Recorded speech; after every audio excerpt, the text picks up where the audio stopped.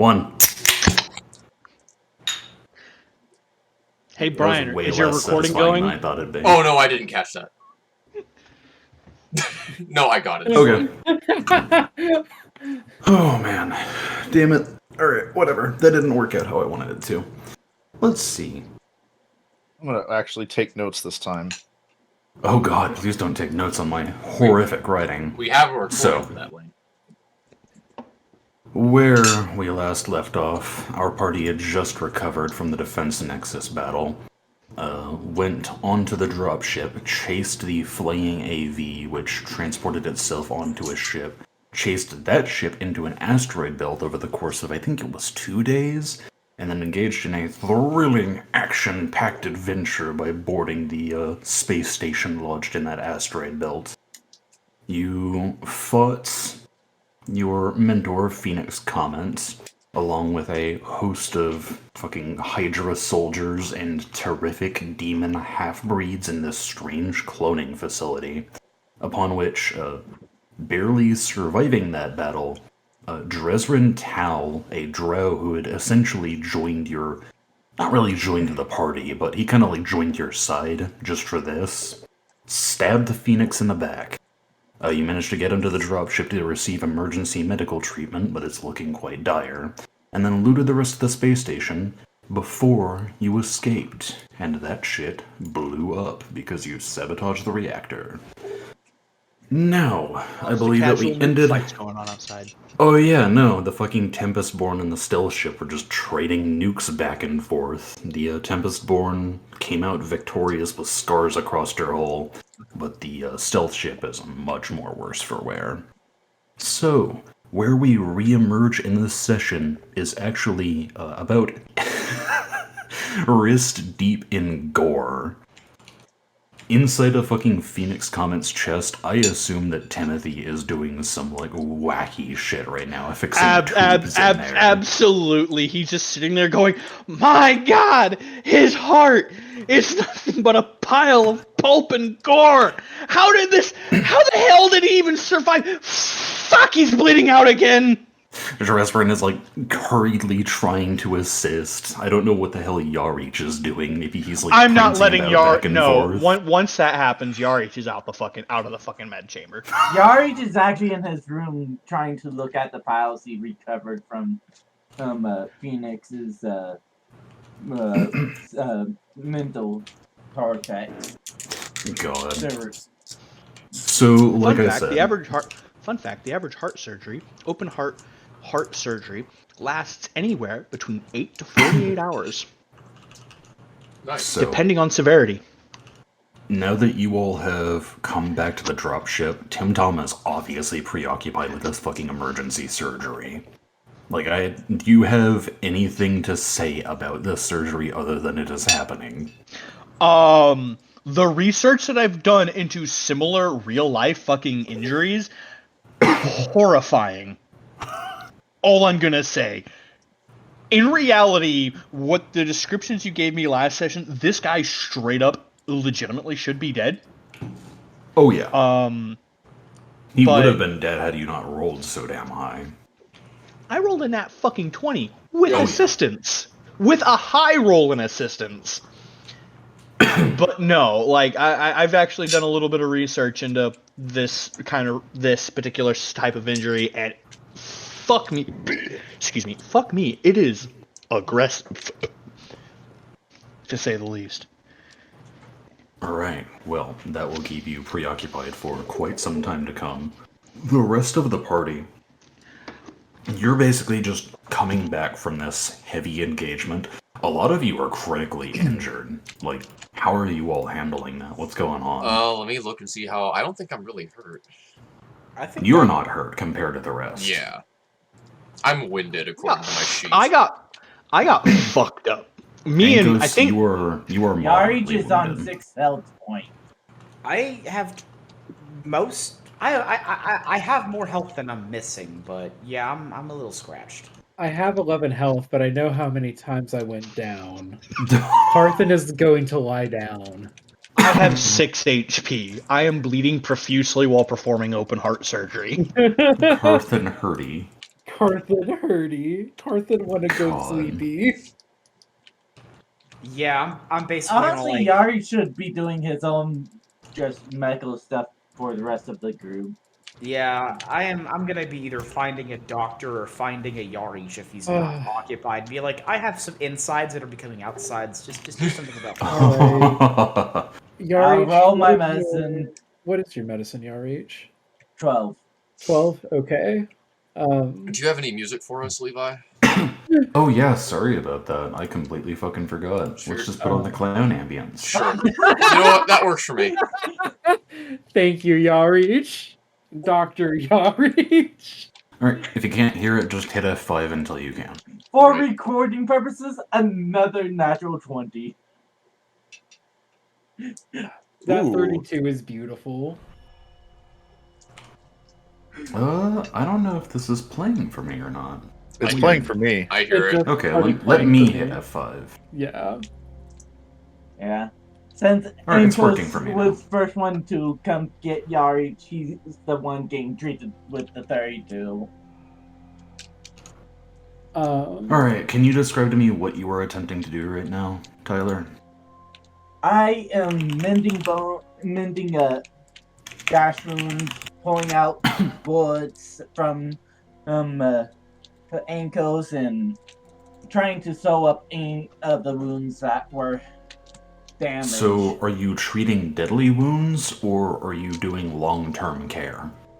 I think at this point we're in a place where we can do long-term care. Okay, so to describe to you, specifically since Phoenix is utilizing the medical bays using one of the slots there, if you all want to get treated, then I believe it actually has a DC of 30 currently, so you actually do beat that.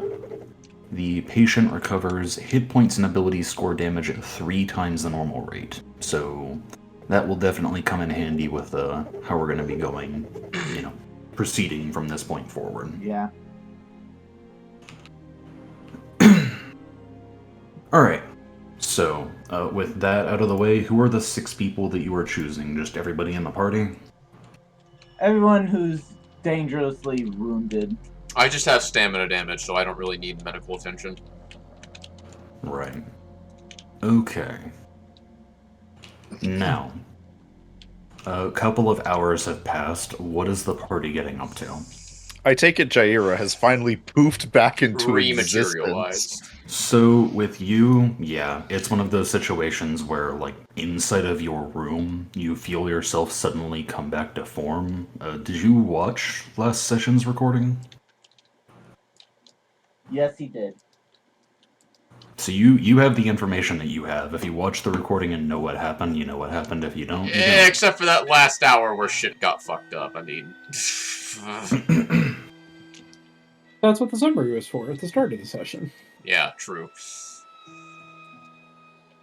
Lane, are you still here? Lane? Neat. That's cool. I had to check and make sure that my game was closed, Levi. Your game is closed, Devin? Oh, yeah. You So triggered me. the wire is fucking loose on the back of my microphone. I need to figure out why Excellent. that's happening. It's getting really irritating.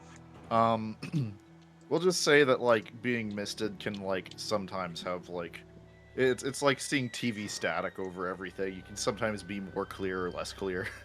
So I mean, it's definitely not like a on or off thing. It's just like, depending on what knowledge you received, that's what knowledge you have. yeah, it sounds like a spectrum. Anyway, she kind of phases back into existence in her room and just stumbles, just in shock. I think she Yep. knows what's happened and what's going on, and she's like when she like during that collective dream, she's having these panicked mixed emotions about what has happened. And I'd like to do something. She's going to kind of take a few deep breaths, calm herself down, and then she's going to sit in the center of the room, cross her legs, and she's going to try and, much like in a previous session, make that contact with Aspect. So, If you are sitting down and just trying to concentrate, are you like trying to clear your mind, or are you attempting to like mentally connect magic-wise? Yes, I'm trying to mentally connect, like calm down and mentally connect to. Hang on, I need to change my volume mixer because this tab is way too loud. Anyway, That's fine. she's trying to like connect to like the magical plane like she did like a few sessions ago. I think I did that with a mysticism So, check. I would like you to go ahead and expend a first level spell and make a mysticism check. Okay, second pull up on my sheet. Mysticism.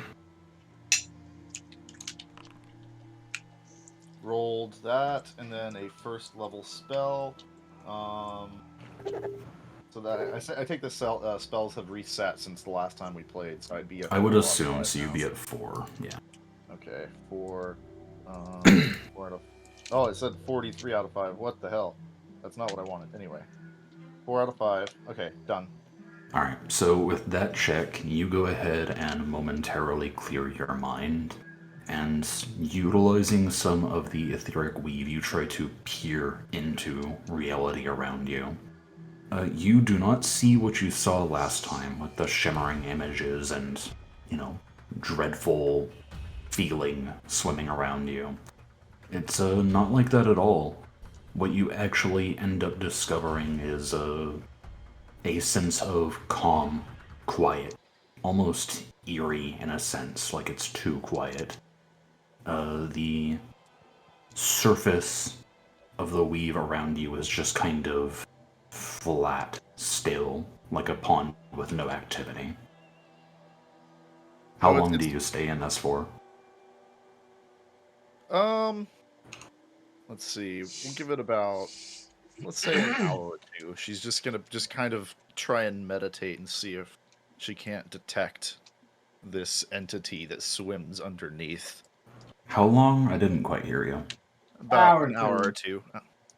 Okay, so about in 10-minute increments, you feel almost as if the surface of the pond ripples. It's actually this disconcerting feeling, because it's not like a natural disturbance or break. Have you ever seen what happens to water whenever like a rumbling machine nearby is present? And like it Yes. begins to just vibrate up and down, little droplets like all coming up in the same exact pattern, Yes. and then it goes Like away. that. It's like a 1 to 2 second micro burst of activity, and then it goes back. Pure stillness. And it's every 10 minutes, you said? About. Yeah. If you want, you can attempt to make some kind of knowledge check to try and identify what this is. Yeah, give me a second to look at my sheet. I would say either mysticism or... Let's see.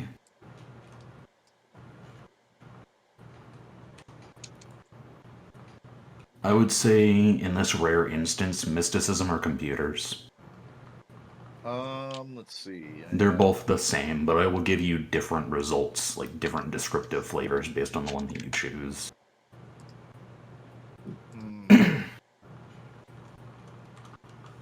We'll do mysticism. That's more what my character's inclined to anyway. So, based on your determinations, you get the sense that this is almost like a great beast slumbering. It's almost as if magical essences were occasionally just kind of wisping off of them and breaking the surface of this water, per se. I am using water and, like, sort of natural elements to kind of give descriptors, but that is just kind of what your natural mind is perceiving these effects to be. It's the basis with which your mind compares them to. You're getting this sense that Aspect is in some kind of sleeping state. She's in a fucking food coma from the meal. Oh, no. dude. Jaira's just gonna sort of think to herself that it might not be best to prod the sleeping giant I will give you an option, though.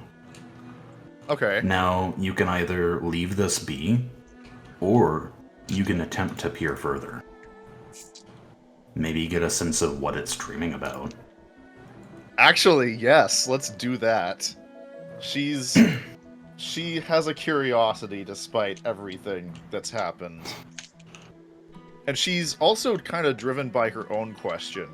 That question being, if I was such a threat to you, why did you consume me, bring me into the fold? So, yeah, let's peer further. Alright. You go ahead and steady yourself, kind of adopt this stance as you are sitting and meditating on the ground, and dedicate your mind to diving. Your physical body leaves and separates from your spiritual one, and you dive into the pond. Not certain where exactly to go. What do you do?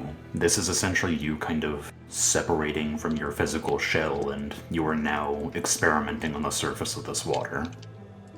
Is the rumbling coming from deeper inside the water? Oh yeah. She's If you gonna give it dive another towards 10 it. minutes and the rumbling starts, you actually hear almost kind of... It's like a reverberation throughout your soul. It's coming from deep down in the water. She's going to dive deeper. Alright, you go. And swim, and swim. And you start to realize that, despite the fact that this entire thing is a mental illusion, your brain is starting to scream for air. And you kind of realize that, your own body still needs air, and you have stopped breathing on the physical plane. Oh god. So as you dive deeper and deeper, what do? Your lungs are burning. Her concentration is starting to break on this. Is she able to breathe in at all? Do you want to breathe in? She's going to try. Because, she's somewhat aware of, her physical body is, still, in actual oxygen atmosphere, and this is sort of an illusion. Yeah.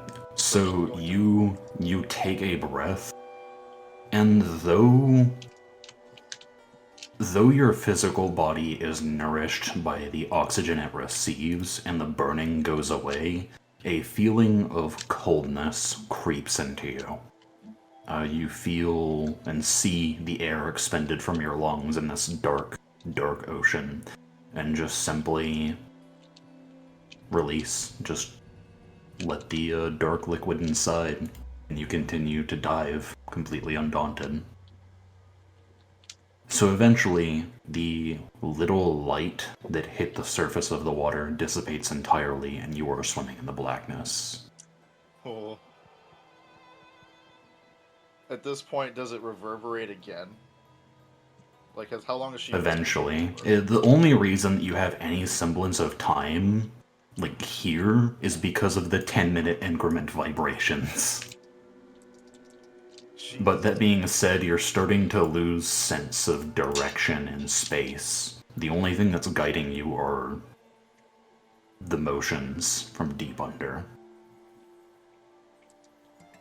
She's starting to question whether she should continue now. And Do you? she sort of... This feeling creeps over her. Because she knows what's happened to her. She knows she's been consumed. She doubts she can come back from it. Basically, all of her plans, all of her aspirations have been ruined. And in a wave of maybe not the most rational, thought and emotion, she sort of just, in her mind goes, fuck it, and continues diving. So you go down and down. The only thing to grant you the sensation of passing time are those vibrations, until you eventually spot a light from down under. It is like a sphere, a large one, with small flickers of white light dancing across its hull. You find down in the deep water a large black orb. Oh. Is my voice becoming choppy for anyone, by No, the way? you sound fine. No, you sound No, just you fine. you sound pretty good to me. And as you swim up to it, you can see, with what little flickering white light that occasionally graces it, you see yourself mirrored in the black orb. What do you do? It is much larger than you, and you are just kind of like swimming beside it. So she's mirrored in the black orb. Is it just a 1-to-1 mirror image, or is there are there like aberrations that pervade the image? Is there anything off about it? She's gonna kind of examine the mirror image. That looks like a perfect recreation. How long do you want to stare at it? She's gonna examine it for maybe a minute or two. Just, take her Fair time, enough. kind of try and glean anything she can. Occasionally, with the white flickers, you actually do get a sense, the way that it kind of crosses the hull in these strange eldritch, like, geometric patterns. It actually fills in, kind of like swirls in around your reflection, as if it is sensed to the small amount of light that is bounced off of the hull, and it is creating like swirling white little like non-Euclidean patterns that are all folding in among themselves, kind of making a weird artistic version of yourself. Oh my god. That's terrifying. That question she has just keeps pumping over and over in her head. I was such a threat, then why? Against maybe her better judgment, she's gonna reach out, and she's gonna, sort of mesmerized by the object, attempt to touch it.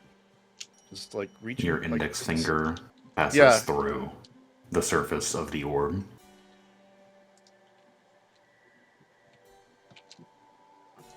You attempt to pull your hand back, and your finger's not coming back. It's stuck. Oh no.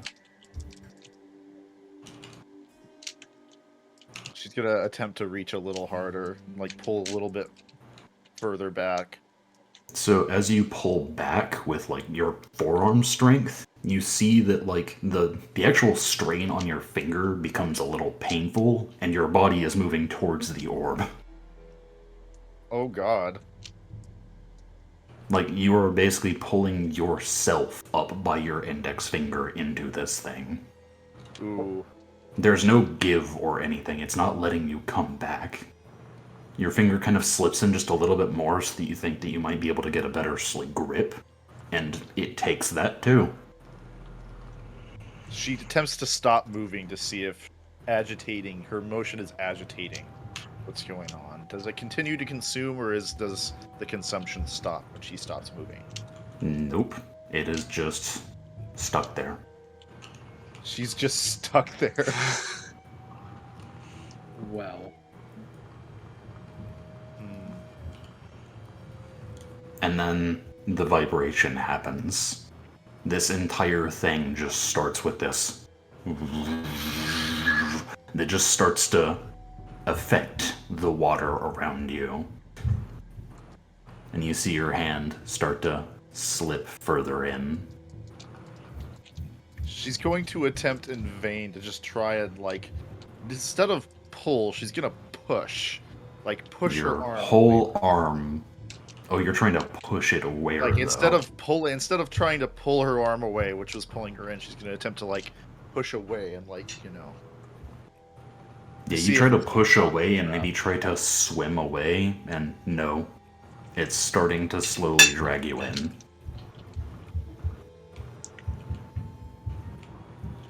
At this point, she's overcome with fear, and she just keeps trying to struggle. Because It she has, is- an idea of what this is from her previous knowledge check a few sessions ago. Over the course of a couple minutes, terrifying as they are, Jaira, more and more of your form, your wrist, your elbow, until finally, a portion of your chest starts to pass through the boundary, and as your face starts to pass through the orb surface, darkness there and nothing more.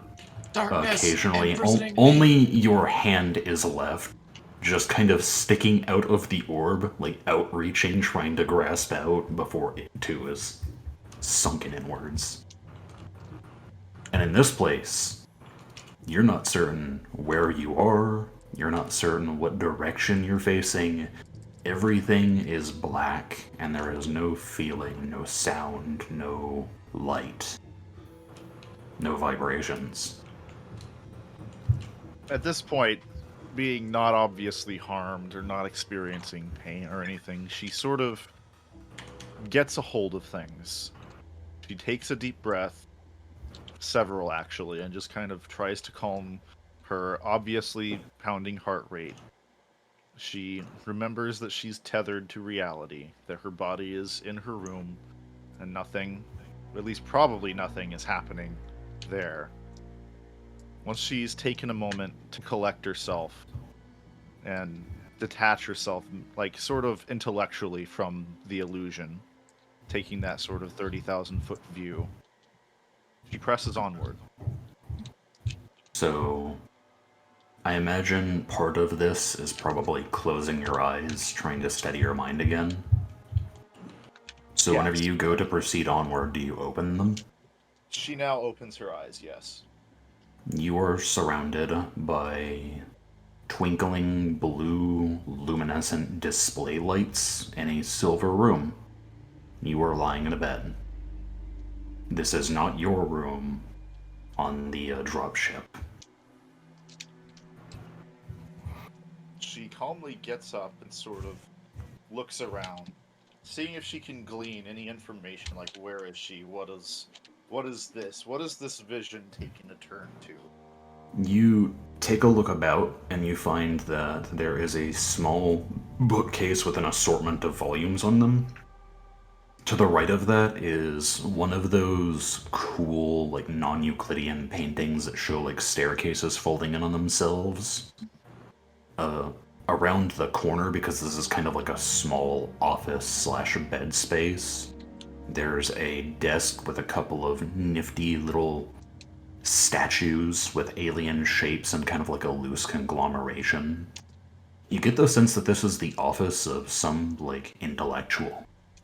And with the feeling around you, you're either in a large powered structure or a starship. She takes a second, and her curiosity is piqued by the books. She's reminded of her old mansion where she grew up before all of the incidents. Before the dark Reading. times. Before the dark times. Before the help me step bro, I'm stuck times. She remembers, like, just spending hours reading books about mysticism and ancient technology and sort of the things she became an expert on, and her curiosity is piqued. She goes over and looks to see what the books might be about. Actually, you recognize some of these volumes. Some of them are, like, entire books that are dedicated to studying, like, ancient magitech. Especially from those of, like, the pre- or post-Shattering era. There are a couple of them that discuss... I'm gonna say, can you make a mysticism check for me, yeah. This one will be difficult.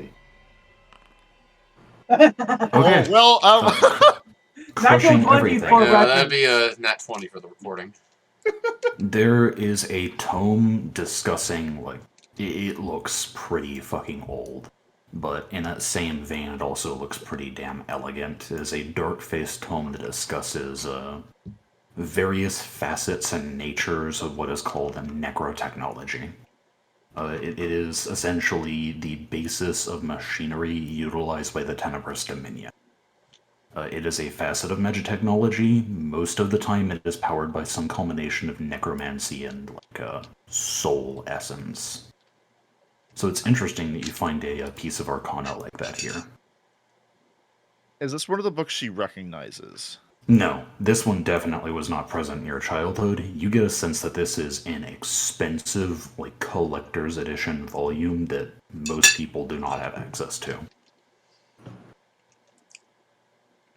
She almost reaches out and grabs the book before she just takes a second to realize that this is this is an illusion. The book likely isn't actually here, and that she probably shouldn't get too Yeah, stuck you in kind rabbit of holes. you kind of shake your head and look around for a moment. This is once again a hybridization of like a bedroom and an office. There is a small mirror on the like sliding closet door on the other side of the room, as well as a little computer terminal that is propped up on a desk next to some of the.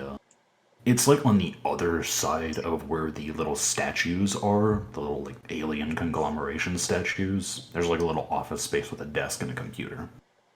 On her way over to the mirror, she's going to look at the statues and see if she recognizes any of the species. They aren't aliens per se. I meant to say like alien geometry. Okay. They're little objects of fancy. Some of them of particular objects of significance. With your mysticism check from before, I'm going to allow that to carry over. Some of these are like displays of necrotechnology in action.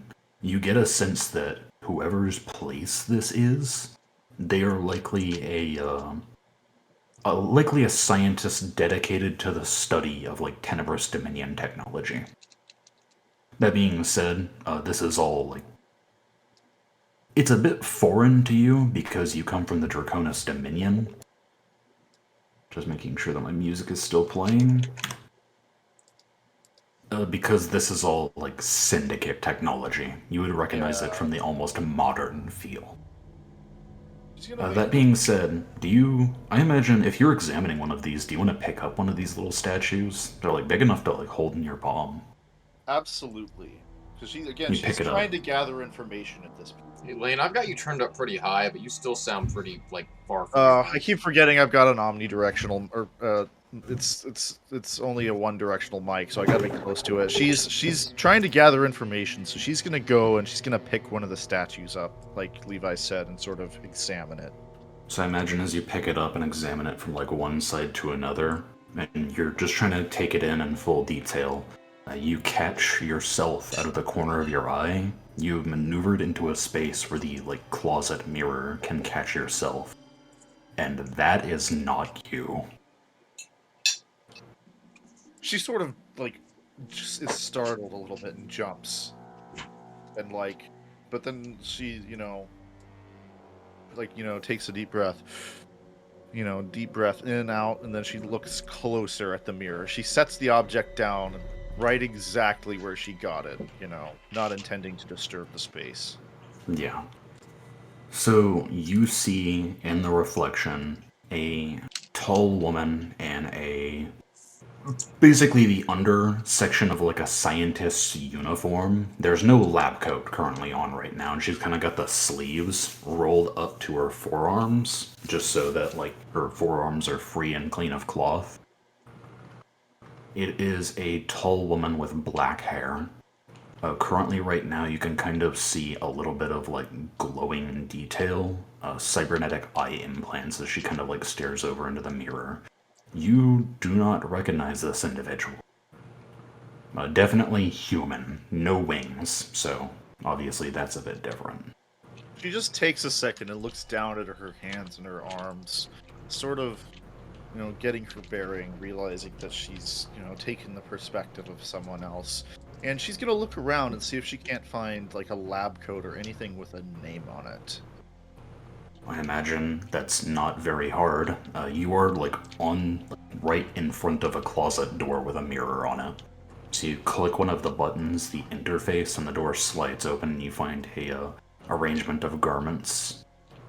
They are all fairly standard fare for somebody in like a R&D preoccupation.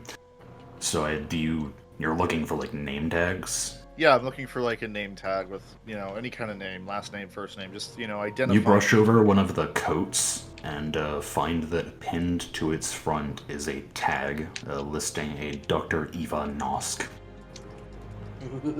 Oh, shit. She's gonna sort of ingrain that name in her head. Dr. Eva Nosk. She says it over and over, just, mental note. And this time, she's gonna go to the computer. she's gonna see, what she can make of that. See if she can, what she can. You click the glass keyboard, which has little like holographic prompts, and the screen flickers to life with a login screen. And you kind of curse yourself at first, like knowing that you're probably gonna have to hack this, before the password just comes to mind. You're not even certain how that happened. You click into it, and it allows you entry. This is a work computer. There are a assortment of work tools, as well as if you wish to make a computer's check to kind of like determine how much you look through it. Yeah, let's make a computer's check. Give me a second. Not bad. Alright, 25. You find a series of like archived journal entries. The most recent one was from about, I'd say, a day prior. Oh, like the dates match up with like our actual Not date. your current date, but the date The listed date on the computer terminal. It's the I date would the say- character she's inhabiting knows as to be the today's date. Yeah. She's gonna open that. It's not today's date. I'd say it's probably 2 days prior. Right. She just knows the date reference point. She's gonna open that journal, see what she finds. Alright, so I will go ahead and post this. That way you can read it as I speak it aloud. This is the journal entry that you recover. The title reads Project Voyager, Selena Mission Log UI-637, Dr. Eva Nosk. The company's scouting into the Acrux Gulf Echo anomaly yielded fruit as I expected it would. The drones they dispatched have located an object of significance within the storm, which has been declared an alpha-level priority. I pulled some strings for the Selena to be positioned at the vanguard of this expedition, precisely so that it would be judged an appropriate vessel for the search and recovery mission to come. I have waited my entire life to find an archaeological site like this, so letting it slip through my fingers is not an option. We're setting off immediately, and should arrive at the boundary in a few days' time. Jaira finds it odd. She doesn't quite know what to do with this information yet, because she's not super familiar with, like, the beginnings of the party and how it, aspect. She tries to note down as much of this information as she can. She's gonna flip through another journal entry to see if she can glean any information.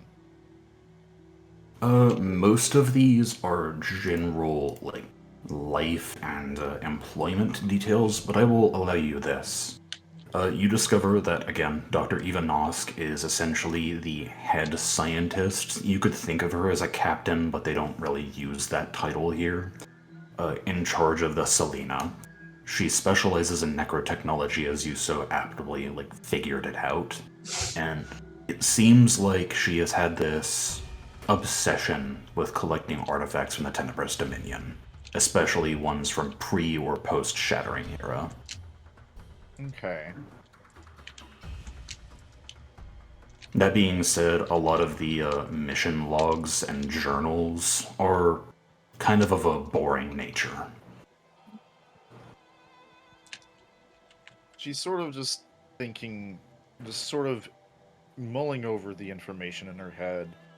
The echo anomaly sort of brings back memories of her own painful experiences with the echo and everything that happened. She continues onward, and she's sort of trying to put it together, necrotechnology aspect, echo anomalies, and just trying to sort of mulling about it in her head, seeing what conclusions she can come to. You know how you are when you sort of, ruminate on things. Right. Now, out of curiosity, you have a holographic interface, right? Like, as technology on my... No, I'm talking about your near spellbook. Actually, let's see. Yeah, as a 0-level spell. Do you own a computer? Check my inventory. I mean, if I've got, I guess as far as a computer goes, if I've got like a... Oh, you've got your comm unit. Yeah, no, that's a tier 0 computer. So I imagine maybe in your attempt to kind of I would say, in your attempt to kind of like figure out and test your limits, I would allow you to make a, let me see, what is your intelligence check? Give me a second. My intelligence +4. +4. So would I just roll the intelligence Yeah. flat out? Oh, A 22. Off-mindedly, you go ahead and brush up your holographic interface and are surprised whenever it functions and connects to your actual comm unit. Your physical Damn. one. Does this have recording capabilities of any kind other than text, like audio, video? anything? Not with the holographic interface, but you can make logs of what you've seen here. She's going to start obsessively logging this information. If anything, maybe even just for her own benefit. She's trying to understand now. If she's going to have her life upturned, she's going to understand why, how, etc. So she's going to start taking copious notes. So of course, fair enough. of all of the, at least the major points that matter. Like, it's not going to get so detailed that it takes too much time, because she doesn't know how long she's going to be in here. Based on the log, from what you are aware, you are on board a ship called the Selena, a Project Voyager vessel from like the Syndicate, that is currently on its way to an echo anomaly in the Acrux Gulf. Now, the Acrux Gulf is like pretty noteworthy. It is essentially the vast darkness that takes up like a big majority of space in the northeastern Syndicate front. It's also where a series of 3 planets called the Cruel Triumvirate dwell. So they are delving into dangerous and uncharted territory. The Cruel Triumvirate, you said? Yeah. Sorry, I am taking notes so that if I want to convey any of this... So essentially, they are delving into tenebrous Dominion space to explore a echo anomaly. The darkness between the stars is horrifically pitch down here. Okay. I will be right back. I need to use the restroom. I'm really enjoying this. You die. Moving on. Yeah, I'm about to say, wasn't the Selena the fucking ship that crashed into fucking... Yes, that is... What we crashed I'm into? glad you're keeping up, bro. Yeah, because as soon as you said fucking Eva Nosk, I'm like, Nosk? Yeah, What? see, Yeah. I've heard, like, as soon as she said that, I was like, Mhm. I've heard that name before. What? And I'm like, oh, fuck! She was the fucking chick that fucking Aspect was with! Yes, and Congratulations, this is... Matt. You're putting 2 and 2 together. I'm trying to, like, be really careful here, because Jaira hasn't had any conversations with anybody about the detailed past, and Yeah. Neve hasn't said much to her about the party, so she doesn't know the significance of this yet. Like, She's just trying to gather information on Aspect and what the fuck is Tim going Tom wouldn't know much of that information either, because he wasn't aboard that ship. He just rescued the party after they crashed. So that, as a player, I get the information, but as a character, I wouldn't know any of that. Yeah, exactly. As a player, because I've listened to every single fucking recording, I understand the significance of this shit, but it's like, I'm just gonna, like, not just, 447 knows what Project Voyager is. Well, yeah, because they tried to fucking put you on a fucking slab and dissect your No, ass. they didn't. They didn't even take me out of my fucking freezer. They stole They my took- fucking armor. Oh, yeah.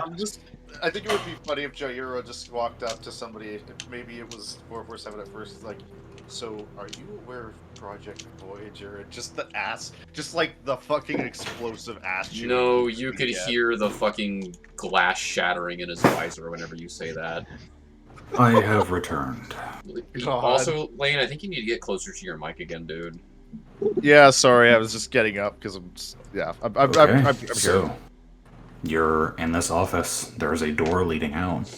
You get a sense that, seeing as how you're essentially kind of in a leading position, and they should have been at the boundary within the next few days, I'm gonna be right and back. considering that the log entry is about 2 days ago, you might be able to glean more information by leaving the office. Yeah, that's what I was kind of starting to work my way towards. She's gonna venture out, sort of cautiously at first, because at this point she's some of that dread and terror has been replaced with curiosity. She's focusing on her newfound task, and she doesn't want to break the illusion. So she's gonna, again, like I mentioned, cautiously start venturing out. Alright, so as you go ahead and navigate out of this place, you find that this is a small secluded quarters. You know how the Normandy had a specific, like, captain's room Yes. for Shepard? Yeah, This is yeah, essentially yeah. Nosk's room. So, stumbling out of that place, out of the door, and finding a small silver-lined hallway to walk down. The sleekness of this place impresses you. This is a pretty, like, advanced ship, pretty damn modern in terms of technology. That being said, as you walk across, you eventually find an elevator. The elevator options that you can take whenever you enter it are engineering, essentially the Normandy, engineering, CIC, and of course the place that you're currently in, quarters. She's going to press the button for CIC. So as the elevator descends, it takes you a couple of minutes before it eventually opens. You find in this hallway something that actually throws your tempo completely off balance. There are two individuals, one walking down this hallway, and one crouched looking like it is tampering with like a side panel. The reason that I say it is because where people should stand, there's instead, like, fizzling, indecipherable black static. Oh. Nice. Oh, okay, I have a theory about this. She just kind of just like she's looking at him, looking at the static, and just like everything she's been thinking about has been just going, it's rolling over in her head, and she's trying to make the connections. She's gonna So are you gonna pass by these individuals? not knowing whether they can be perceived and whether how much authority the illusion has in regards to, or how much interactivity, she's sort of going to almost try and fall into the role of Eva Nosk. She's gonna, thinking back to her father, who was, in sort of, hierarchies and commands, like as a Marine, she's gonna sort of, roll her shoulders back, take a posture, stand up straight, take a deep breath, and she's gonna venture out, ready to be interacted with. So, as you pass by these individuals, you get a brief "hey" from the person crouching down. As you turn down to look at this just horrific mess of fizzling particles and black static, I would like you to make an intelligence check. I'm on it. And the static's name was Saltegris. 17. The static seems to kind of like overwhelm your senses, and as you are attempting to like just narrow down what exactly this thing is, it continues talking, and what it is saying is just beyond you. It's just too like covered up by whatever the fuck is going on, effects-wise. She just kind of nods, and like once, can she? Is it like it's like the static on an old record recording. You can just make out Yes. when someone's talking, but not when they're done. It's essentially covering up like the middle portions, and you barely get like snippets of the end. So seeing that she's in the role of this person, does she have an instinct on how to react, like at all, to like what this person is saying?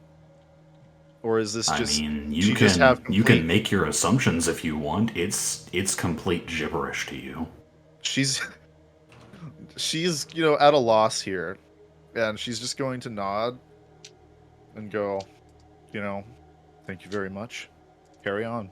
And she's going to move on, just sort of, to the as next. you do that, the figure, still crouched, turns its head to look at you as you're walking away, and you can see what very clearly are supposed to be like a mimicry of eyes, but it is just like pure pitch white, and they appear to be in like a confused look as you walk away. She's just like, I guess she's kind of like looking back over her shoulder to just see this. She's like, She can't really do anything about it. She's just trying to understand. Like, she's less worried about like the person at this point, and she's trying to understand what the static might represent. Is there any kind of check I can make to like maybe come across a connection? Computers. I'll make a computers check then. Natural This- 20 for Oh my recording. god! Yeah, you've This not only reminds used you all of, of your luck, you're using the rest of the group's luck too. So that's gonna be Apparently. great when we get Hopefully, to my combat. next one hasn't. been You used have yet. rolled all the nat 20s, Jaira. Yep. Congrats. This immediately reminds you of essentially data corruption. Something is wrong. Something is. It is a partial record, like a record, of what is going on here. Most of like the physical objects are intact, but whenever it comes to the people, like whenever it comes to, say, the conversations, the people, like the emotions behind them, you get a sense that whatever is going on with this recreation, it is lacking those portions, as if it were corrupted or ripped apart. He just kind of takes a deep breath. That being said, you do get a sense that, like, you probably aren't in danger here, just because this does appear to be some kind of, like, memory kept over. Right. Yeah, and so she's kind of at this point she's really calmed down and is just trying to focus on, you know, everything going on around her, and she just kind of rolls what she's learned around in her head. Like, you know, the words necrotech, you know, memory, you know, corruption, all of these ideas are rolling around in her head, and she's sort of kind of putting a picture together. And she continues onward towards the end of the corridor, which I'm assuming leads to the actual CIC. Yeah, no. You see a variety of instruments, navigational tools, and as you kind of like walk around, there's a good handful of staticky, fizzly figures just walking around attending to business, but you can't make out anything about them. Their fucking gender, how they vaguely look, like if they're fucking fat or skinny, it's that like staticky.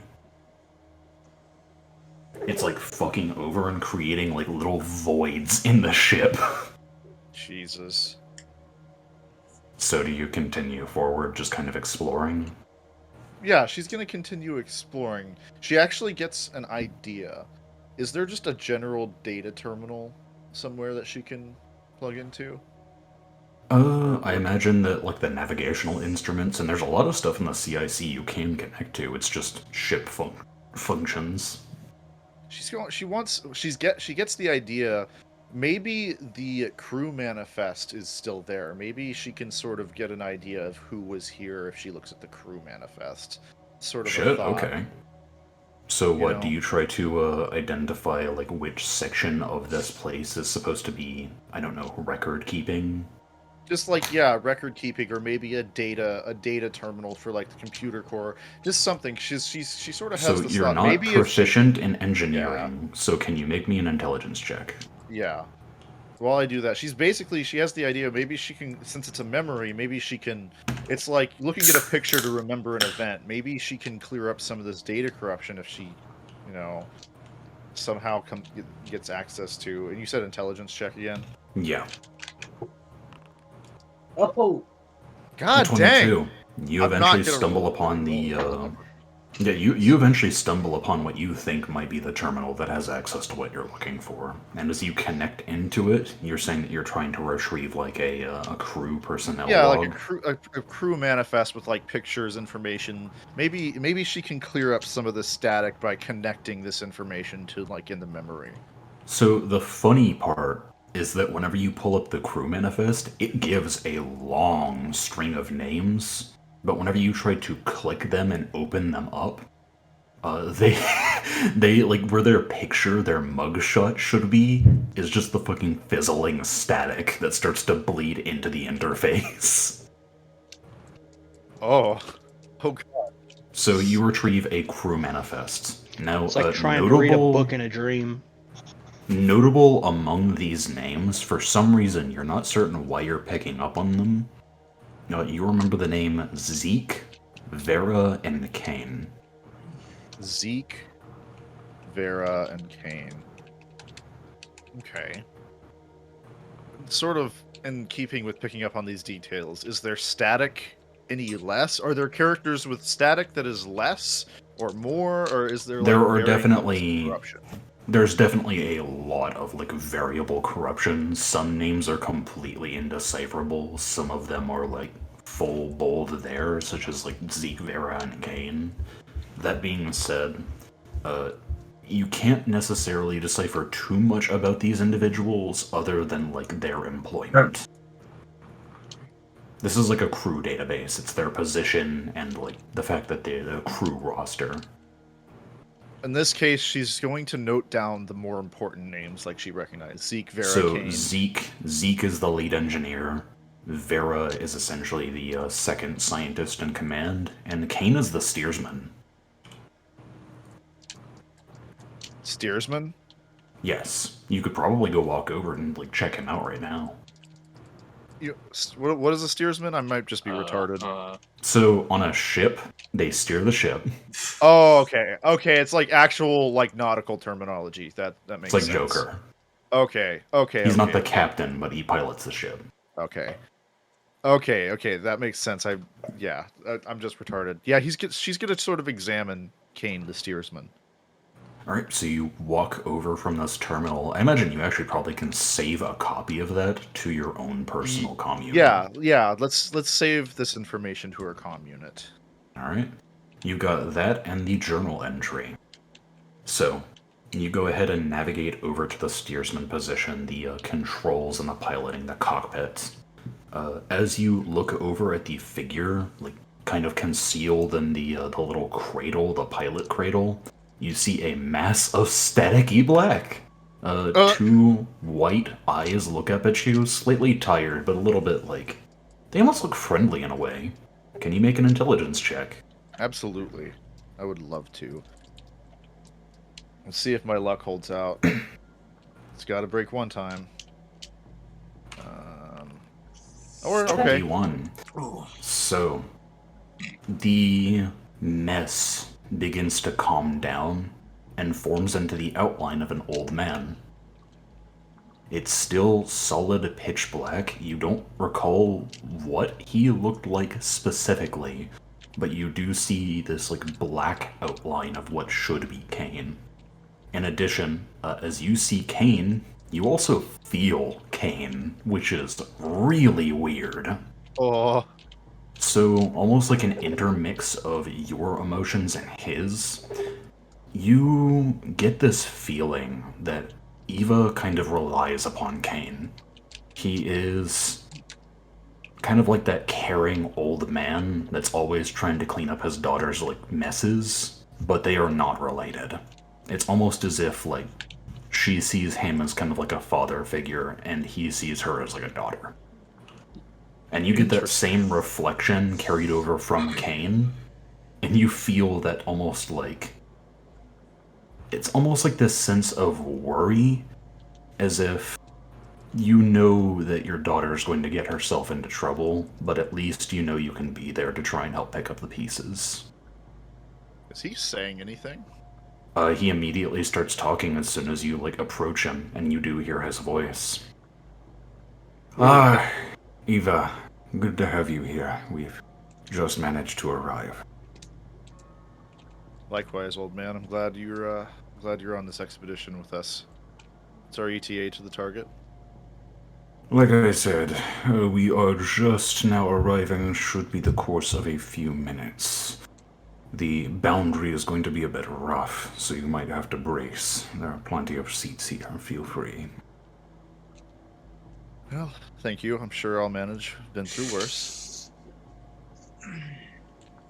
The sort of having this emotion just come over her, sort of the character of Nosk, Eva Nosk. She just goes, and like I said, once again, I'm glad you're here. I wouldn't be anywhere else. So, you looking through like the computer terminals of the navigation area, you do get a sense that the shutters are like shut. They are not allowing you basically like access visually to the outside of the craft. And you get a sense that that is because they are dealing with an echo anomaly and they are crossing the boundary of it. Having recently made the mistake of looking at an echo, an echo flash. She kinda was like, "Yep, not gonna touch that." So, But you do see the digital recreation of the rift that Kane is currently navigating the ship through. As he promised, it is pretty rough. The ship kind of shakes around, crew take a hold of railings.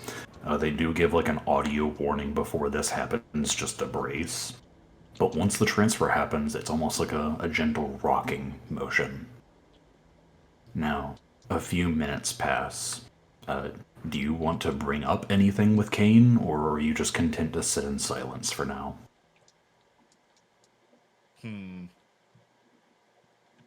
Actually, she does. She's kind of just gonna come back up to the side of the seat, and in very much Mass Effect style conversation, she's going to be Well, like, bang, okay? Oh god. "No, she's gonna go. Now, tell me honestly, what do you think of this mission?"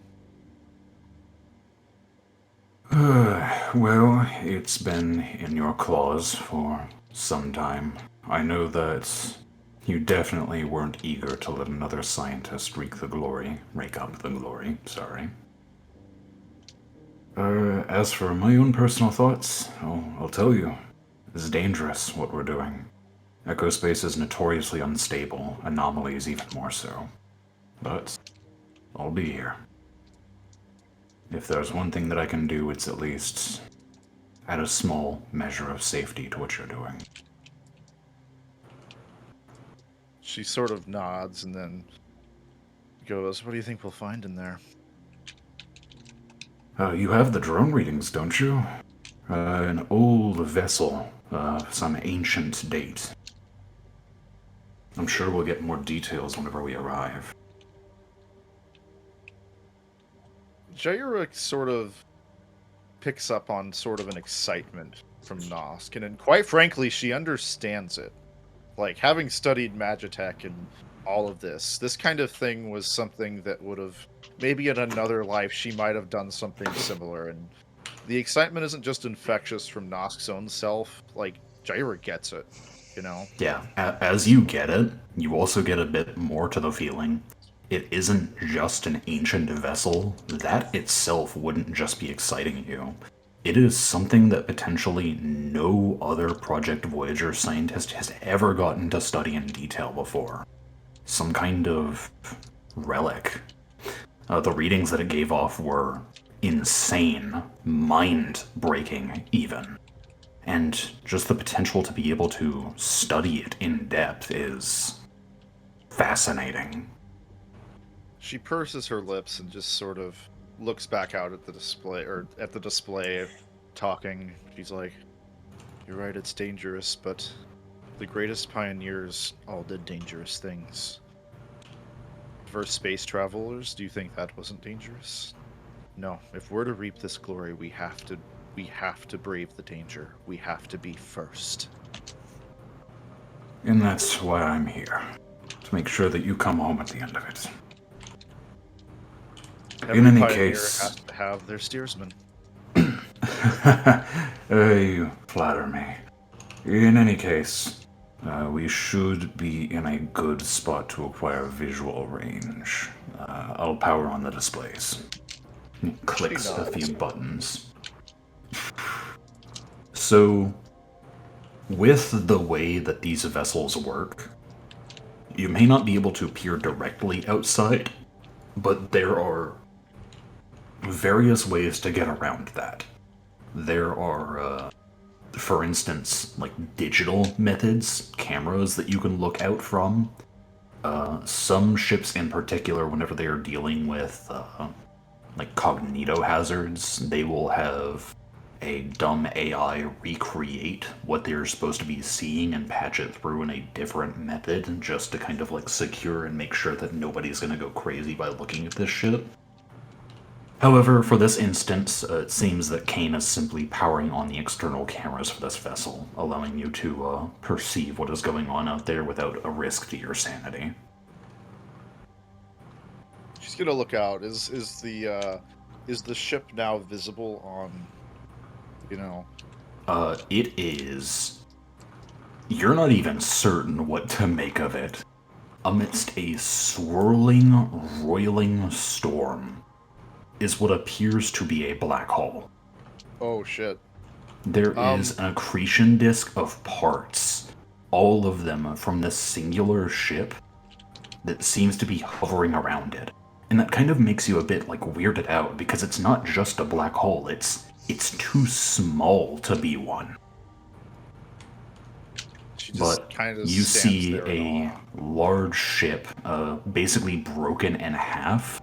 The front half is being consumed by this black hole, and it is frozen in time. Wrapped around this site are almost large, elegant, crystalline constructs weaving a massive field of alien origin around it, keeping this thing essentially static. All of the parts, everything is frozen in time. She stands there in awe and just goes, "Magnificent, isn't it?" She kind of muses this aloud. Yeah. Suppose, yes. It's, interesting for sure. Terrifying, magnificent. The things we're going to find in there. Jaira just kind of stops for a second. She just realizes she's kind of getting carried away in this memory. Like, you know, she almost kind of snaps back to the idea, but she's you know, this is not her mission, but she's kind of, it's just one of those realizations you have, you know. I like it. You're getting a bit too deep into the memory, hell yeah. She's, you know, she instructs them to keep going, make sure they're taking precautions. Also, if you had an image ready to go on the Starfinder thing, it requires token vision, and I think we don't have token vision. I got you. Here, I will fix that. Thank you for telling me. Yeah. It is a simple graphic. Nice. So, as the ship glides calmly and coolly through the storm and approaches the fields created by the constructs, you eventually reach a point where you have to create a slow and steady path around the fields because they impede your access to the site. I'm afraid this is as far as it'll let me take us, Doctor. Does she know how this progresses next? As far as you are aware, these objects were essentially what was distorting the drone's readings. So, something about them has to, like... You essentially have to figure out how to get past them. If you want, I believe you can make a check to identify and kind of get a sense of what the hell these things are. And I would say... yes, absolutely. Mysticism, since this is magic technology. 32. Holy shit. So... One away from another. Bro, our average rolls for this session so far, I think, have been like at least a 15. I think more Like 18. like Ross. No, I'm just concerned that once we get into combat, we're gonna start rolling fucking ones because Lane used up all the communal luck. Yeah. Somebody's already reached into my pocket and pulled my 20 out and fucking threw it at a wall. Having taken statistics this last semester, I don't know what the odds are of rolling this well this consistently, but it can't be that high. Okay, Jesus. So you actually recognize these structures because you hail from House Mortis. This is Hallowed Court magic technology. Oh shit. These specifically are warding sentinels. They are autonomous constructs that are sent out from like a ship as a weapon that will create a stasis field and keep something permanently stuck until something comes to recover it. And would she know how to get by them and defeat them? Or just... So the issue with these things is that they only respond to a superior. So you would have to have somebody that is adept in their knowledge of like hallowed court politics and technology in order to like impersonate a authority figure. You said they were... I'd say that yes, they are essentially large, autonomous, magitechnological weapons. They are constructs that will surround an object of concern. Say if you had a extremely dangerous entity, these things would fly out and contain these things in a stasis field that will keep them frozen in like a magical time spell. So, being that this, this is a whole Project Voyager operation, or just, an operation, she's going to kind of think back to her crew manifest and sort of try and tap into the memory some more. It's like, do they have anybody on board? Because she'd imagine that they would have brought somebody to get by with, maybe deal with this, Maybe it could be yourself at this point. That is true. Well, Eva, the only other person that I can think of that would have knowledge of the Hallowed Court and their structures would be Vera.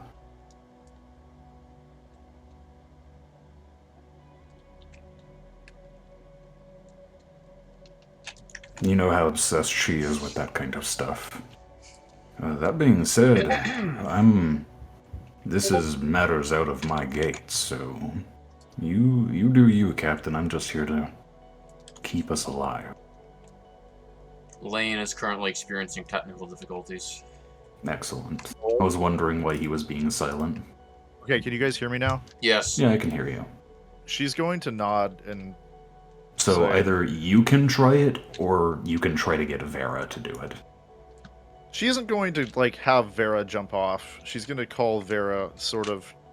Is Vera present? Does she recognize Vera?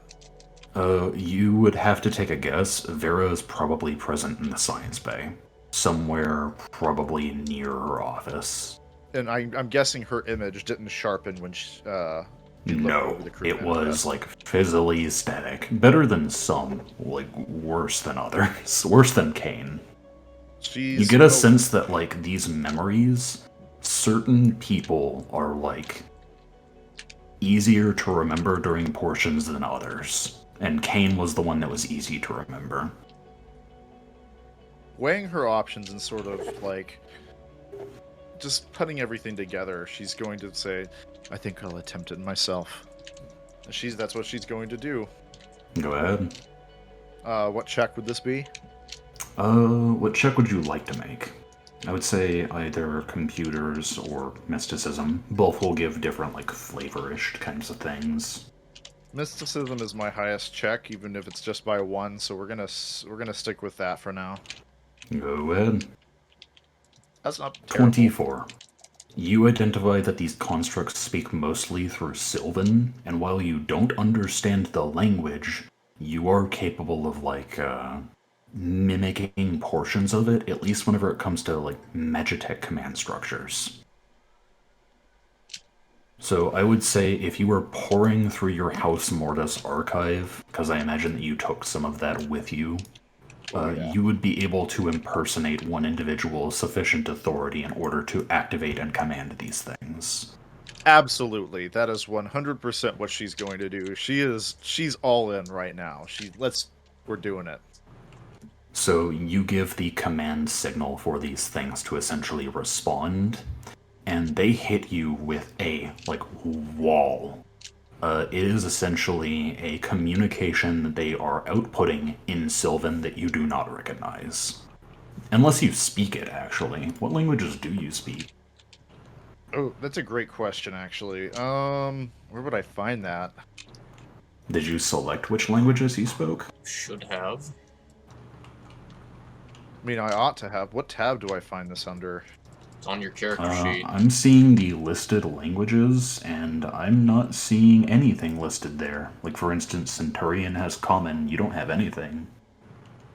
Huh, yeah, if you open your character sheet on the Attributes tab and scroll down, you should see a Languages thing on the right-hand side of the page. Canonically not fluent in any languages. Oh my Oh no. Canonically has no language software installed. Yeah, there's no languages listed here. Obviously, Great. she can speak common, so... Hold up. Okay, so if you have a positive intelligence modifier, you would know a number of additional languages equal to that value. So you would know Common, which is your racial language. Okay. And I will allow you, out of all of these languages, to pick 4. And one of them can be Sylvan, just to keep that in mind. I'm gonna... So...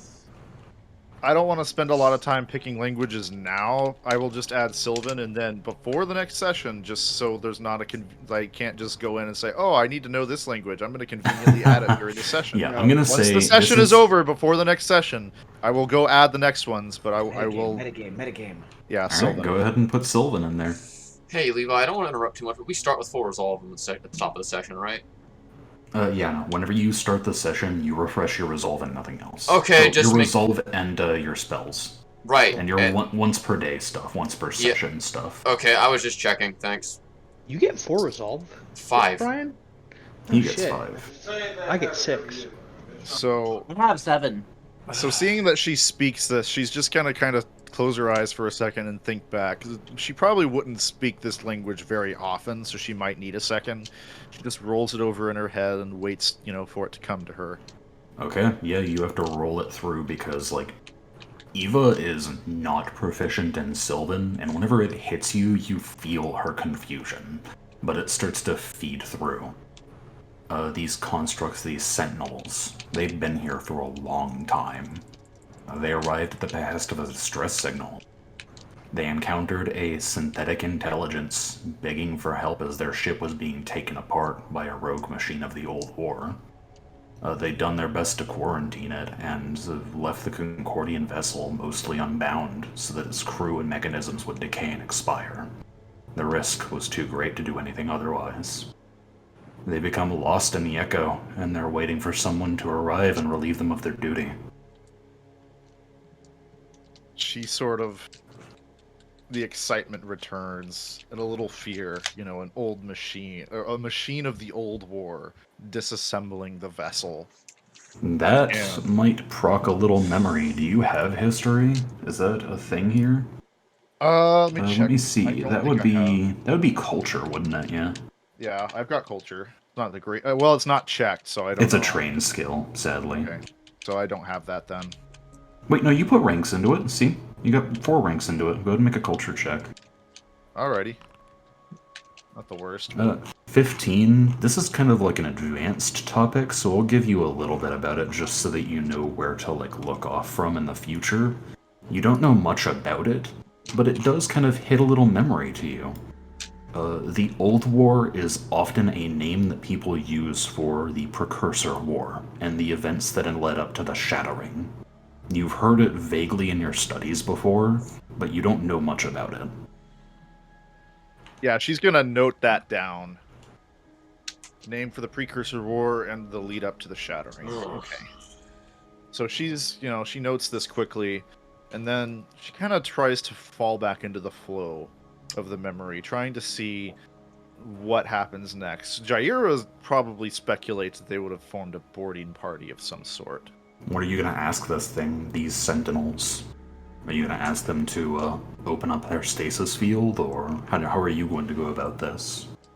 She's going to basically say, help has arrived, deactivate stasis field. They give you a confirmation and alert you to what they are about to do next. They are going to condense and force this machine into a dormant state, just so that it is safer to transport. So you see these constructs, their wings were kind of open wide as they cast this large net, and they begin to condense it, their wings all coming to a close, until eventually it stops resembling a field and starts to resemble beams of light.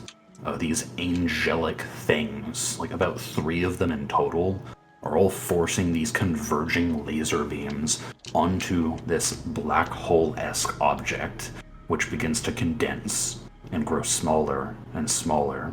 And as the stasis field relents from the actual surface of Concordia, the Concordian vessel, you see as it begins to slowly rotate and kind of lean out of where it was previously at, now that it's no longer suspended in this object's pull. You can see as it rotates the name of the, I believe it would be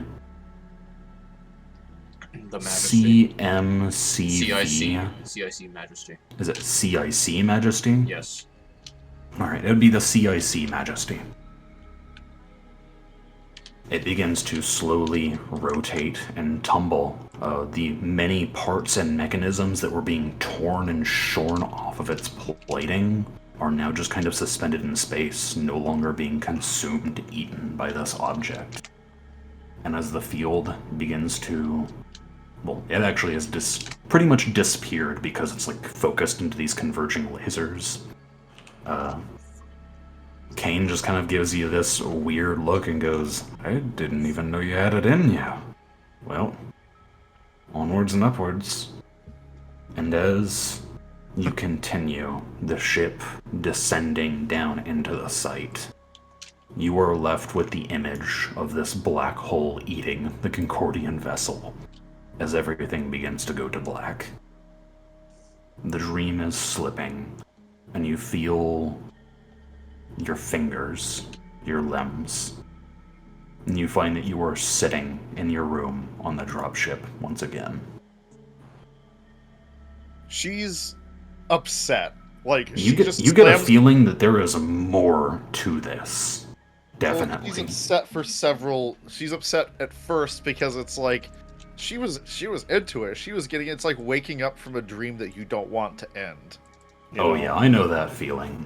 She- That being like, said, though, you do get a sense that like this is one of a couple of dreams. So. Oh I mean, yeah, no, she's gonna go back. Like right now. no, not right now, but she's gonna try and go back. She probably understands that it's like, it's over. Fair And enough. does she get any sense that Aspect is awoken? Nope. The water is still calm, interspersed by occasional vibrations. And I When imagine, you just to say- make sure that you're not crazy, you pull out your comm unit and find that all of the recordings and Yes. like notes that you had taken are still there, including the full message, which I will post again. Holy shit. And she's just she's bombarding herself with questions. Also, when you say there's one of several dreams, are there more dreams now, or you mean like over time? I would say that, like, because you had to spend an entire ritual time doing this, you definitely, like, need to recover. Okay, yeah. Matter of fact, I'll even damage you for that. Yeah, you know what? That's fair. One of the questions she has in her mind is like, wait a second. I was... 14 points of necrotic damage. Oh. You wake up and you have necrosis on your fucking fingers. Yeah, you wake up and you feel drained, like something has hit you, like an entire fucking month's worth of exercise condensed into the span of like maybe an hour. Oh my god. Okay, I know what it's like to be sore after a workout session. That sounds like pain.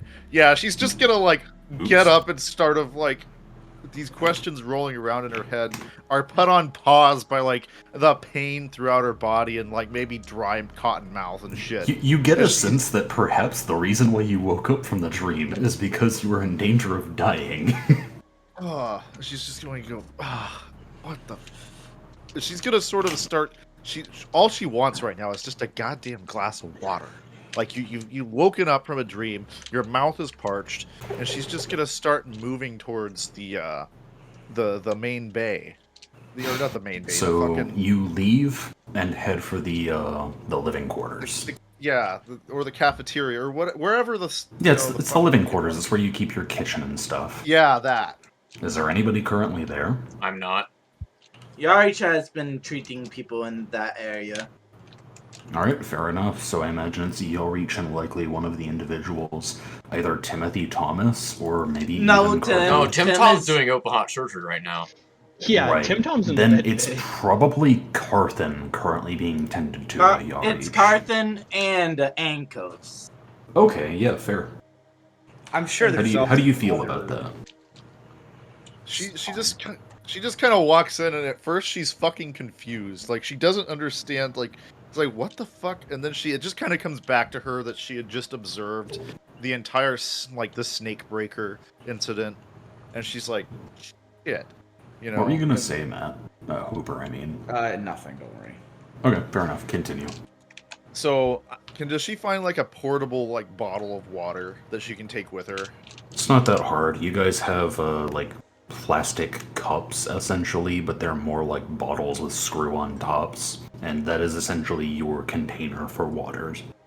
So she grabs that, she just gets some water she can carry with her, and she moves over to Yaw Reach, like, remembering that her primary mission is to, like, assist the party, and she kind of puts everything on pause for a second, and she just goes, "Need any help?"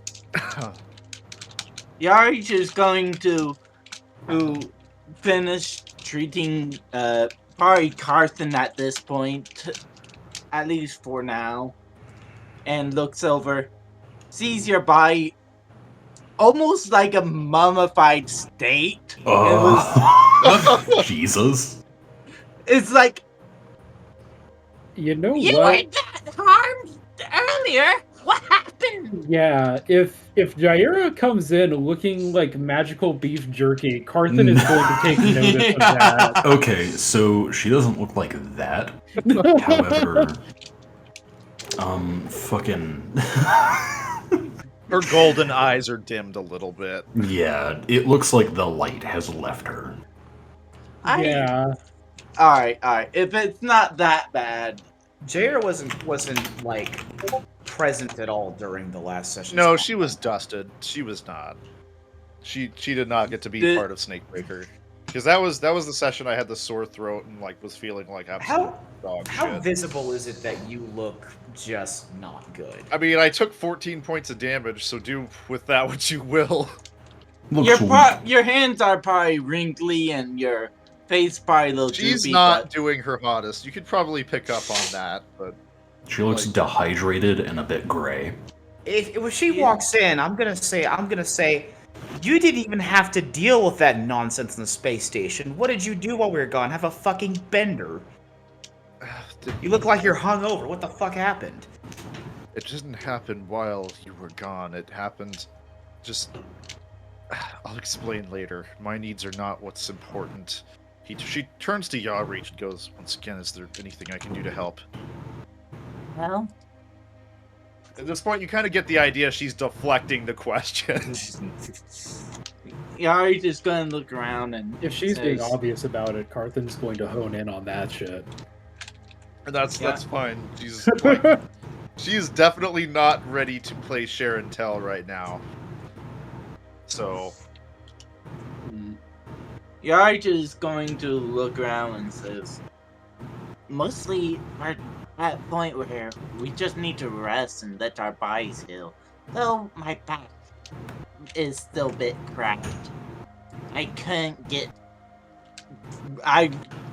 Yawreach makes the motions with his forearms, trying to reach back there, but quite able. I could do some help there to get my body. Jiro moves over to help. She does have a +4 modifier, and like. I'm going to say if Carthen is going to hone in on it, I will require a sense motive check versus Jaira's bluff. Okay. Ooh, flat sense motive. I mean, you get a sense that she is withholding information, just so you're aware, Carthen. You know what? I don't plan on doing anything with this information, but oh yeah, that definitely. It's one of those obvious things, like, no, it's fine, and she's got like a fucking gash. I'm guessing that like Ankos and Carthen kind of exchange a look. It's like when someone makes a Facebook post that says life just isn't worth living anymore. Do you want to talk about it? No. No, I'm fine. Well, in this case, she actually doesn't want to talk about it because she's still trying to process what the fuck she just experienced. Like even someone like with magical training and understanding is gonna be a little bit like overwhelmed after that experience. As me and Carthen both look to each other at the same time and like raise eyebrows like almost asymmetrically, I'm gonna go, do you want to do it or do you want me to do it? We can save this for another time, I think. Yeah, honestly, that's probably the best thing. Jaira is smart enough to know that it wasn't convincing, so she's just while kind of helping Yawreach with the thing he can't reach, she's going to just lead into a sentence. I would have helped you all more, but I was unfortunately disintegrated by everyone's favorite fucking undercurrent creature. And then, Wow, that's a way to describe Aspect. It's like she's not in the dream anymore, and she still has her own thoughts about Aspect. Because, Undercurrent. No, that was just unique. Undercurrent creature. Holy shit. you get the sense this was flavored by her understanding of magic and like ancient technology.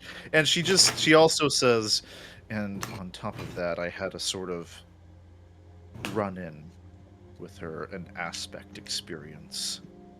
So An Aspect moment. An Aspect moment. So, and she's just kind of.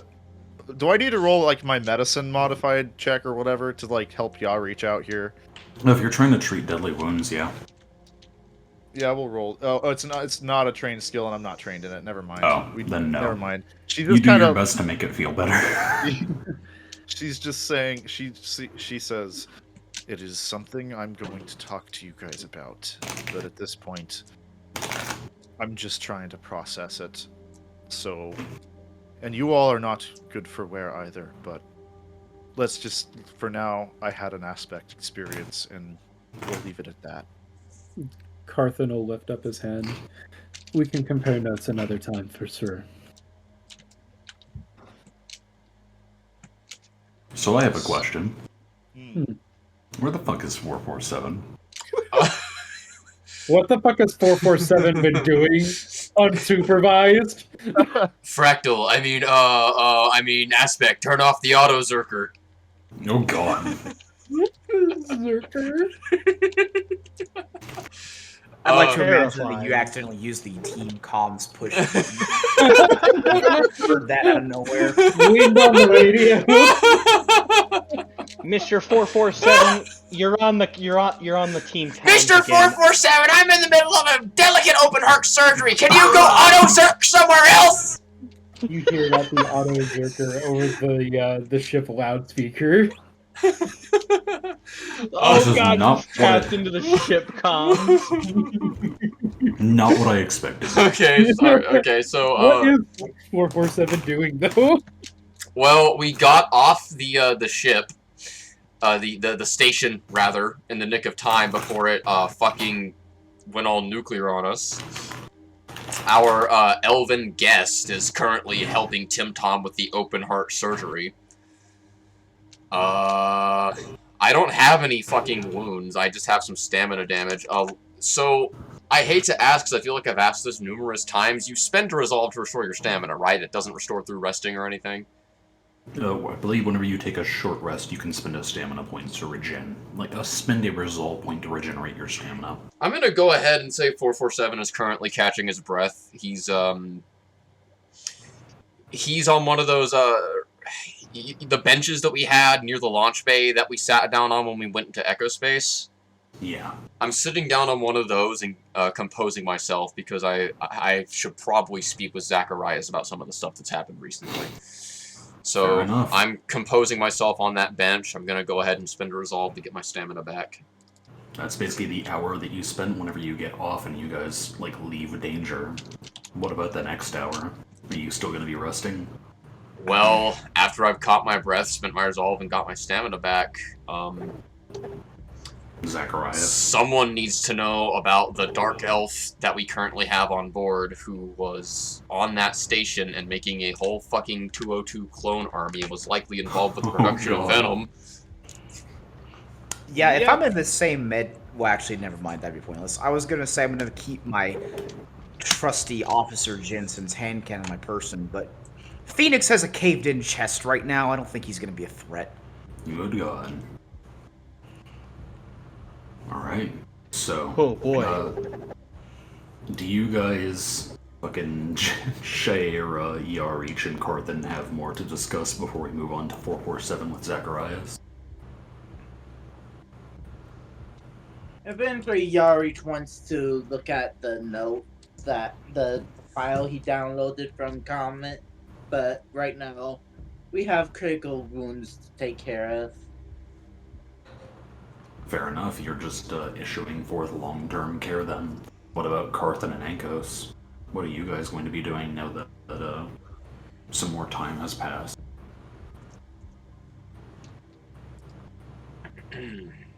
At this point, Carthan is probably going to. I'm trying to double check my notes really quickly. Mm-hmm. There was something that I wanted to follow up on, but go ahead and move on to Ankos and follow back up with me. Fair enough. Anything to do, Hooper? Yes, as soon as I stood up to his bathroom. Let me see. You could probably join 447 if you're thinking about like relaying it with him. That way you could have 2 people on the team. Yeah, that wouldn't be a bad idea. So you catch up with 447 as the 2 of you head through. Let's take a short moment to recognize that Timothy is now not wrist deep. He is elbow deep in this fucking guy. There's just gore everywhere, and the fucking drow and is just so disgusted. Yeah, and he is just... I imagine every now and then you just hear a...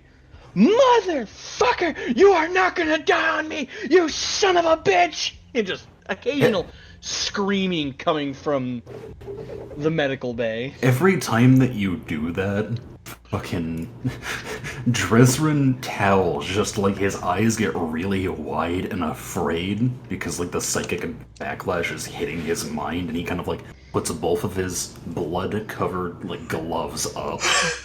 I told you! The next time you take your hand off that artery, and just grabs him and you don't take your hand off it until I tell you to! Shit! Fuck, his blood pressure's dropping again! Hey, Matt, I'd like to point out that we aren't hearing Tim Tom yell this stuff from the med bay. We're hearing fucking bear roars from the med bay. We're hearing, various bear sounds on occasion. Oh, yeah, you're right. You just hear occasionally. Yeah, it's Dresrin who is hearing telepathically Tim Tom yelling in addition to the bear roars. You're right. Good God. So, you 2 proceed across the cargo space for the dropship and proceed up into the CIC and the fucking bridge so that you can get a hold of Zacharias, right? That's the plan. Out of character, let me get my ducks in a row here so I don't make myself sound like an ass.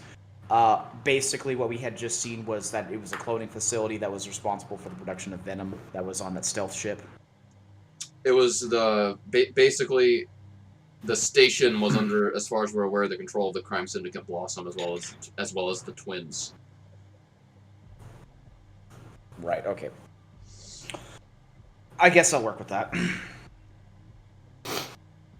Alright, so you guys stumble up into the bridge, and you see that Zacharias actually looks pretty attentive right now. They are currently guiding the ship through the asteroid field. You're not necessarily certain what's going on. You kind of need to get your bearings on the situation. Bad time. He catches you, like, on the side of his eye before he, like, turns over in his, like, little command throne and goes... no. Good time. What's going on? Just wanted to come up to convey some information for you, as your passenger roster's just changed. We've taken we've taken a prisoner, a dark elf that was on the station. He's in the med bay right now, but we're gonna need to find holding and guard for him whenever he's due. Goes by the name Dresrin Tell. Mean anything to you? Afraid not. You're telling me that he is your prisoner now? We had an arrangement. He wanted off that station alive, so he helped us fight our way out. Also gave us a little bit of info in return. You see him kind of, like, start to... I mean, he's doing it, like, completely unconsciously, but as he's listening to you, he's kind of, like, biting his thumbnail. Maybe prisoner with privileges. He did help us in the fight back there. I don't think he's going to try. I don't think he's going to shoot us in the back. I'm not too terribly concerned about the security, but something still does need to be done with him officially. I mean, if you need access to the brig, I'd have got to move the coffin out there. I thought. Okay, out of character. I need to clear something else up. We did not capture Phoenix Hammond, did we? We did. You did. He's currently being worked on in the medical bay. Oh! Okay, I'm sorry. He's the one that we need to keep an eye on. So, yeah, addendum, back in character. We have the Dark Elf, and we also have another that was openly hostile to us. That was the one that you passed off to us, right? Phoenix Comet. How is he doing? Well, Our ship doctor wasn't prepared He- for an incident like that. let's just say he has some heart problems. if the noise is coming from the med bay or any sign of how things are going, I'd say that, flip a coin. He kind of like raises an eyebrow at the noises coming from the medbay comment. The doctor seems to be getting quite worked up over the surgery. I see. Okay, well, if that is... I mean, have you brought any other people on board my ship? Just Just those two. him. Fair enough. Did you What- need the brig for both the drow and... No, I'm sorry, I missed It's out. hard to Dresrin- say about Dresrin, but for Phoenix, definitely. For Dresrin, I think his assistance in the last part of our little scuffle has earned him at least a proper room. That's fair, I'll but he should still have- probably face the law. Oh, yeah, that's true. I'll have Speaking people of- keeping an eye out. Speaking of, we didn't go through an asteroid field to get to the stealth ship, did we? You did. You had to go through the asteroid field chasing down the stealth ship until you eventually found the station. Okay, I'll just ask, so I assume we're returning planet side, yes? At the moment, Francis and I discussed a plan. Before we can return, we need to verify that there aren't any other bases in this particular section of the asteroid belt. It'll take some time, a couple of days, but it So should then- be fine. Is your prisoner going to make it? That's what I'm concerned about right now. That Tough is to something tell. that we'd have to ask the doctor about. I would say that we should probably not dally too long, but if we can't, I understand that we can't put an entire mission on the line for one unknown who's more hostile than anything to us. He is near and dear to one of our party members, though. At least he was, so I would rather not space him just because we couldn't get to port a day sooner. Keep me informed of his condition. If it worsens, we will call off the search temporarily. Will do. So, patrol duty, that's what we've been conscripted into now, huh? At the moment, we're just doing a quick sweep and clear. If we can't find anything, we'll return, but we need to pick off the stragglers, per se. Makes sense to me. Well, I've got nothing more for you. If you have anything for us, it's not the best time for it. Well, if you do wish to file a mission report, I'd be happy to write that down for you. Otherwise, you can feel free to just jot it down and send it to me. You have my contact. I have filled out a great amount of paperwork in my life. I'll just take the forms and do them myself. Fair enough. He turns back to the large bridge head, and realistically, these asteroids are so fucking far apart that it won't look like the Star Wars scene. But there is one particular spinning rock that they are currently heading towards.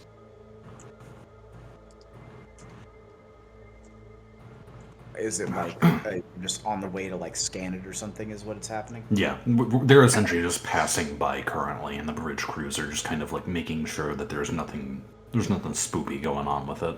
Just because I do have an interest in intelligence gathering equipment and shit like that, I want to kind of observe over the shoulder of somebody manning the sensors to see what they're doing to scan these rocks. Fair enough. They're essentially taking the ship's eyes and ears and are basically pouring them over this thing, checking it out, making sure that the thermal readings are appropriate for what they should be, making sure that there's no subtle communications coming off of it. They're essentially just doing a quick scan to make sure that there's no installation buried in this asteroid like the one that you came across. All right. That's really all I have for the time being. After we're done and I'm bored, I guess I'll go ahead and just go back to my quarters or back to the med bay. Fair enough. So, Jaira, you may be significantly wounded right now. You do know of another way to go about these dreams. Oh. So, because your form is, like, not cooperating, it needs to rest, you could theoretically put someone else into these dreams. Oh, To, nice. like, go for you. And I would say that we're reaching another rest period. So the end of this cycle, kind of like No, it's getting been down another into day. it, you're essentially wounded. You need to recuperate, but you could perhaps send someone in for you. You need a medic bag. I need a medic bag. She mulls it over. Medical attention. She mulls it over, and as much as she kind of is curious and wants to get into these dreams, You're not necessarily certain how long, like, this sleeping thing will continue on. Just a warning. Question. Has it been a day since fucking we left? I think that it took 2 days, like 1 full day's journey, and then the end of that day brought you to the station. So No, right I'm now, saying like after 8 we hours left the will station. pass. Okay. I'm probably still working then. Never mind. Dude, doctors, especially in situations like this, will work for like 2 days fucking straight, 3 days fucking straight, man. I actually did Unironically. research the worst case open heart surgeries can last up to like 48 hours. Oh yeah. If you want, I will give you assistance with Dresrin. Let me go ahead and see what he has to roll and what kind of bonus you'll be receiving. I gotta roll again. My nat 20's not gonna carry over. We're seeing how it's going. Oh, Like fuck. you kept him from dying, but he will provide. Okay, here's a my medicine +4 roll. bonus. 16 fuck. A 20 total because of what Dresrin gave you. Okay, so in the process of essentially hooking this man up to medical equipment that will preserve his life, you have gotten through the rudimentary stages of that. And man, you get like the sense based on just like how many times you've kind of slipped up and the fuck ups you've kind of gone through. He kind of looks like he would be better off dead. You've done a lot. You have saved this man, but like, he had a sword plunged through his back. I like how Dresrin is basically just undoing the damage he did right here. He's cleaning up after his own fucking mess. Tim Tom just sitting there in a focused fury, just with his rib cage splayed the fuck open, is like, oh god. It just keeps on going. He's gonna. Tim Tom will not stop until either A, he's stable, or B, he's dead. Alright, well, that Will is, not stop until you are dead. yeah, that is that. Now, Jairo, were you going to do anything tonight? Yeah, I'm gonna walk through it. Where are you going?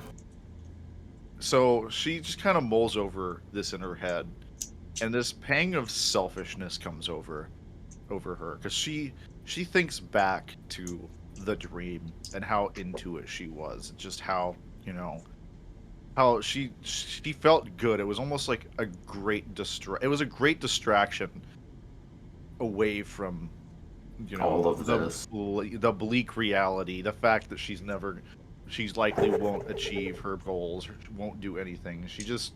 And it's like she's really fighting herself to like take all of this for herself and not give it away. But at the same time, she realizes what you said, that she doesn't know how long Aspect will be asleep, and if Aspect will ever go to sleep again. She doesn't know this entity well enough to say that with certainty. She also realizes that if an Aspect ever goes to sleep again, she could invade the dream again. So she's just having these thoughts, and ultimately she comes to the conclusion that this may be an opportunity we can't pass up on to get information, and this is also something she wants to do as quickly as possible, because if Aspect wakes up and finds out what she did, he may be dead meat. So in the interest of taking this as far as she can go, she decides that she wants to get someone else to do it. And So, how do she you want to go called- about this? She calls, with maybe the exception of Tim Tom, who's like balls deep in like another man's chest. Never say that She's going to get on the comms, and she's going to do sort of an all call with the party, and she's just going to say, "There is an urgent matter I need to discuss with all of you, if you can." She's going to make her way to. I'm assuming that main display in the living quarters can be used as sort of like a presentation thing. Sure. And she's just gonna call them up there, and she's gonna head there and start hooking up her comm tool to the board. So, who attends aside from Timothy? Yeah. Do you all? I have nothing better to do. Nothing old then. She said it was urgent, and in spite of the fact that there was no location relayed in this communique, I'm going to assume it's the room where people go to drink. She's gonna amend that and say in the main lobby. The main Here's- lobby. I The get. living quarters lobby. In the common So the room. lounge. The lounge. Here is is the a word. Google. I will be right back. Here's a Here's the- Google pin for the A inside Google of the pin ship. for the inside of the Does ship. does the yes. Google pin follow the inside of the ship, or does it just sail out the back of the ship? It just sails out the back. Do we see a little Google drone car driving around our ship taking pictures?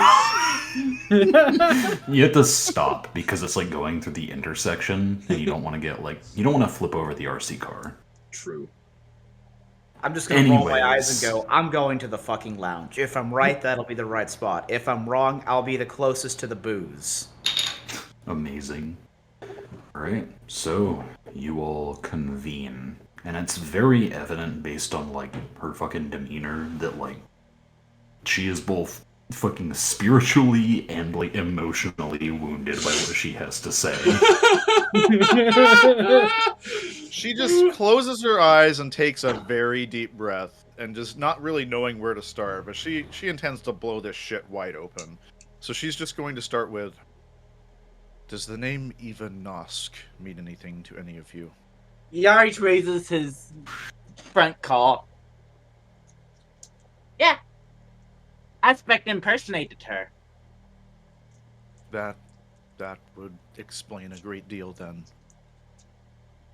I had a run-in with Aspect. After the fight with the ship, I rematerialized, and in my anger, I attempted to make contact directly with Aspect.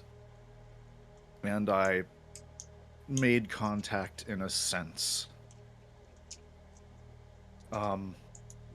Without getting into a great deal of explanations when it comes to magic, which I'm sure many of you... It's highly technical. I'm sure Carthan would understand, but I'm not sure many of you else would. Essentially, I invaded one of Aspect's dreams. And I saw through the eyes of Eva Nosk. There was a mission that she was on, approaching a vessel in the Echo. Now, keep in mind, I'm giving you the notes version of this because what I experienced was a lot to process, and I still have a lot of questions myself. But essentially, it was some kind of mission to approach a vessel in distress in the Echo. A vessel of great power. And did she catch the name of the vessel? Yeah, it was said. Yes. CIC Majesty. Prefix code CIC, name Majesty. Yarich looks over to 447. Wide-eyed. 447's head has long since ratcheted in Jair's direction and has not stopped looking that way. I'm assuming that means something to you as well? I was on that ship. You? Yes, You were on- me. Pardon if I don't understand. What? I haven't really gotten any idea. Neve didn't tell me much about this group. What? How? When Well- was this? Let's just say there was a freezer on board and they were trying to keep me from spoiling. Didn't work. So I'm assuming Jiraiya doesn't really know that, because again, she hasn't had any conversation. She doesn't know what 447 is. If I see a Something look of kind of- confusion on your face, I'm just gonna lay it out in plain tax.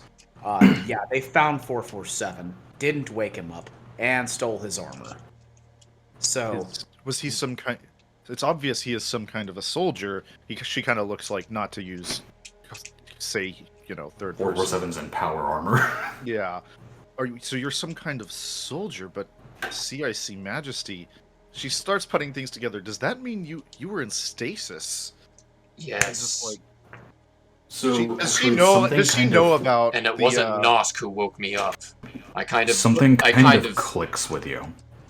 Sorry, but before you continue onwards and maybe say something different, something kind of clicks with you.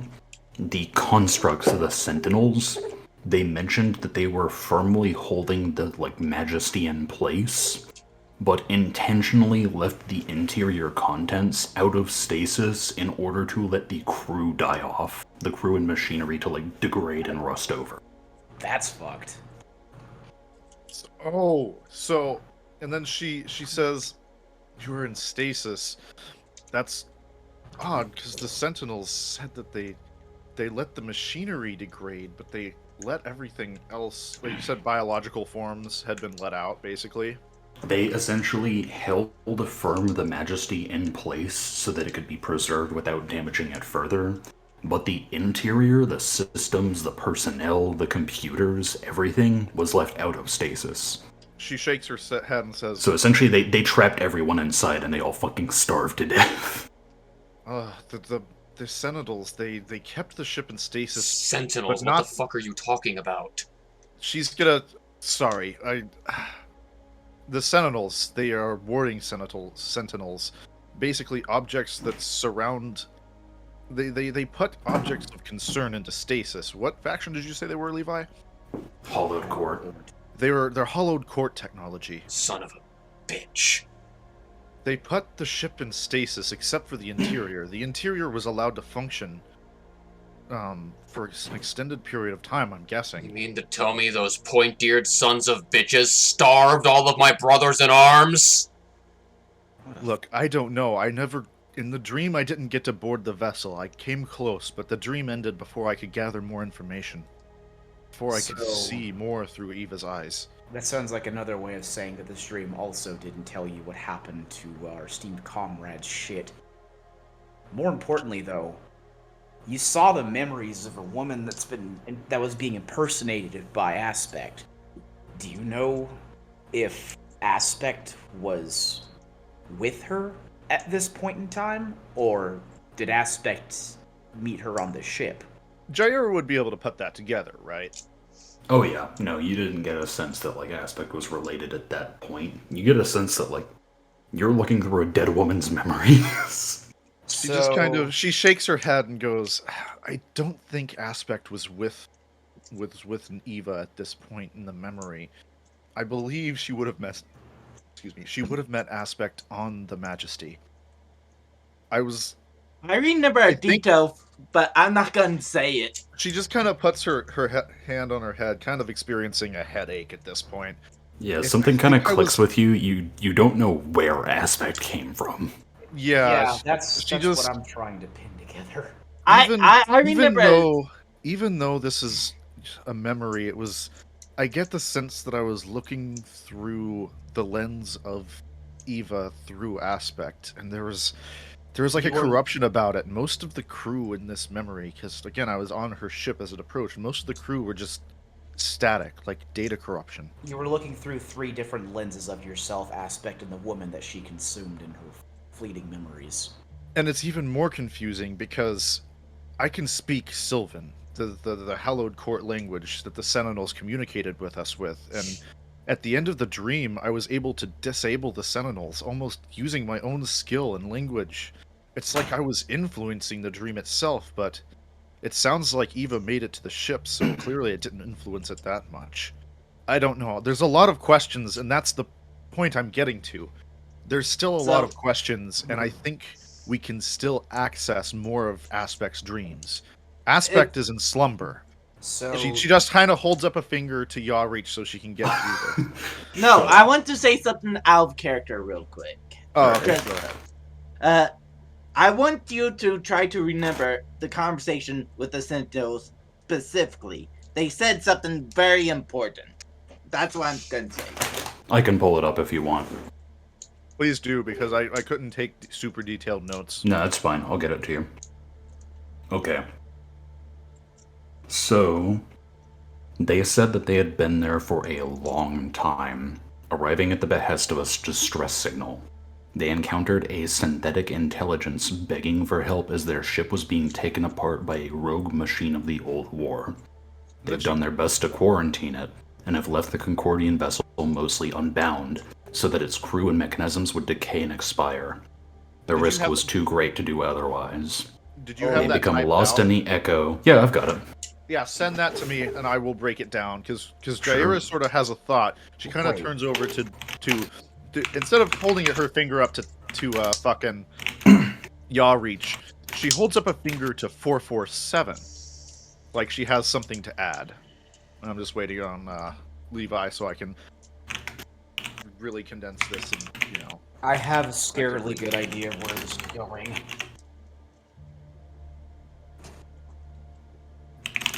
Yes. And I also, another thing I want you. While he's typing that up, I'm just gonna continue conversating. Alright, I got it. Here you go. Oh, okay, never mind. Okay.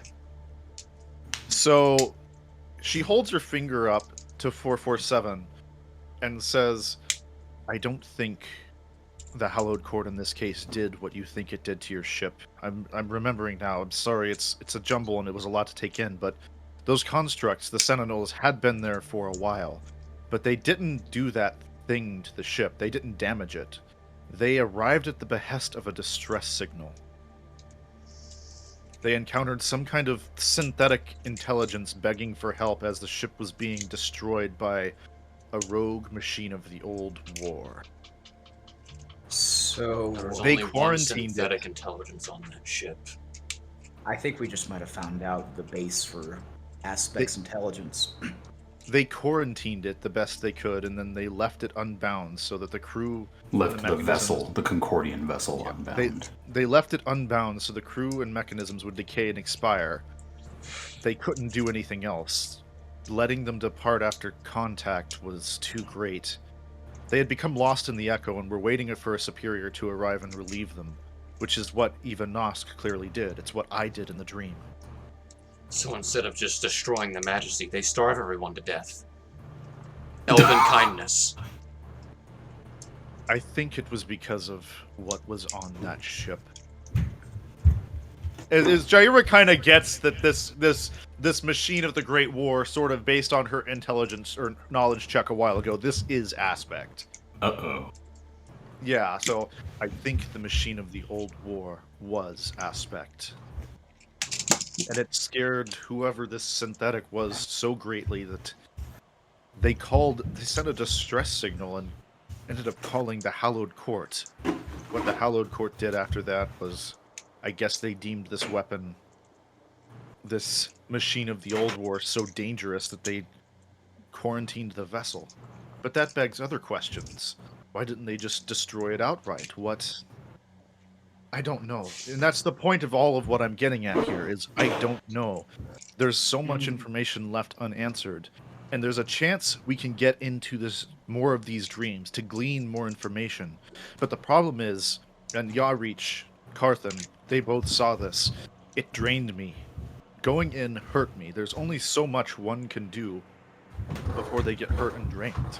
If we're going to glean in more information, I think we're going to need other people to also go in. Because if I go in again at this point without recovery, I will die. Yes, it'll kill you. Yeah, how do you get into these dreams? What's the process? You just sleep? Is it that simple, or what were you doing?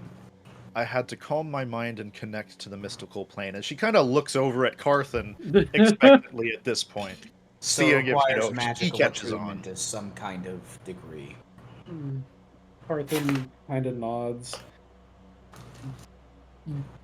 You can do it. Most anybody can, but for some it's easier to walk than others. It takes Well- a disciplined mind to do it. It sounds well. I'm gonna put up a crazy idea here. It sounds like the next step of this dream is that Dr. Ava has to go onto the ship and investigate. That was 447's old ship. He would know it the best. And as I was going to say, Nosk wasn't the one who woke me up. I kind of gesture around to the present company. It was all of you. Something happens to Nosk. I think if anyone's gonna board that vessel and try and make 2 and 2 of things, I think 447's a good candidate here. At this point, Jaira makes a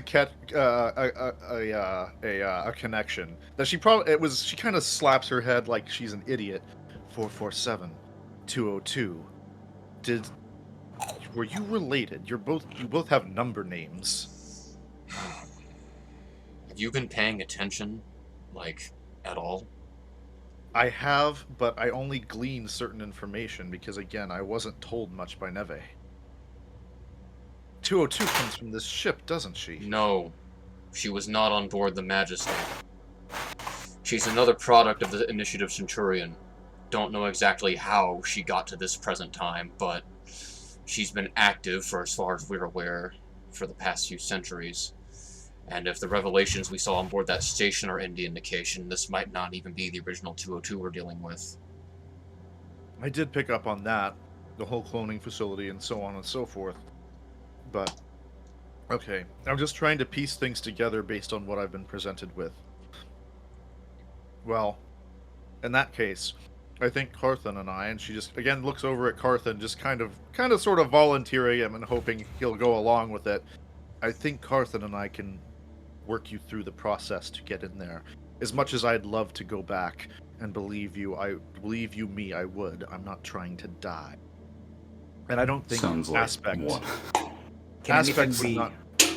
Sorry. I must warn you, this is something that I initiated, and one question that's been bearing on my mind ever since I rematerialized was why? If I was such a threat to Aspect, why did she consume me? Especially considering I'm probing her mind now. That is why I did this in the first place, to be honest. I wanted answers. Well, And you're I've getting stumbled them, into more so- questions. Yes, I'm getting answers, but I've also stumbled into more questions. And it seems like these are questions and answers that you all should have access to as well.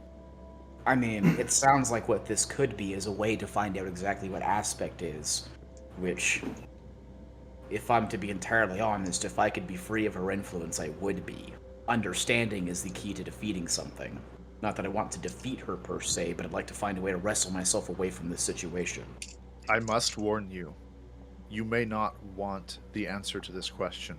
Because the last time I tried to probe before this, the last time I tried to figure it out, to understand Aspect, he got angry. He did not want me to know what she is. I'm not a babe in the woods. I know we're going against her wishes with this. I just don't care. I'm just doing my due diligence and warning you. Okay? What I do is one thing, but I can't in good conscience rope all of you into something that may damn your soul, for lack of a better word. Aspect hasn't done wrong by me. Not necessarily by me either, but I've Hey, more or less lost all of my autonomy because of all. Brian, What? you kind of, like, I don't know if it clicked for you, but they said that this rogue machine Yes, of the old war was 447 eating is the processing Majesty. that. There's no proof that the machine of the old war is Aspect. There could be more to this.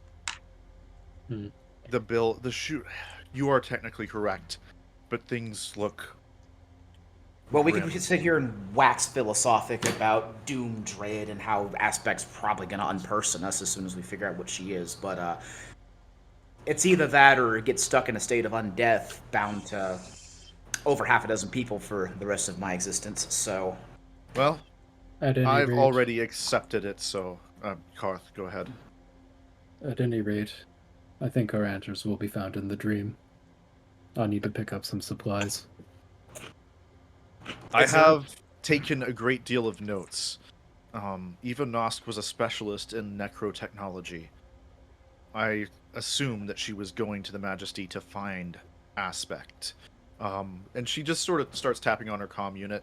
In the dream, I was able to take notes in the physical world. These are Oh. all of the pieces of information that I was able to glean from it. And she just blows all of the notes over to all of you immediately.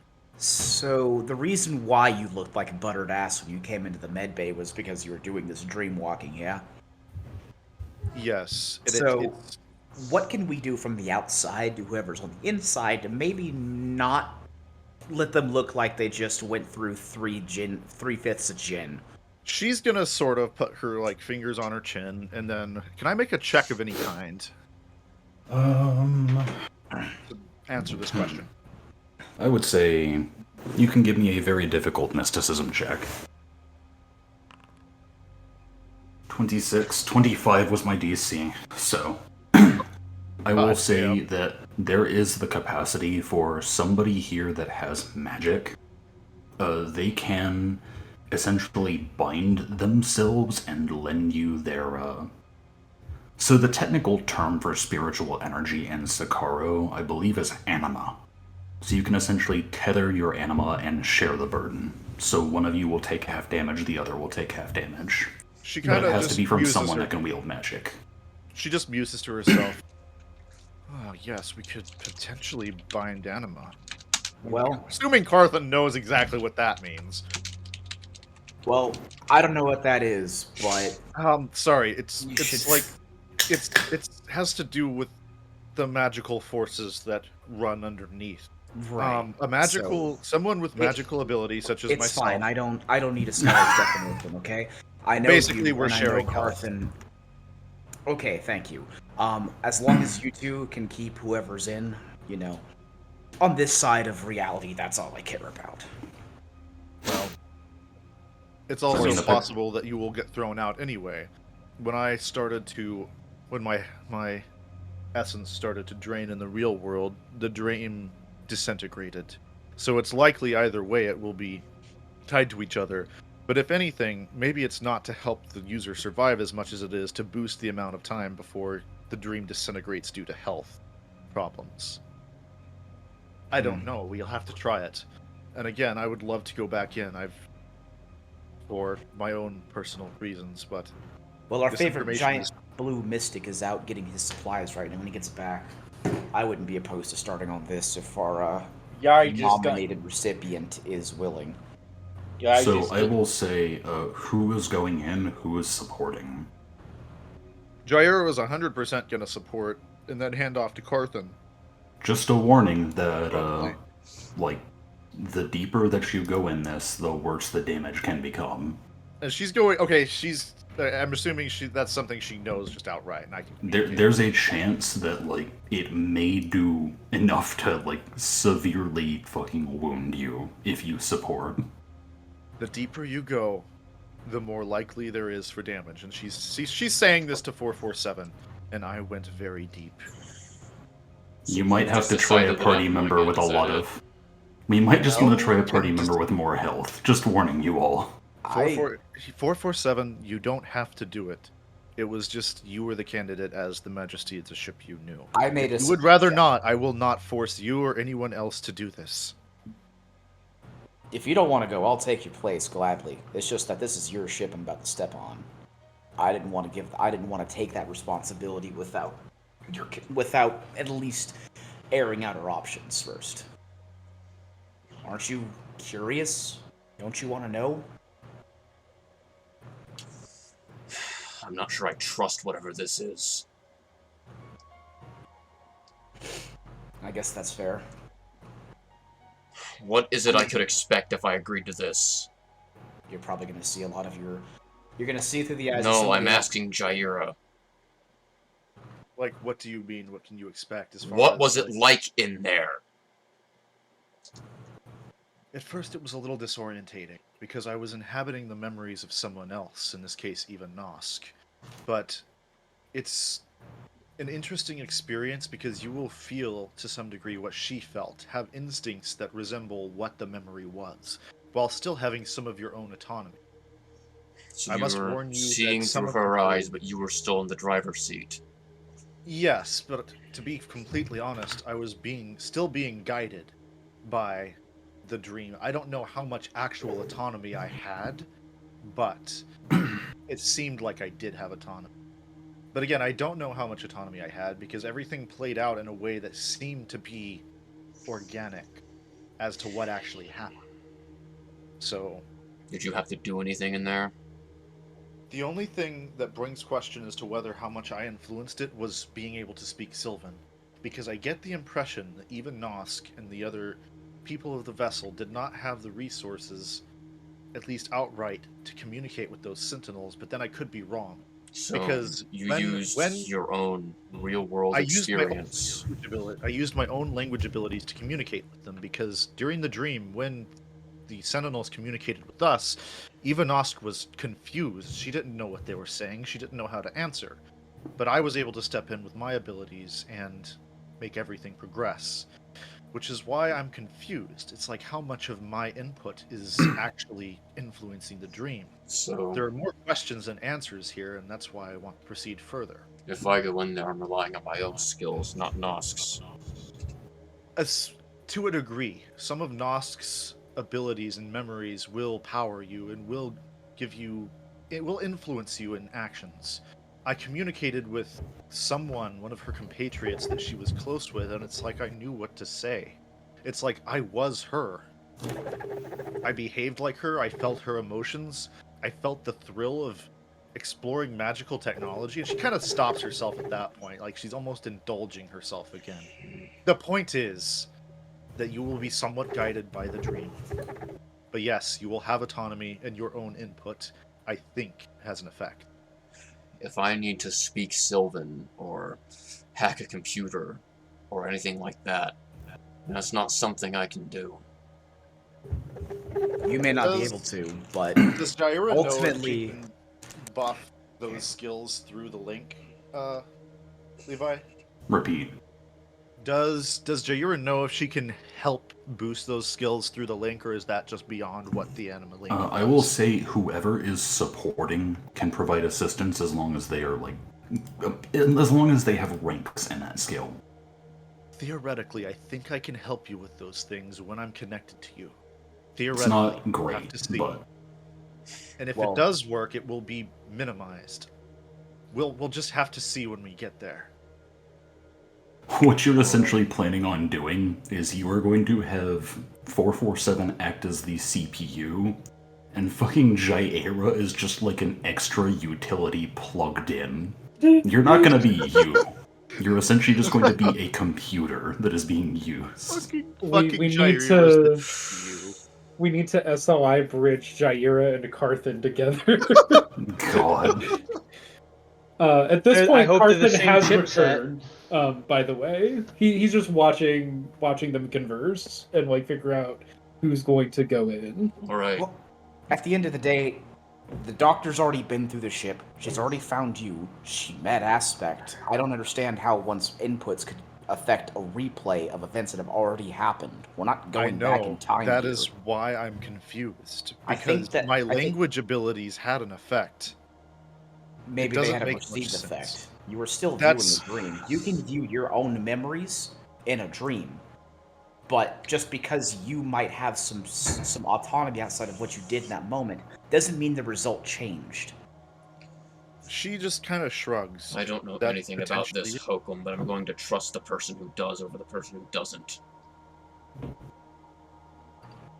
Jaira just kind of shrugs. This is very, very deep magical information. I'm mainly a purveyor of magical technology, so my experience isn't complete here. But, like I said, there are just questions as to how this is all happening. Perhaps they accessed the Sentinels some other way. Perhaps they had to do something else to get past them. I don't know. Did you? They She turns to Yareach. You're just thinking, looking over your notes.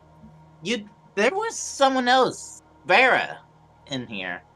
Ah, yes, That there were you 3 know. individuals there that were of note to me, among others: Zeke, Vera, and Kane. Vera was the second in command scientist under Nosk. Kane was the steersman. He was the man I mentioned earlier that I was talking to, and Zeke was the lead engineer. Maybe one of these people actually helped, but with your influence, the If I had dream to went on. guess, sorry to cut you off, but if I had to guess, it would have been Vera. I got the sense in the dream that Vera would have been the next person who likely would have had the information to do it. But this is somewhat beside the point. We need to figure out the logistics of this and see what to do.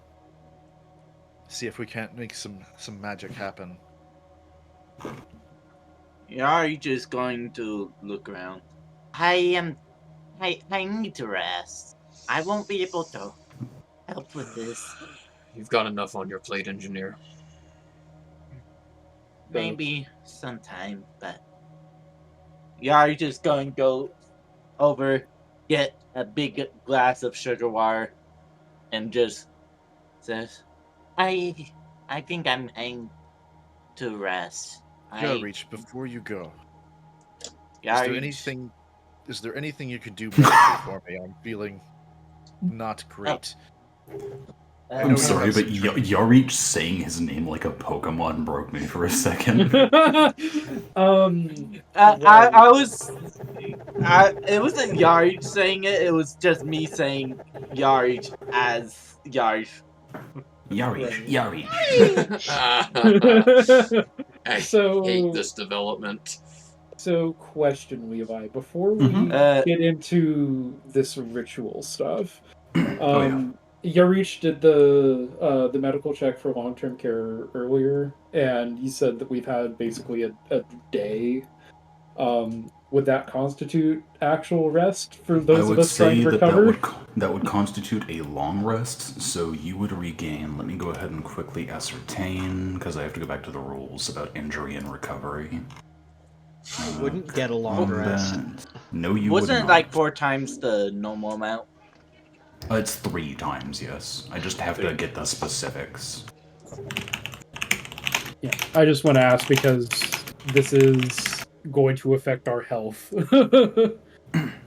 Okay, so recovering hit points naturally is 1 HP per level, so you all will gain 15 HP, aside from Jaira and Timothy.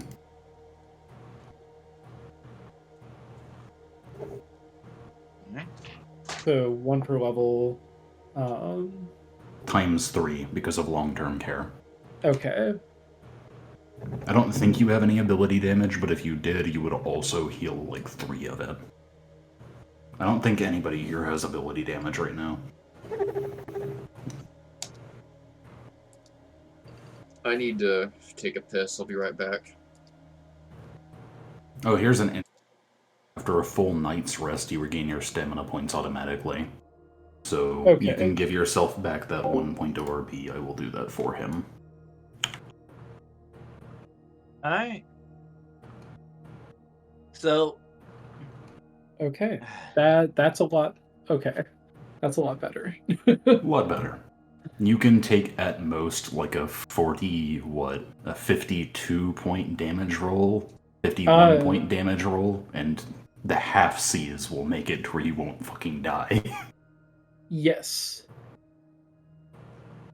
Well, So- also like having stamina. True. I will say So- that this goes through stamina. Ah, Terrifying totally as it fair. is. Totally fair. Totally fair. Thankfully, Yeah, it attacks the body and soul directly. Of course, it's going to go through stamina. yeah. Thankfully, you said Jaira. You said you were supporting, yeah. To start out with, I'm going to support for as long as I can hold it, and then Jaira has the potential to take, let's see, 66 points of damage. If you take 34 points of damage, 447, there's a good chance that Jaira dies. she says there's a limit to this. Okay, so you can get up. You can take up to like 60 damage. It's fine. No, that's the doubled. She has 17 points of HP. Ah, I see. Yari's just going to Huh? Yeah. go okay. to his and Tim Tom's quarter. How is Pull out- Carthen doing as far as health points? He's Carthen- pretty beefy right now. Carthen is sitting at 26 health and full stam. Just reminding you, Carthen, it's not applicable right now, but I believe that Timothy in his inventory should still have... Where is it? Did one of you The guys syringes? take the... Are you talking about the syringes? No, I'm talking about the medical augmentation. No, I never got that. I think we agreed we were going to give that to Karth. I don't see it in his inventory, which is why I'm a little confused. Yeah, I don't have it. I never received it. Hmm. I am checking everyone's inventory right now. Yep. Ah, I know Does- who has it. Angos has it. Oh, yeah. It's the biosynthetic nanites. There we go. Right. Yeah. Does question, does the damage inside the aspect dream damage stamina first? No. Okay, it just bypasses it straight up. Oh yeah.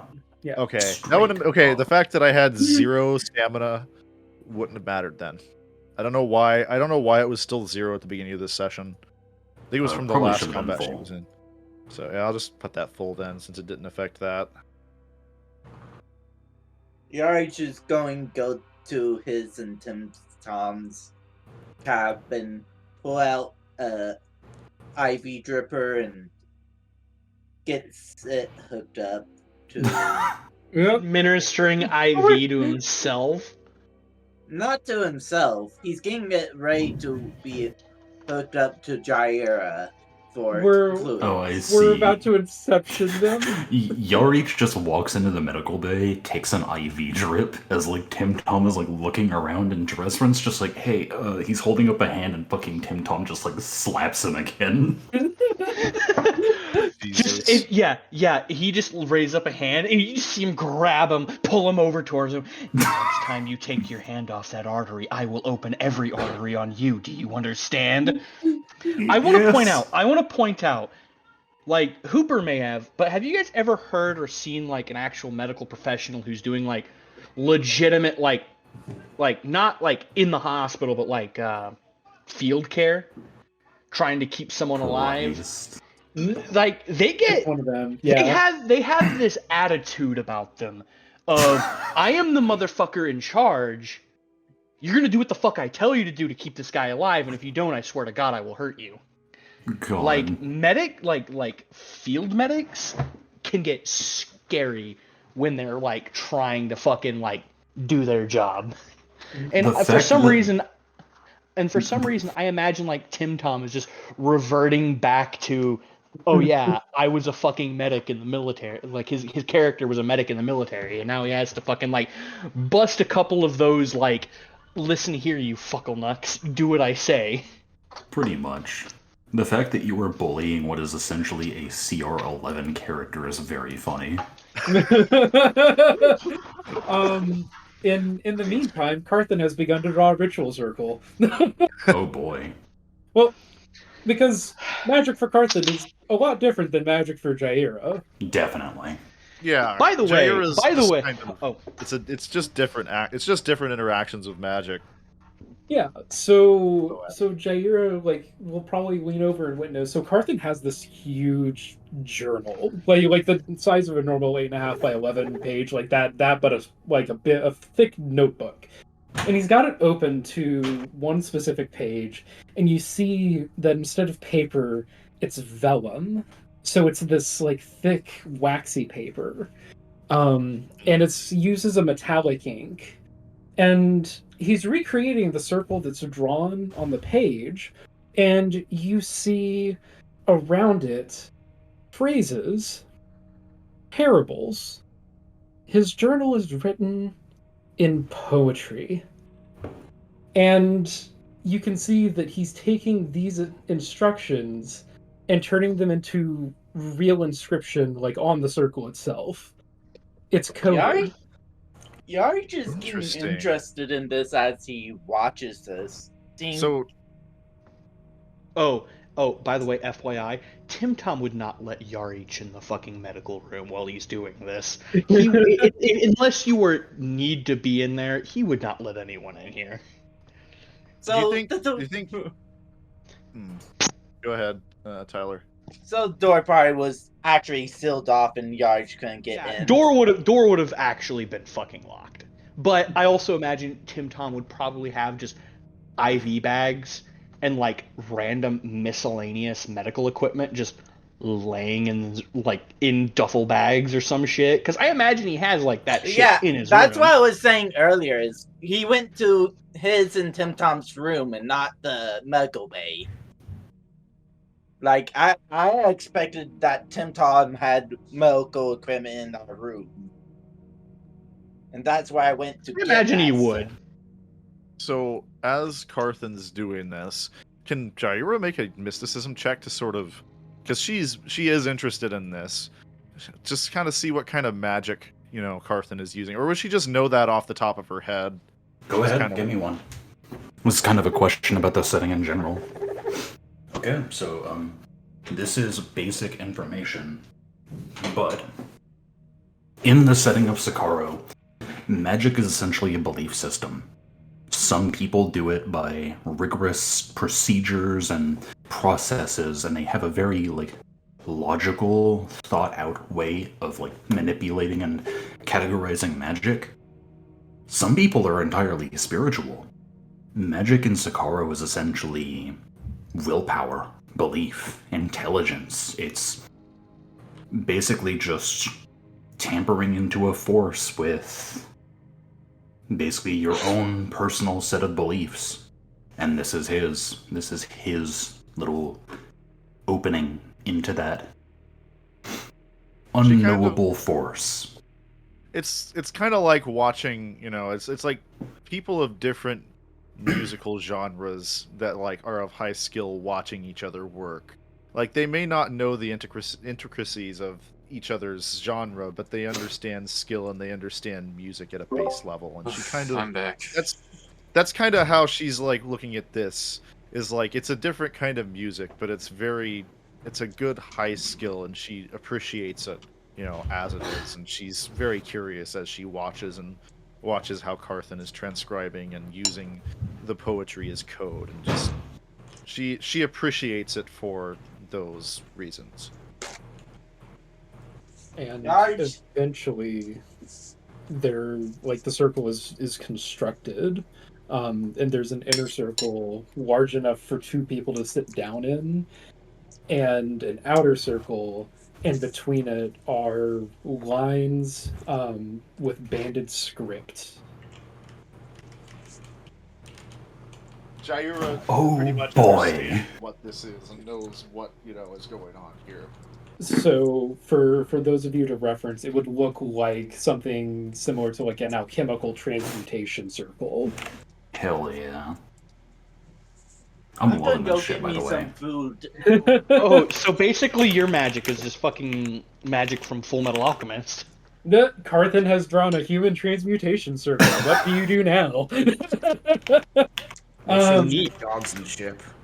So, yeah. He just kind of sits down cross-legged at the outer circle, just waiting for whenever they're ready.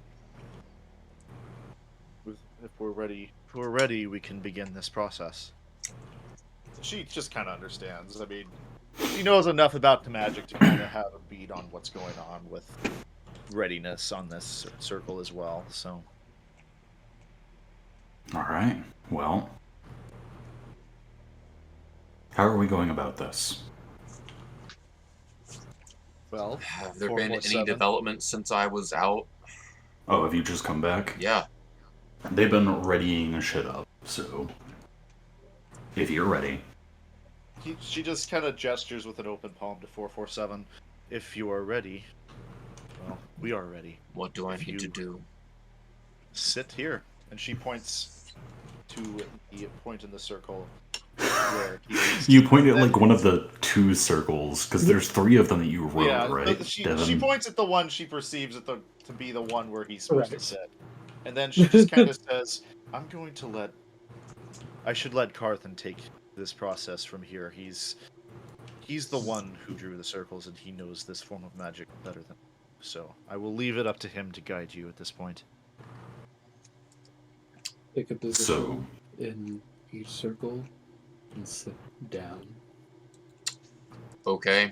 My mechanized footsteps cause the ground to quake slightly as I approach the circles. And as soon as... Does 447 take off his helmet? No. Damn it! Absolutely. This is not the Halo TV show. He's not Master Cheeks. Correct. every time you Jaira's look just at him, a going- new article of armor disappears. I kind of... you can hear the hydraulics in my armor hiss They're as actually... They're hissing and kind of squealing a bit. You're assuming an unnatural posture for this armor. Exactly. They kind of hiss as I get really low, crouch down, and attempt to sit on my ass as best as I can in a suit of armor. Jaira moves over to her circle and she sets down into her standard meditative pose that she's been using to connect with Aspect. So 447 is going to be the dreamer. Who is the supporting role? Is it Carthan or is it Jaira? I think Carthan is facilitating the link. Is that Alright, how we're going then about this? it will be Carthan. Devin? Correct. So, Carthan is going to close his eyes and draw in and focus. The circle begins to glow around them, and it sort of spreads from Carthan's position out through the rest of the script. The room, even though he hasn't messed with the lights, seems to darken around the circle itself. 447.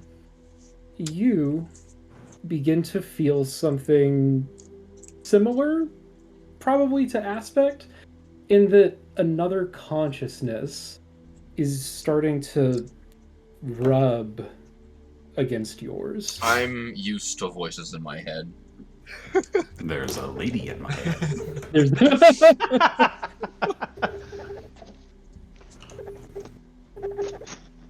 In fact, There's an Oni in my head. if the other consciousness can hear what I'm thinking, it would be something like, isn't this the exact reason I went into a different room from Karth when we first got on this ship? I will say, Carthan, in this state, you are essentially reducing yourself into a font. Your consciousness is blooming over 447 and is entering basically a, side mode. You're not really experiencing what he's experiencing. 447 is basically just taking your experience and using it. So 447 experiences the phenomenal cosmic power of the sun. Yeah, it is the strangest fucking feeling. Essentially almost like a balling force within your chest. The immenseness of gravity.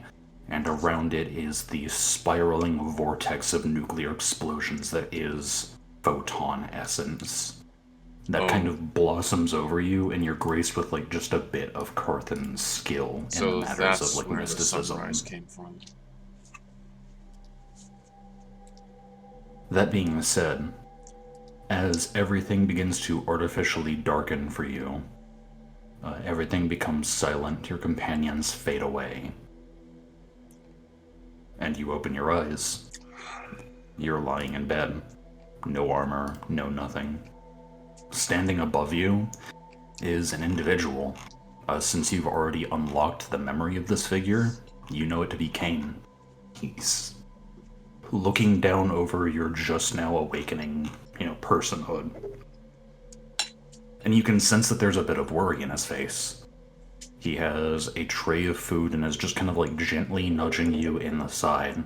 Just come on, Eva, you need to at least eat. And he sets down the tray. Do you get up? I will slowly sit up in bed. So as he sets the tray down in your lap, I understand that there's much to do, but you still need to take care of yourself. So he kind of takes your hand, puts it on a utensil. Go ahead. As you look around this room... Oh, yeah, go ahead. I'm still adjusting to the fact that I'm in someone else's body. It hasn't quite clicked with me. Okay, so there is this, like, gnashing kind of disgust in your mind. You've been born to, like, you were born to be a steel trap. Yes. Your mind is supposed to be yours and your own. So there's this twisted mixture of disgust and appreciation as you look up at Kane. He's caring for you. You have that sense that Eva's thoughts and emotions are kind of leaking in and bleeding in, and you kind of hate that. So what do you do? We don't have time for this. Do you set down the food? I suppose so. You look around and you see the room, almost a bit. Jaira didn't give a full description. She was kind of hurried, but she made it seem like Eva was a very organized individual. And what you see in this room is books that have been emptied from their shelves, lying in a bit of disordered stacks, and there are files and documents just everywhere. Art has been cleared off. It's kind of stacked in boxes haphazardly. And there are just documents, tools, all sorts of things in here that are just, messily thrown. How? The same computer terminal, mirror, and that painting is still hanging on the wall. How close are we to boarding the Majesty? What are you talking about, Eva? We've already boarded it.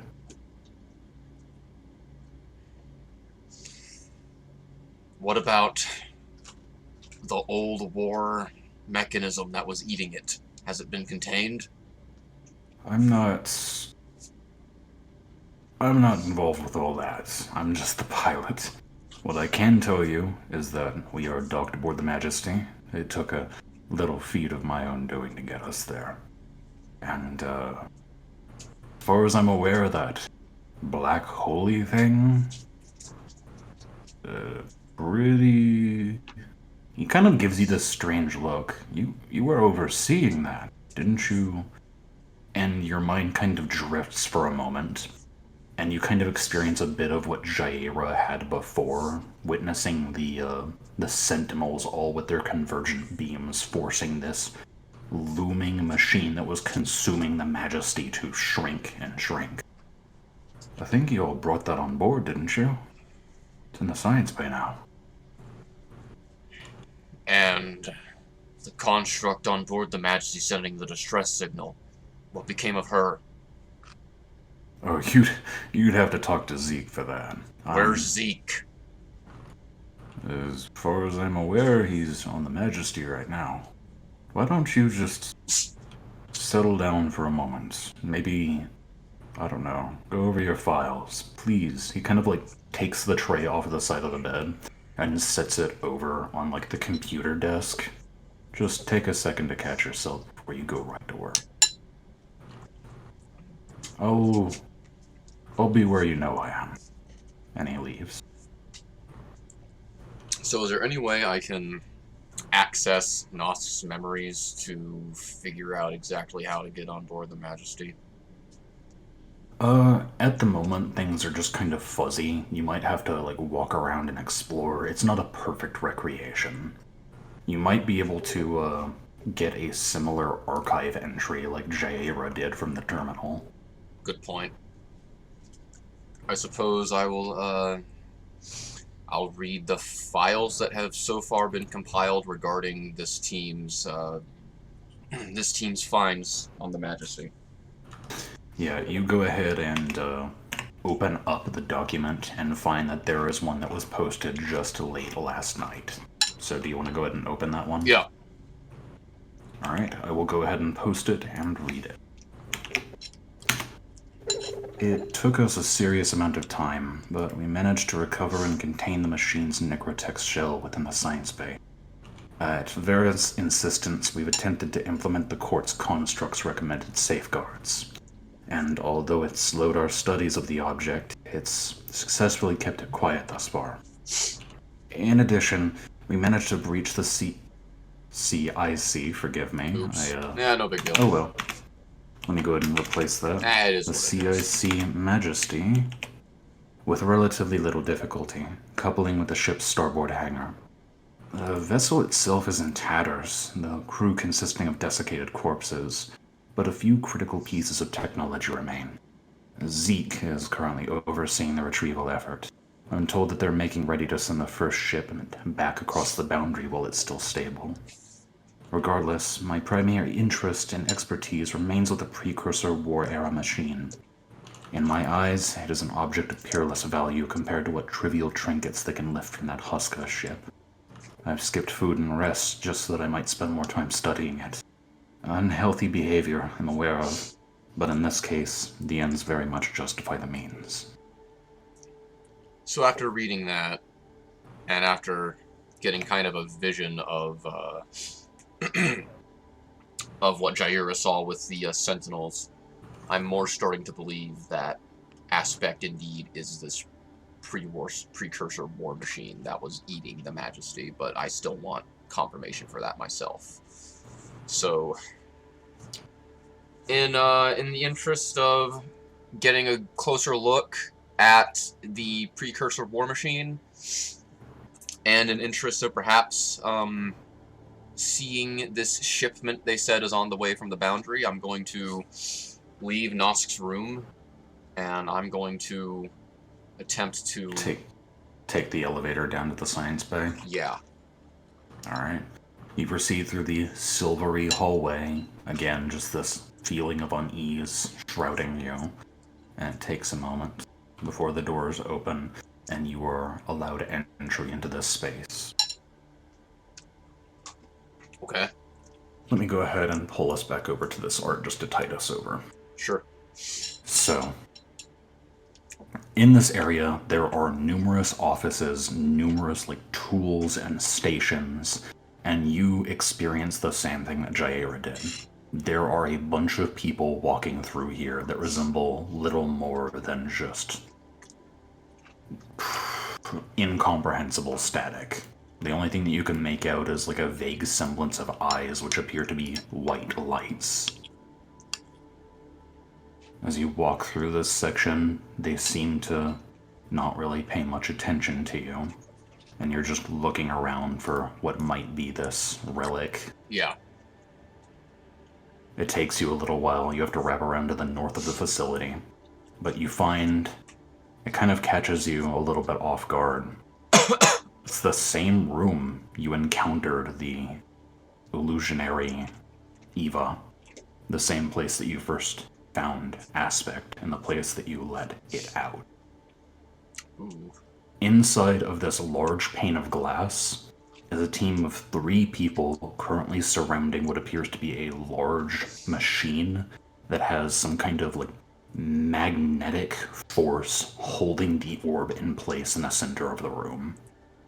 These 3 people appear to be dutiful right now, and they are running comprehensive tests, scanning it, doing all sorts of stuff. Obviously, I've seen Aspect in this diminished spherical form. This instantly clicks with me, right?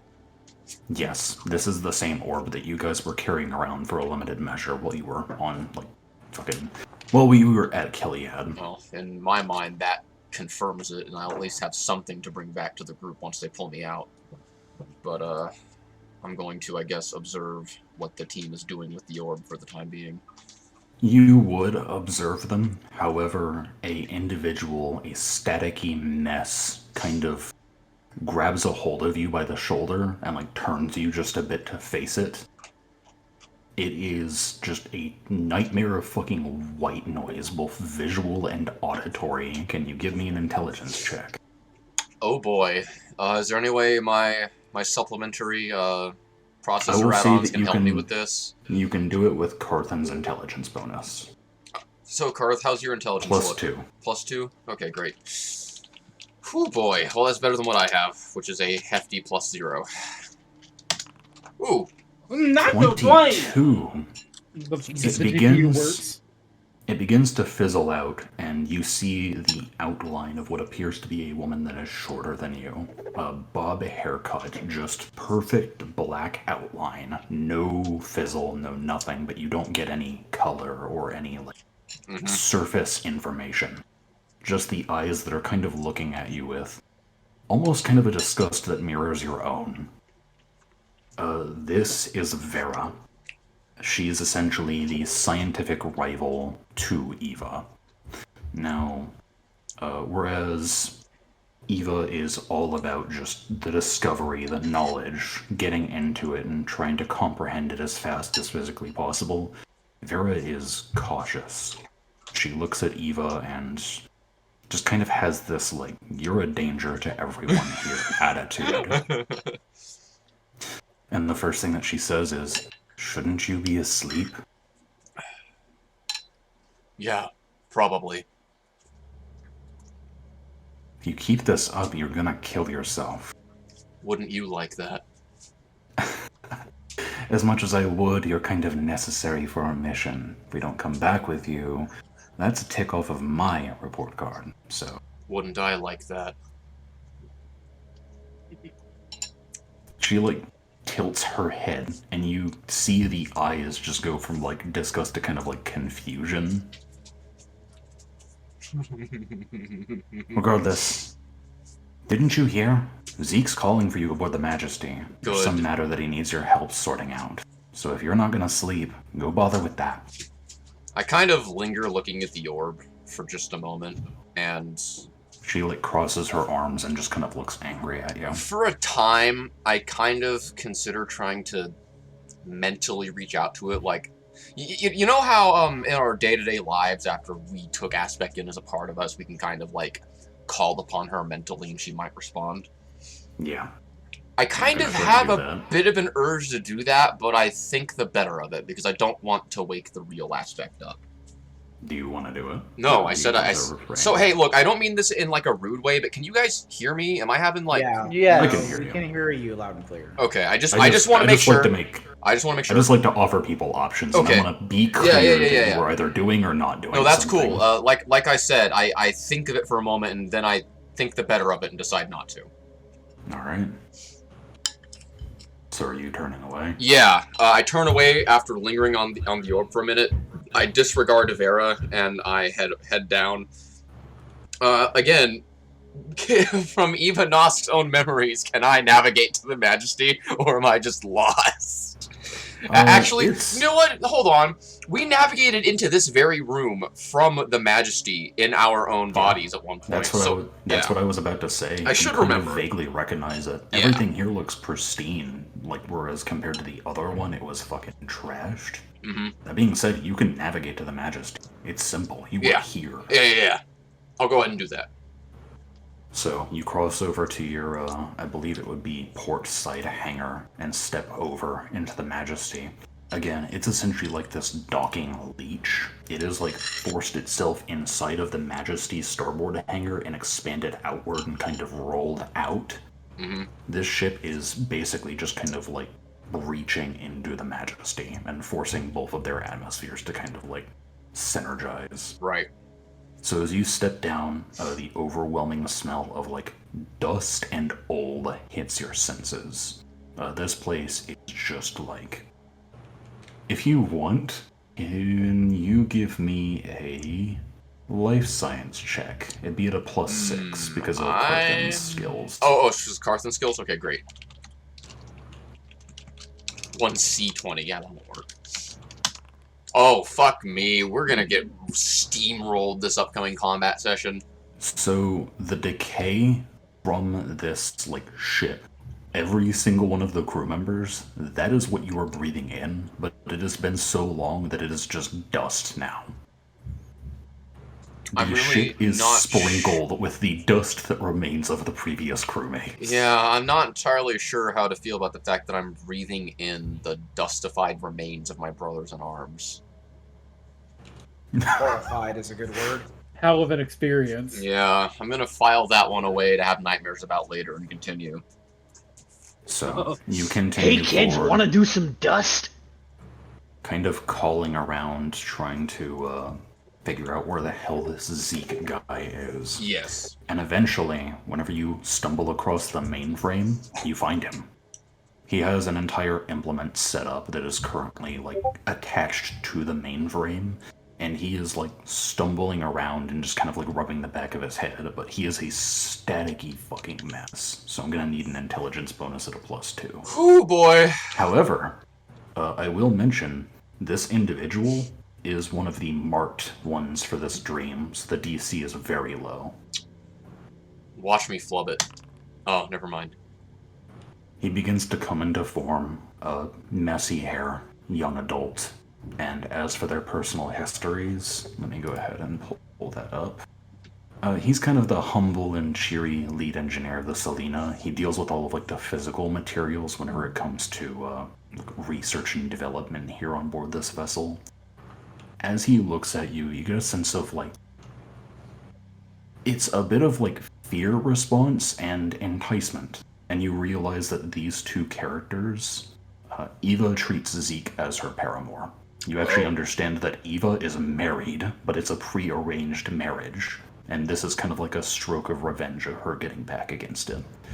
And as he rubs the back of his neck, he's just kind of like, oh, I'm sorry you didn't get my calls.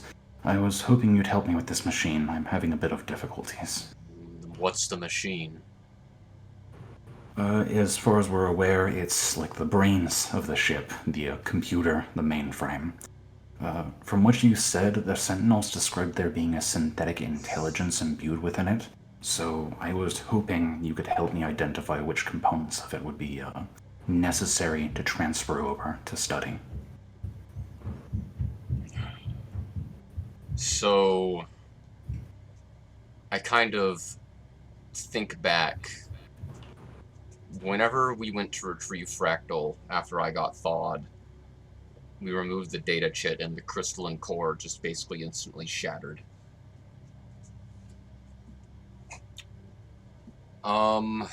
So, as far as my knowledge of Sector Seccaro as it currently exists, a sapient AI is very, very illegal, right? So it is illegal, absolutely. The Syndicate is terrified of runaway AI. So essentially what they are wanting to do is to catalog it. I would say if you want, you could give me a culture check to decipher anything more. Okay. +8 from Carthan's point of view. Alright, let's give it a shot.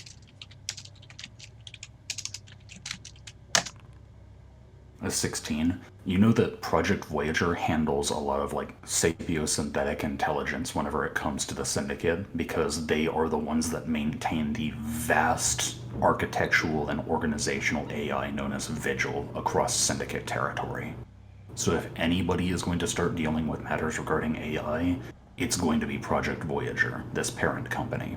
So you deduce from your perspective, not from Eva's, because Eva's still in the mindset of helping Zeke, that they are intending to, like, essentially get a hard scan of this entity, this AI, and bring it back to the Project Voyager headquarters, wherever that is. Oh, I have an So I idea. now have it in my. I now have, or 447 at least now has a different idea in his mind about what might have actually happened with his partner. Yeah. So, aside from this AI, is there anything else you found on this vessel that you might want to divulge information about? He kind of like laughs and just goes, "You're real funny and scary. Regardless, yes, there is one other object of significance. Two, actually. Sorry, I am not a bioengineer.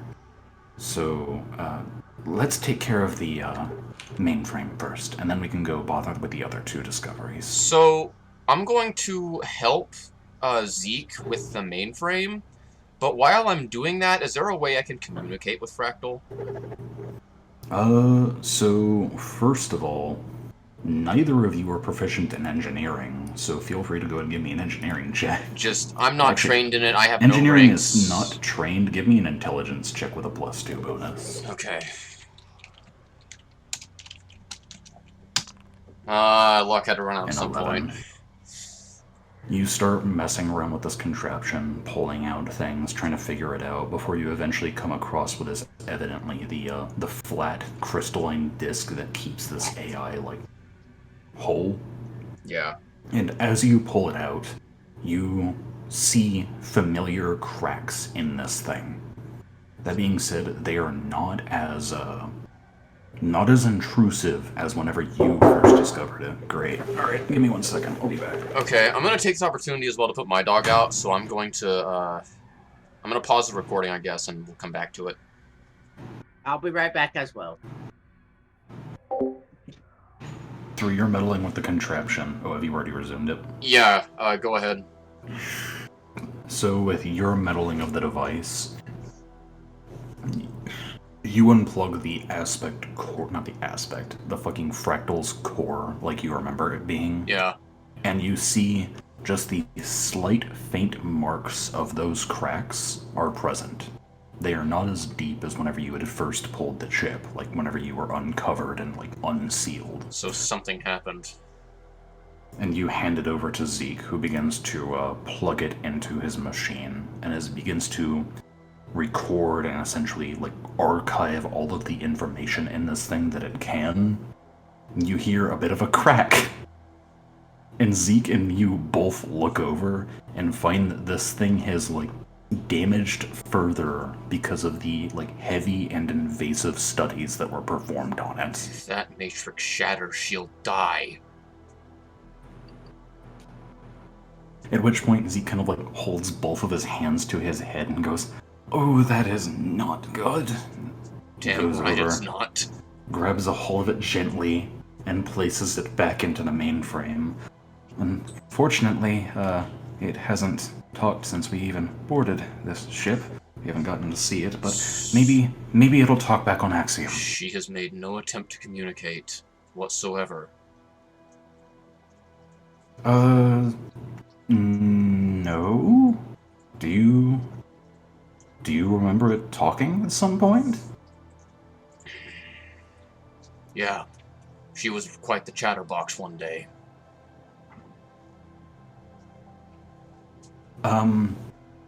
Alright. I'll, I don't get the joke. I'm sorry, Eva. What about the other 2 items? Oh, right. He kind of like perks his head up. Do you wish to explore the bay first or the armory? Let's go to the armory. So he casually strides along with Eva. And as you walk, he makes some kind of like small talk on the side, you know, trying to bring up like, how's your life been recently? Are you feeling okay? Have you been taking care of yourself? I assume you're brushing it all off. Yeah. He kind of continues to get a bit more and more nervous as you're ignoring him, but it kind of alleviates once you get to the armory doors. At which point, you see that there is a sealed bulkhead with twin display windows that show on the interior there is a large, imposing stand with a set of armor. Your armor on it. We've been trying to get these doors open for the past 2 days, but I've had no luck. You mind helping me take a peek around? Once you get through the door, where is that armor going? Well, obviously to Axiom. I don't know where else it would go. Where on Axiom? Are you... He seems to like be completely confused, as if you should already know this. And to kind of alleviate your concern, Eva's memories kind of descend in. Axiom is essentially the capital of the Syndicate. It is a station that is in a orbit around a star, kind of like the Citadel from Mass Effect.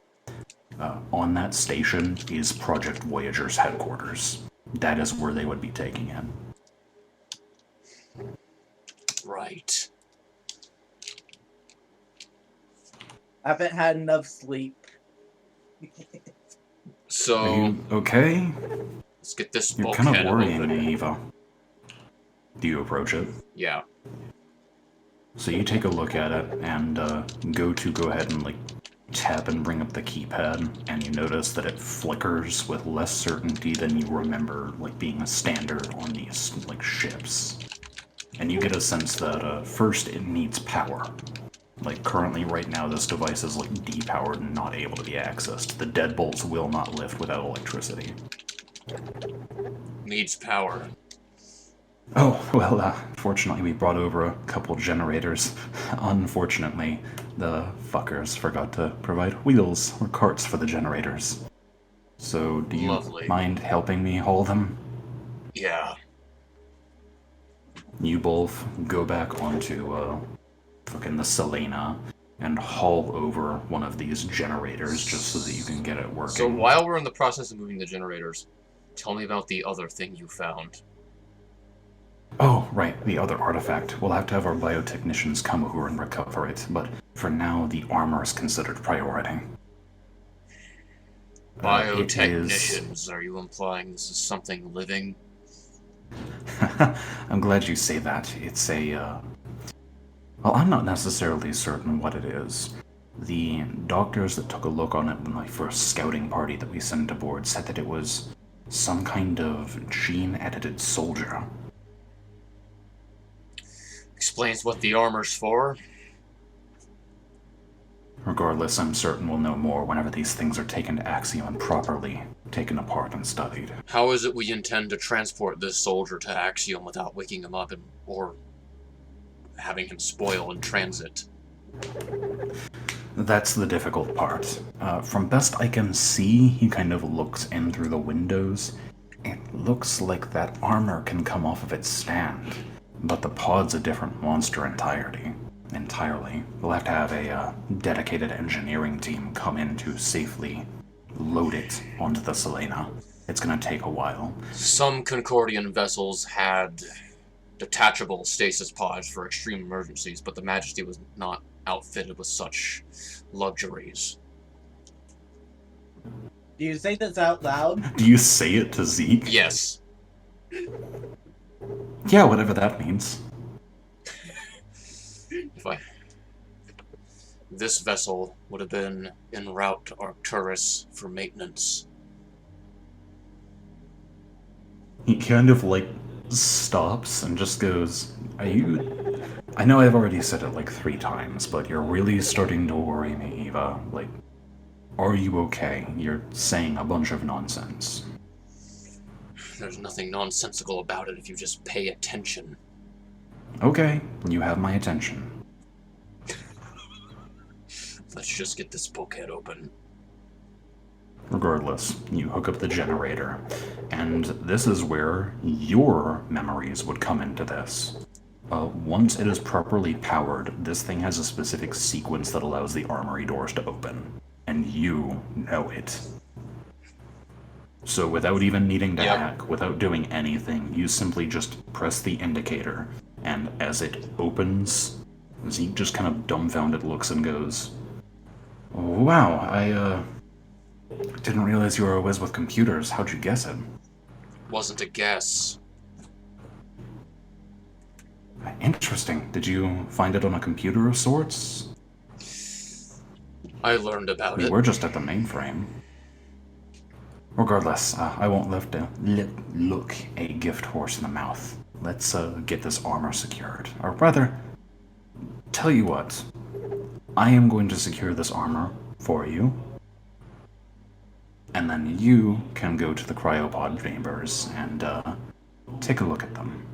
If you value your bones, don't try putting it on. Non-augmented personnel will not survive contact with the Tordenveyor battle harness. Alright, yeah, I won't put it on. You have my word. So with that...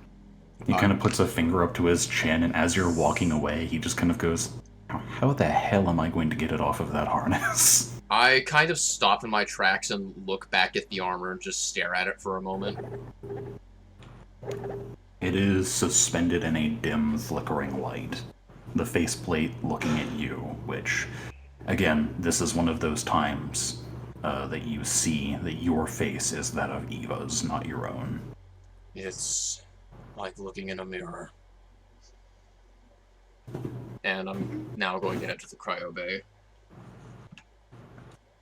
Alright, guess what I still have? A blast from the past? A blast from the past, indeed. 98% Hey. loading. There we go. I never got to see this. I see it. Well, I see it now, but I never got to see this in Sector Seccaro. So, you proceed into the chamber and find a bunch of rudimentary equipment set up. Currently, there is a generator and a couple of spotlight stands that are kind of suspended and illuminating the pods. And as you pass by each of them, you see that one by one, all of them are cracked. An entire detachment of not your own men, but Concordian men and even Centaurians rotted in their caskets. Some are skeletons, some are suspended in the cryofluid and are like half intact, which is fucking horrifying because they look like a zombie skeleton hybrid. So But this whole finally- time I'm looking at the desiccated remains of the crew personnel. I'm just wondering if Aspect was such a threat. If Aspect was such a threat that the Hollowed Court felt the need to intervene, why didn't they just destroy the ship? Funny, because Trevor thought something similar. Why didn't they just blow it up? Yeah, I actually literally said that when we were still talking, like before you did. That is a good question, one that unfortunately will go unanswered. That being said, you eventually stumble upon the fourth pod in a sequence and find yourself suspended in amber fluid behind an icy, crystalline casket. What do you do? I approach to try to get a closer look. I imagine that as you approach, you see a little flicker from the pod. The pedestal next to it begins to illuminate and project.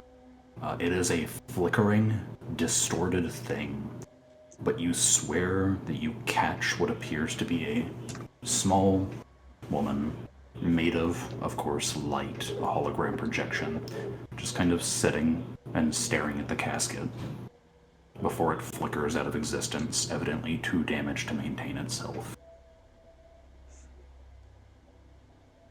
You did a good job. You did the best you could.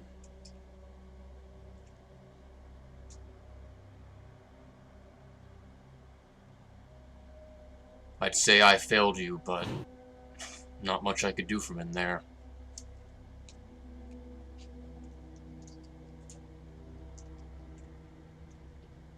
You can hear me, right? I just saw you.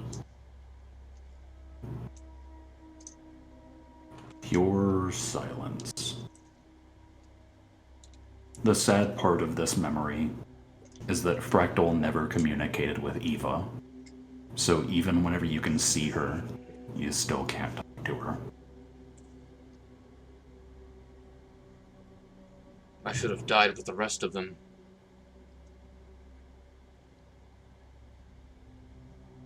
I'm going to place a palm on the cryopod.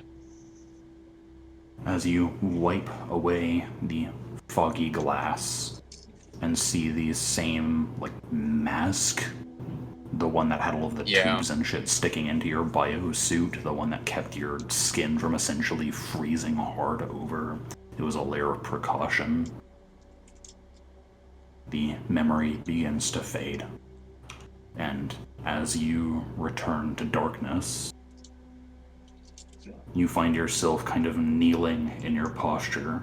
Hydraulics still kind of hissing out because they're keeping this immense weight suspended in a way that it's not designed to be. And we are back in the dropship's living quarters. Now, as opposed to the original necrotic damage being 2d6 plus 5, this one is 4d6 plus 10. Oh, hey. Don't I get some kind of reduction from the assistance? Oh! So, 447, you will take... That was a 12 lot of points low damage. rolls. Stamina or health? Health. Ooh. And Carthen will take 11 points of damage. Okay. Got it. I now have the health that I healed for. God. So, I assume that those in the room with me, they don't really see much of a detectable change since I'm in my armor. But after I find myself back in the present, I'm going to, without warning, stand to my full height. Jair is also going to stand back up. Arthur is going to like snap to, but not stand. He's still like sitting with his legs crossed. The first order of business is that I can confirm that Aspect is indeed a precursor war construct. Jair nods, knowing, because she kind of knew. I understand that during your expedition, Jaira, you saw things that led you to believe so, but I have indisputable evidence now. She nods once more.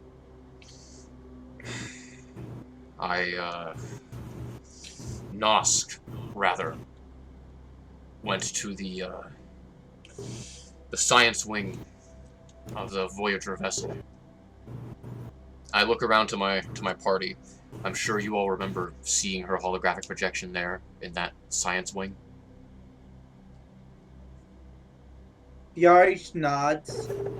You don't even remember if it was holographic. That's just the best way I can describe it. It wasn't real. I'll take that as a compromise. Okay. Where is that voice coming from? Regardless. Well, I was there in the memory. That same room where we found Aspect. And sure enough, the precursor war machine construct they recovered was the very same black orb that we took off of their vessel. Yarish.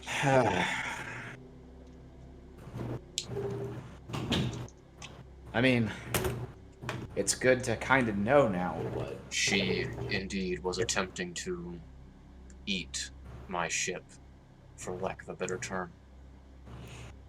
She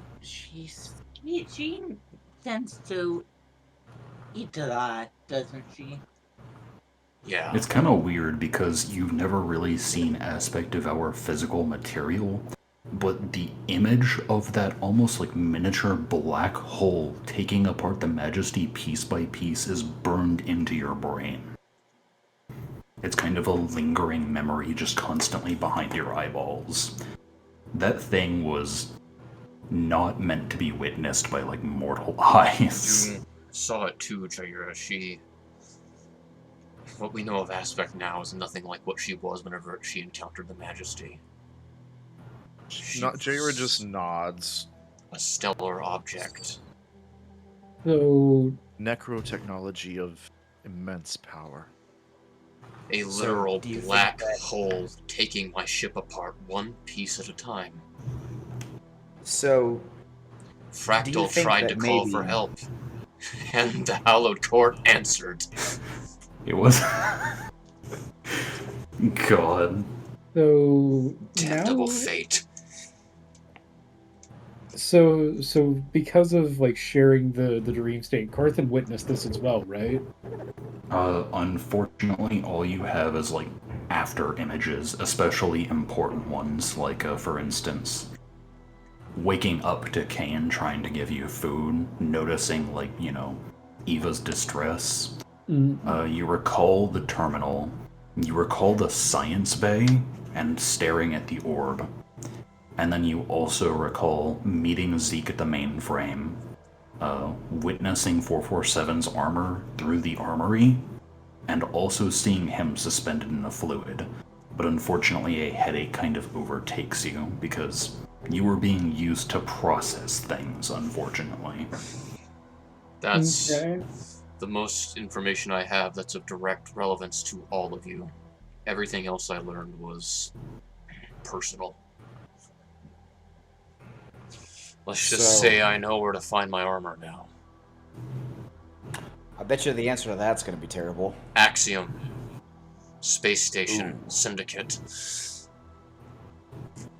They were going to ship me there too, but they ran into some kind of complication. They couldn't figure out how to transport me without waking me up or killing me. Out of character, isn't Axiom where Angos is from? Axiom is the station where Ankos is from. Oh You shit! see, It's basically the Citadel. I tried telling Zeke this, but he's stupid. Was stupid. The cryopods, they don't detach. Not on all models. The Majesty was not one of those. So they couldn't decouple the cooling units. And that's why you all found me.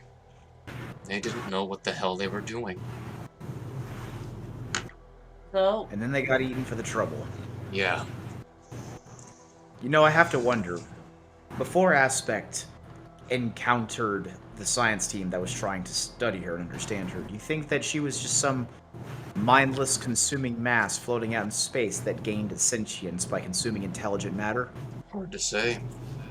Jaira kind of shakes her head, and she's not convinced by that explanation. Yari just going to look up and says, Aspect, when you first met Aspect, she... Not first met, but... When we first met So- Aspect, she didn't seem like she even knew what she was, or she was lying, which that's also No, I think she has a very good idea of what she is.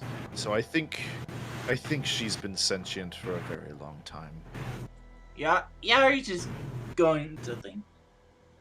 When I first was killed, I realized more about Aspect than ever. I saw her weakened, but she seemed like more than anything that could have been from consuming things. It didn't feel like she was as hungry as she is now. Yarish, do you remember when you took Fractal's data chit out of that console? Yeah, Yari nods. It wasn't your fault. Those dumb bastards are the ones who did it. Oh. It seemed like to be a rather hapless science team. I told him if that matrix shattered, she would die. Their technology shredded her. If only they would have... Well, if they would have bothered to wake you up, you would be dead now, but... I must have to wonder how things would have gone if they actually managed to pull you out of the pods they're trying to transport the fucking thing. You could have given this information to them while still relevant. Yeah. Bunch of Something fucking weird kind of like monsters. catches you 447 just because like the way that he made it sound, they were going to send these Yeah. scans and like Yes. hard data I'm of getting this to thing's that. construction and content. I'll let you get to it. I don't know. It didn't... Her matrix didn't completely shatter whenever you pulled it, your reach. It was still intact by the time you had it in your hands, so there's a chance they pulled her off of it still. She could still be out there. Yari perks up. So, maybe we can find her. You said that they went to Axum? Yeah, that's where they were going to ship everything related to the project. Given my armor was already missing by the time we arrived. You arrived, I should say. Safe to say, they probably managed to get at least one shipment out to there. Tell me, I kind of think back to when I saw the holographic form of Fractal at Nosk's vision. When you were waking me, you didn't see anything, did you? Oh, we saw her several times, but she never spoke. Then maybe she did die on that ship. She was concerned about you still. We could tell that she was... I know, that's not in question. It was very, very brief. Seconds.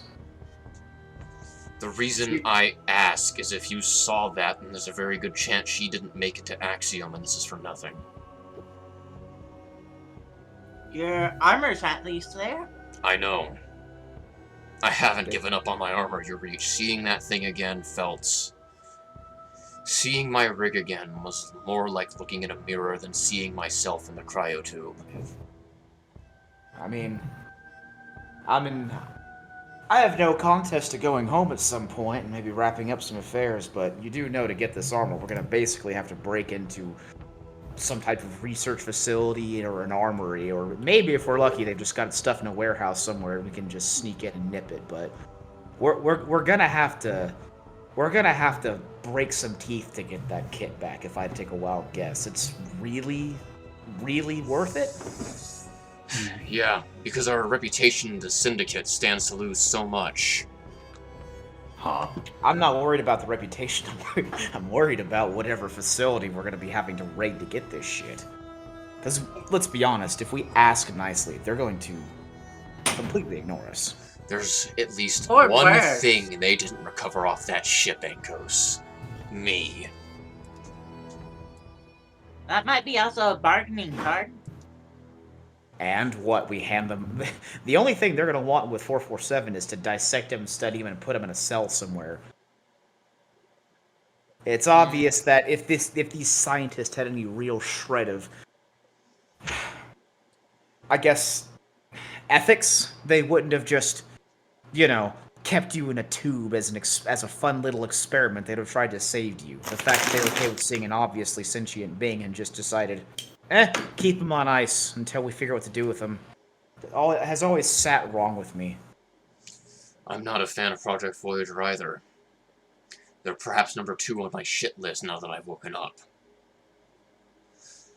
Who's on number 1? Who do you think?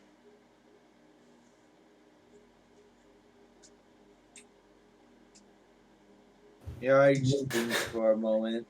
I imagine that he eventually starts pointing to himself for some reason. He does that and 447 shakes his head no. Yari doesn't think himself. He's just trying to think of someone who would piss off him more. Like, Well, I mean, we found a lot of interesting things during this, but not really entirely sure how much of it's going to apply to us in our immediate state. We still don't know exactly. My only thought is if they took such interest in everything on that ship, I'm my own best ticket to getting as close to my armor as I can. True. I wonder how we could go about proving that you are something they should be interested in. Well, I guess anyone. That's already been proven, Ankos, remember? I got dragged away in a black van once by some Voyager spooks. They know I'm out there. I passed through that checkpoint in on the way to the capital city outside of Gilead. Okay, yeah, I remember that. Out of character. It's not like, that was like 2 fucking years ago. So, excuse my memory for not being spotless, thank you. One thing does trouble me. Why are we seeing this dead woman's memories now? Well, quite frankly, it's probably just has to do with me going deeper. It's probably just happenstance that I found the memories. I guess the better question is, why is Aspect dreaming about this woman's memories right now? We know very well that Aspect can take the form of those she's consumed. Or at the very least inhabit bodies and pilot them. There are deeper truths that we can learn here, I believe. But I think that we should rest before making our next attempt. Suffice it to say, I think Nosk is a part of Aspect now. I'm going to go back in once I'm fully healed. You do that. I've seen enough. That being said, both Carthan and 447 know that there is at least one more chapter to the story. Oh, Yeah, I'm gonna go to bed too. Fair enough. yeah, Jaira needs some sleep. Wait, is this day 2 since we got off the fucking ship? No, you guys had one long rest, so I assume that Timothy might be, maybe not finished with his procedure, but put him into like an actual stable coma. Is there a particular... I will say, if you give me a good medicine check with Dresrin's assistance, by the time that the party wakes up, Timothy will be done. Okay. Not done, but you know what I mean. Yarich, if he dies, I'm sorry. God damn it! I've rolled a fucking 3 the entire time. Okay, so that succeeded 3 times. That's 2, 4, 6. That's a 21. So Dresrin provides you a +6 circumstantial bonus to this check. 21 is fortunately enough. He is stable, but dying. Slowly. I imagine as you guys all are just sitting there, just, oh my god, everything, just all this crazy stuff. You see Tim It'll be Tom, after we go to like bed looking again. like a fucking murderer, just walks into the common area, opens the fridge, grabs a bottle of water, opens it up, and just slams it. Doesn't even look for the trash can, just throws it down, just walks back and looks at all you guys and goes, eh. Hey, They just that wasn't alcohol. You're improving. Mr. 447, I have had a very bad day. I am not in the mood for jokes. That wasn't a joke. I'm proud of you. Whoa. That's even more concerning. Tim Tom looks fucking defeated. To say the least, he looks fucking exhausted. Would he survive? Would our friend survive? Would he survive the night? With what's done and with regular. He is in a coma, slowly dying. He will not die tonight, but who knows? Tim Tom's gonna be like, I'm gonna take a shower after that. You guys His look vitals like could hell. just nosedive at any time. Yeah, Like, I you guys look like hell. I'm gonna kind of look at We're Jaira. not doing anything. What the hell have you guys been doing? I'm gonna kind You of look like you've aged 10 years. I'm gonna look at Jaira and then at Karth. Is there a particular reason I feel like my blood's hemorrhaging into surrounding tissues? Jaira just kind of looks from I'm sorry, what? 447 to fucking the bear and just goes dream walking. I'm sorry. Yari just going to go I- get 2 hang on, more hang on. bags of The whole fluid. lucid dreaming thing, I'm aware of that whole thing, but dream walking. I've never seen Specifically- someone look like they've been addicted to methamphetamine for the past 10 years. Specifically, okay. we've penetrated one of Aspect's dreams. Several, actually, at this point. You know what? I'm not a person that gets involved with the whole heebie-jeebie spooky-wooky stuff. I'm going to take a shower. Carthan waves goodbye, but Carthan is still sitting from his position in this ritual circle. And Tim Tom stops and goes, I will be in the medical bay afterwards. And I swear to God, if any of you people get yourselves hurt, I will give you a reason to be hurt. Nope. Do Yari you just wonder- go. Tim Tom looks at Yarich with just this look of, you will not, like this dad look. Yari Best has way- 2 bags of fluid getting ready to treat the next 2 patients of dehydration. Yarich, let's...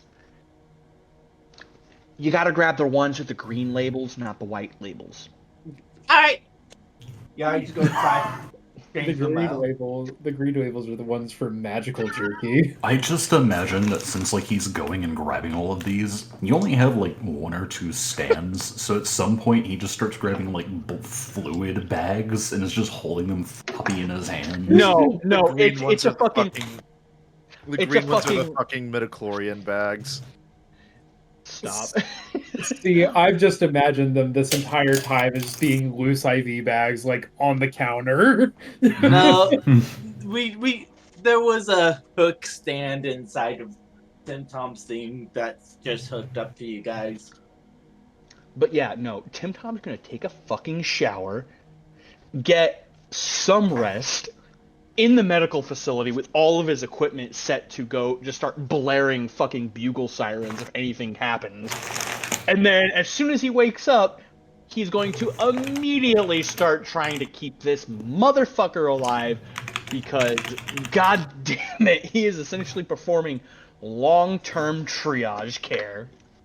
I imagine whenever you finish your shower and like completely get out and are done, standing outside is fucking Trezrin, who's just covered in blood, looks absolutely like just... He is fucking just over this, and his knees are knocked, and he looks like shit. He's just like half hunched over and goes, "Are you done?" Tim Tom walks over to him, hands him a bar of soap and a towel. He takes them without a word and steps in. Get cleaned up. We're not done yet. Fuck. Like as the door closes, you hear him go, "Ow! What the?" As he then a sees bear all of was in the the hair shower. left in the fucking shower. Yeah, the drain is just completely clogged. By the way, when you're done, make sure you pour some Drano down the So- sink. By the way, there's only about 5 minutes of hot water left. Have fun with that one. Isn't this a sonic shower?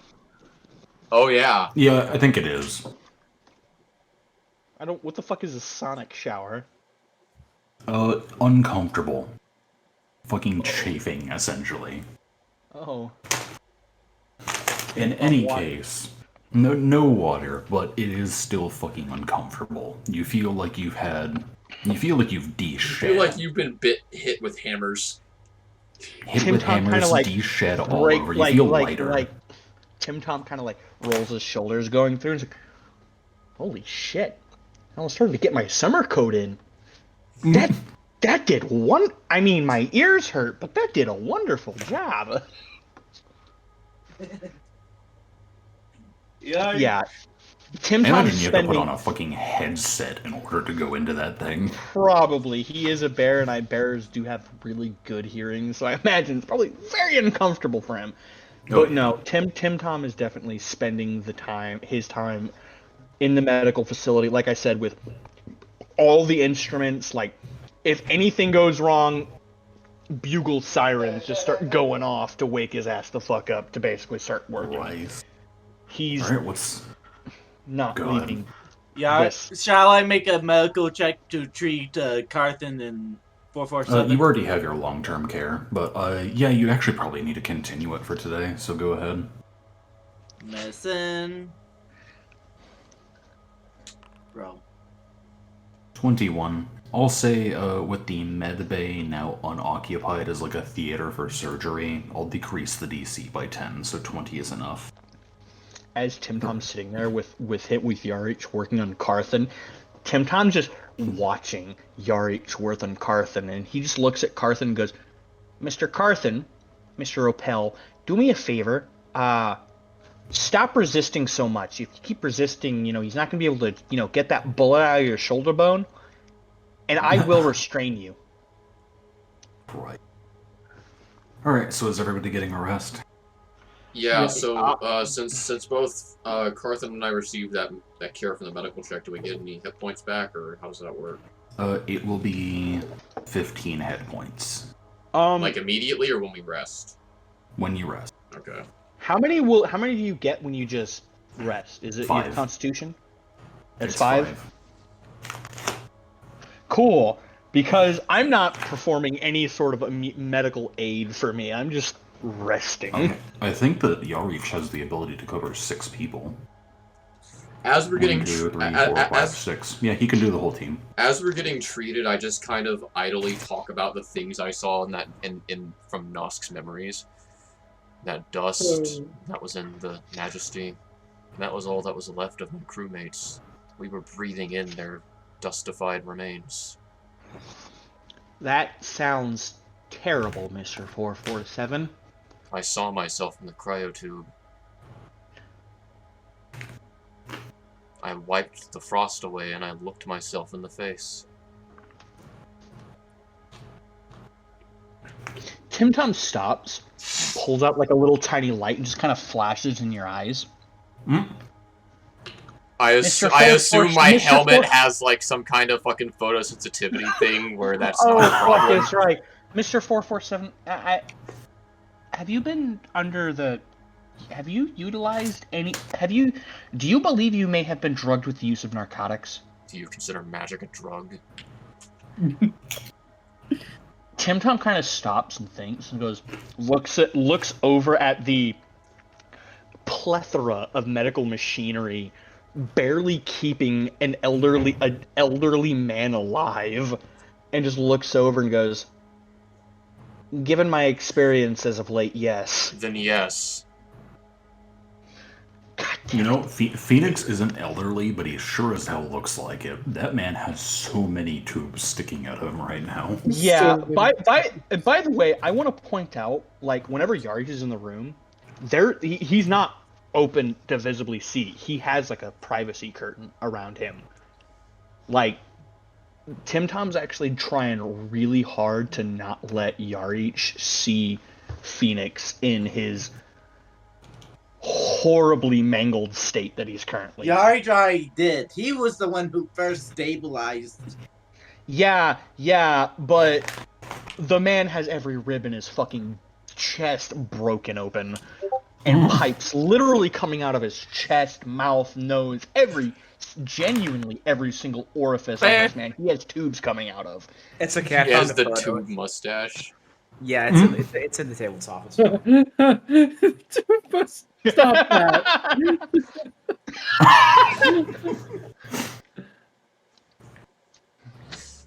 Like, every single orifice has a fucking tube coming out of it. And when Yarich is in there, he has the privacy curtain up. He clearly doesn't want Yarich seeing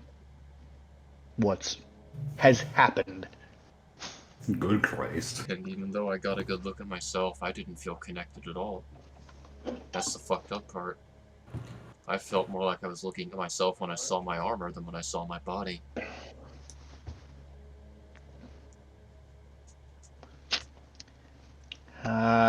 Dissociative disorder or something like that. You recognize yourself not so much as an individual but as an object. I don't know. I'm not the psychological individual. I'm more pharmaceutical and stitching people back together, but sometimes individuals associate their self and well-being to an object or a series of things.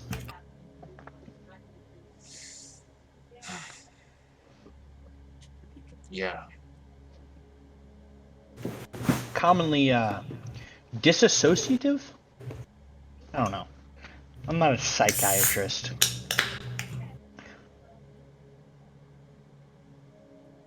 Myself, that armor, and fractal were 3 parts of a greater whole.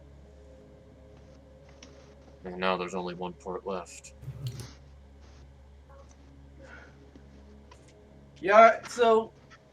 What Yari can do is once everyone's treated, including himself in this, because he still needs help getting better.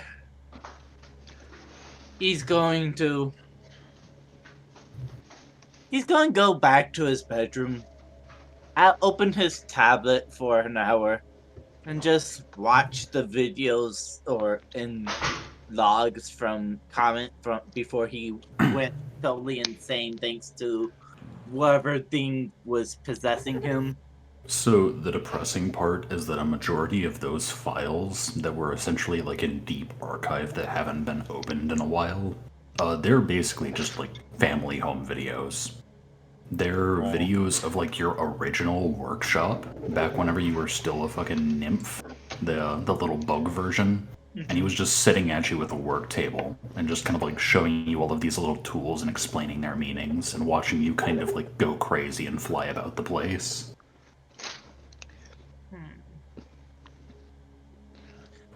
There are a couple of times where you smash very expensive things, and he kind of seems like really frustrated, but like it's all in good fun. Yeah. Yarch will chuckle a few times, cry a lot, and just hold the tablet close to his chest, and eventually fall asleep in this position. Levi. Hmm? Whenever my +1, my involuntary medical assistant is done, I forget his fucking name. The drow. Dresden gets out. Tim Tom will call for him. If you're calling for him on like a comm pad, then fucking his response is essentially just like, "What is it now?" Our patient is not. The measure of care of our patient has not been concluded. You need to be back in here. You can sleep on a chair. Jesus. Can you make an intimidation check? Oh, I have a -1 intimidation. So I'd like to say I'm still of the med bay. Are you saying this like out loud? Yes. Okay. Yes. I have a -1 and I rolled a. I have the possibility of getting Finally, our actual the first like bad roll of the night. So not been rolling super. His response to you is, "I have been awake for 2 days straight. I was covered head to toe in blood. I'm getting some sleep. If his vitals nosedive, then you can call me. Good night." Beep, and ends the call. As you hear the click, Mr. 447. Yeah. You see Tim Tom's eye twitch. Tim Tom stands up, looks over to you, Mr. 447. Yeah. If you begin to hear any sort of klaxons play, please contact me immediately.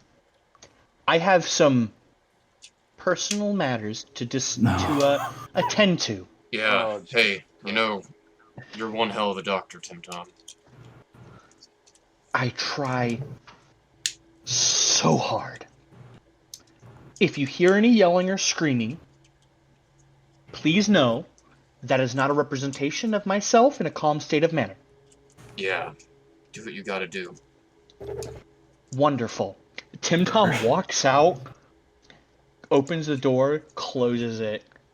Which In door? about- To where? Tim Tom's gonna find where he's his chamber, where his Dresden chambers has are. borrowed a bunk. You walk into Dresden's borrowed bunk, one that is very cramped and small, and he is currently, like, holding his aching back and, like, trying to lay open the bedspread to lie down. Mr. Dresden. Dresden. I don't Cow Tim Bear. Tom holds up his finger. I don't care. And while this guy's like twice your CR. I don't care. This is gonna get spicy, bro. I can't wait for this to blow up in your face. Oh, it absolutely will, but I Well, don't hey, care. let's just let it happen. I don't care if it does or not. Now, when I ask you, I don't give a fuck. Take your bed. Take your sheets. You're staying in the infirmary tonight, where I can keep an eye on you one way or another. If I have to drag you kicking and screaming like a child, I will. So, keep in mind, Dresden is beat, tired, But, like, with your antagonism, I will give you the opportunity to make another Intimidate roll, but this DC will be very, very high. Because you've already failed once. But he Yeah, is sure, in fuck it. person, which is 15. more. Yeah, I don't give a fuck. 15. So, he kind of, like, lets out a breath almost similar to Jaira. He looks over to you and kind of just, like, cracks his neck for a second, and you hear a little whine. And you realize that his force field generator is beginning to power up. And he looks over to you, and you see his eyes begin to glow. You mistake my name, you insult me all day and yesterday, and now you're demanding me to forfeit sleep to care for a patient that is currently stable. I would like you to leave, dear friend. Can you make a will save? The devil shudders when a nice guy loses his cool. And I'm out of there. He afflicts you with Charm Monster. I'm not a monster. Charm Monster means that it is like Charm Person, except the DC is higher and it is not restricted by creature type. Cool. About face, walk out. So, yeah, basically what has happened here is that, like Charm Person, I will go ahead and read out the descriptor.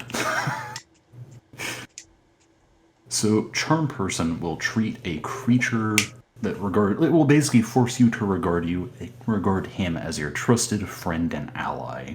And if he's currently being threatened or attacked by him, or, your allies, he gets a bonus to the saving throw. You get the bonus to the saving throw if you're being attacked by his allies. It doesn't enable you to control the charmed creature as if it were an automaton, unlikely to attempt to harm you, but it is also unlikely to attack any of its true friends or allies. You can try to give the target suggestions, but you must succeed in a post-charisma check to convince it to do anything it wouldn't normally do. I think he's my friend and would want to. I'm basically. You wouldn't do any suicidal or obviously harmful suggestions, and basically any act by him or apparent allies that threatens you breaks the spell. So he tells you to leave. Is that something that you as a person would do? Tim Tom's merely trying to keep him around just in case fucking his shit tanks. So I guess he would. So you would stay? No, I would leave. I would leave. All right, fair enough. He bids Boy, you a that good guy, night. that guy's a really nice guy. I mean, I tell you what, he's just simply wonderful. I mean, I've never met someone who, and he's audibly like. This is him back in the medbay. I thought you went down there with hostile intent. Hostile intent? Why would I ever do that now, Mr. 447? I mean, he's truly just a really nice guy. I mean, look, yeah, I kept him up for the past 2 days. I am really, really tired, Mr. 447. I don't know what to do. I have a man who is actively dying on my fucking bench. I don't know how to tell Mr. Yarich that his father figure is actively dying in my care, and I don't know how to fix that problem, but that guy's just a really good chipper guy. He's pretty good for, stabbing Yarich's dad in the back. Quite literally. Hey, Doc, maybe you should just take it easy. I am desperately trying to, but I am on the verge of tears right now. I am horribly feeling right now. You've done a lot. Is there anything you need from us? There's a lot, and unfortunately, I gave several of those things up.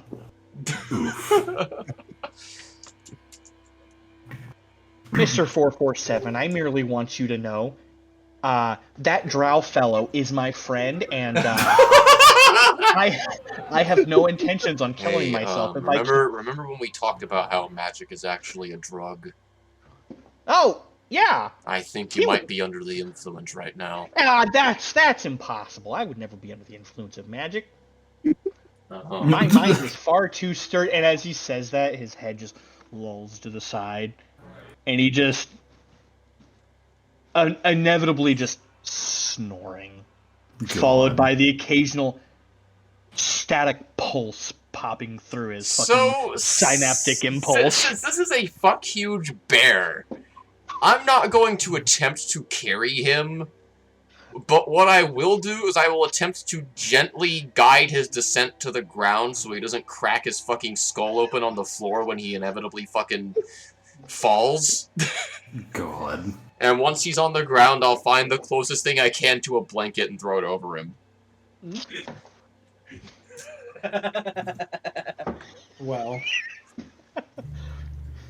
447 just looking over Tim Tom all awkwardly going, he's like, I fucking hate my job sometimes.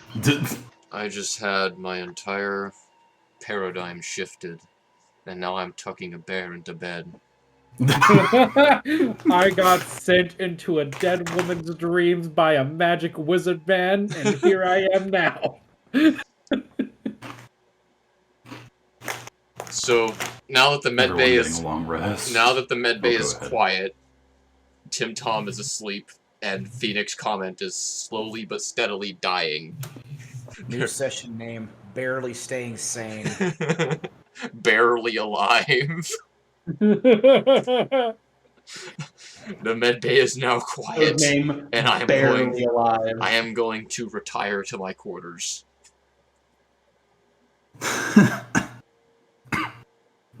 Alright. You all get a long rest, and everybody that is Yeah. applicable for it should be Timothy. Everybody else should get 15 health points back. That brings me back to full. That's what I'm talking about. Alright.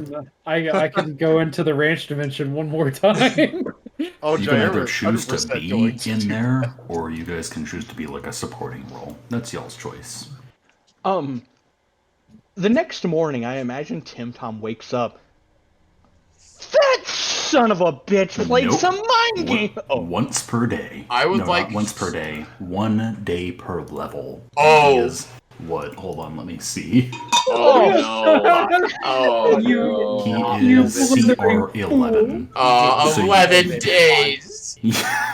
You have 10 days left on your fucking charm monster effect. 10 days of friendliness. So Oh, I'm inclined to ask, since because of recent events and because things have happened before, do we have any strange dreams during our sleep? I will say that you, every time that you close your eyes, keep seeing the majesty being consumed by what looked like that mini black hole. Cool. Now knowing what the hell that is, it's just haunting you now. Nice. hell yeah. Midway towards beyond our comprehension. Freaking sweet eldritch horror. Holy crap, Lois! Peter, don't turn the Eldritch Horrors beyond our comprehension into a marketable plushie. I think the thing that, Does the suffering end, or does it merely transform? I think the thing about it that like is most thought-provoking is you have really only ever witnessed Aspect do something that like affected the physical plane like once, and you have never seen something on that horrific of a scale. You get a sense that like it is not just matters of life and death that Aspect has control over. That thing is dangerous. Once I snap out of my sleep, the first thing I say is, she was going to eat me.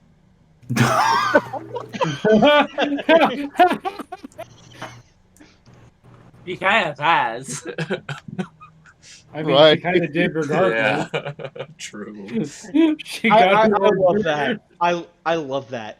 The blurred face of fucking 447, because I imagine he doesn't sleep in his armor while He does. You're actually able to sleep in this kind of power armor. Specifically, this power armor can lock its legs. It's uncomfortable, but you can stand in a soldier's resting like fucking stance. Oh and just my be god! asleep. So Fucking fall for asleep in hours on end, yeah, 447 just at parade rest and just asleep. Yes. Yes. And all of a sudden, you just hear after 8 to 10 hours going. She tried to eat She me. she tried to She eat was me. going to eat me. Just the his visor was normal, was like while he was sleeping in parade rest was fucking dimmed, and then after 8 hours it fucking blinks back to life. She was going to eat me.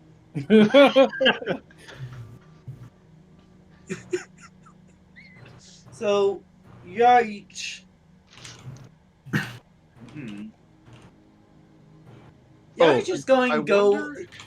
and find someone to cook us some meals and just bring everyone the food while we watch people dive into the. While we watch people die. The ranch Oh, dimension. You guys are gonna get fucking snacks for this? My I have an God. idea. Since fucking Carthan is also magic, do you think Carthan and Jaira could go in simultaneously and like maybe inhabit different bodies, or? That's a stretch, but we can try it. So another thing, Tim Tom's going to type out a report. As soon as he wakes up, he types out a report, and basically sends that report off to basically be like, "Hey, we have an individual who's critically wounded. Here's the medical report." So when I guess he sends it up to like Captain Zacharias, basically saying, "Hey, whenever we land back planet side, we need like immediate medical personnel on the ground to take care of this individual."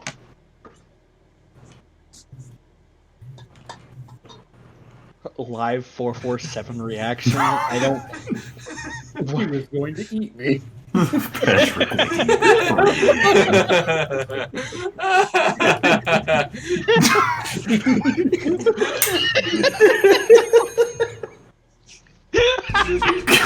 Yeah, basically.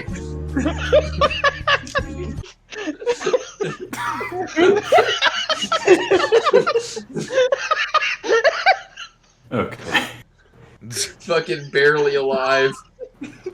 Oh, I Live think she was for- going to eat me. Turns out to be the funniest joke. She was going to eat me. That's fucking hilarious. I'm sorry. Alright. Well played, sir. So, you were having one of the crew members, which is like. I'm gonna say, can you make. I think it's a diplomacy check? Yeah. Can you make a diplomacy check, Tyler? Sure. I have a -1, but it's worth a shot. A 2. So, the crew member that is currently making breakfast just kind of like yawns, continues making breakfast for herself, and then whenever you try to like interrupt her, she just kind of like calmly scoots you out of the way with her leg and continues walking. That's a woman who's had a child before and knows how to fucking handle them. I I'm just imagine- going to. Tim Tom standing behind Yarich with the menacing squiggly lines Are you behind in her. the med bay? I am. I'm just saying. Yeah. Tim Tom treats Yarich like he's his fucking child. Regardless, that you manage to scrap out some amount of food and the party reconvenes, unless you have something else you want to do. Zacharias has been, like, kind of disturbed recently. You pass by him whenever you all reconvene, because he's also getting himself some kind of, like, stimulant, caffeine-esque. And he's just like, are you all going to be finished, like, having voodoo powwows in our living quarters anytime soon? I was not Also, aware I- that there's going to be any more voodoo powwows, so I'm not here. Again, I don't he know kind of about looks any down at voodoo the floor powwows, but, and just goes, like, will that wash out? That's like chalk. I don't know about any voodoo powwows, but that drow fella, he's really nice. I'm really just digging him. Man. He's super nice. Regardless of the fact that he tried to kill us, or, well, I tried to kill him, I really did attempt to just blow his head off when his shields were activated, But, he's just a really nice guy. Drizrin enters the living quarters, takes one look at the, like, guests, and just goes, Timothy. Oh, hey there, how you doing there, buddy? OMG, Dresrin, hi! Coffee. Oh, absolutely. I'll just get right there on that. Just walks over, pours coffee. Would you like sugar, cream, 1 cream, 2 cream, hazelnut? No, thank you. Oh, yep, He takes the mug. Hands off to him. Man, I really like him. He's just such a swell guy. Oh my He looks to the God. rest of you all and just goes, "It'll wear off eventually. I just needed to not be mauled." Having his theory confirmed, Carthan's just gonna like nod a little. Is this the new fucking Saltegris? This is such an Eli move. Sincerely, I did not want to do this, but he forced my hand. In any case, I think that we have a patient to oversee. This time, I am not going elbow deep into a chest cavity. Well, I would really prefer us not to, but unfortunately, we may not have a choice. Now, respectfully, I don't want to do something that you don't want to do. I mean, I'm willing to let the poor bastard die if you are. What? He kind of he looks over towards Tim Tom and just goes, He kind of like snaps his fingers a little bit and goes, "Maybe I hit him too hard." You actually kind of wanna like keep squint. you want to keep him alive, right?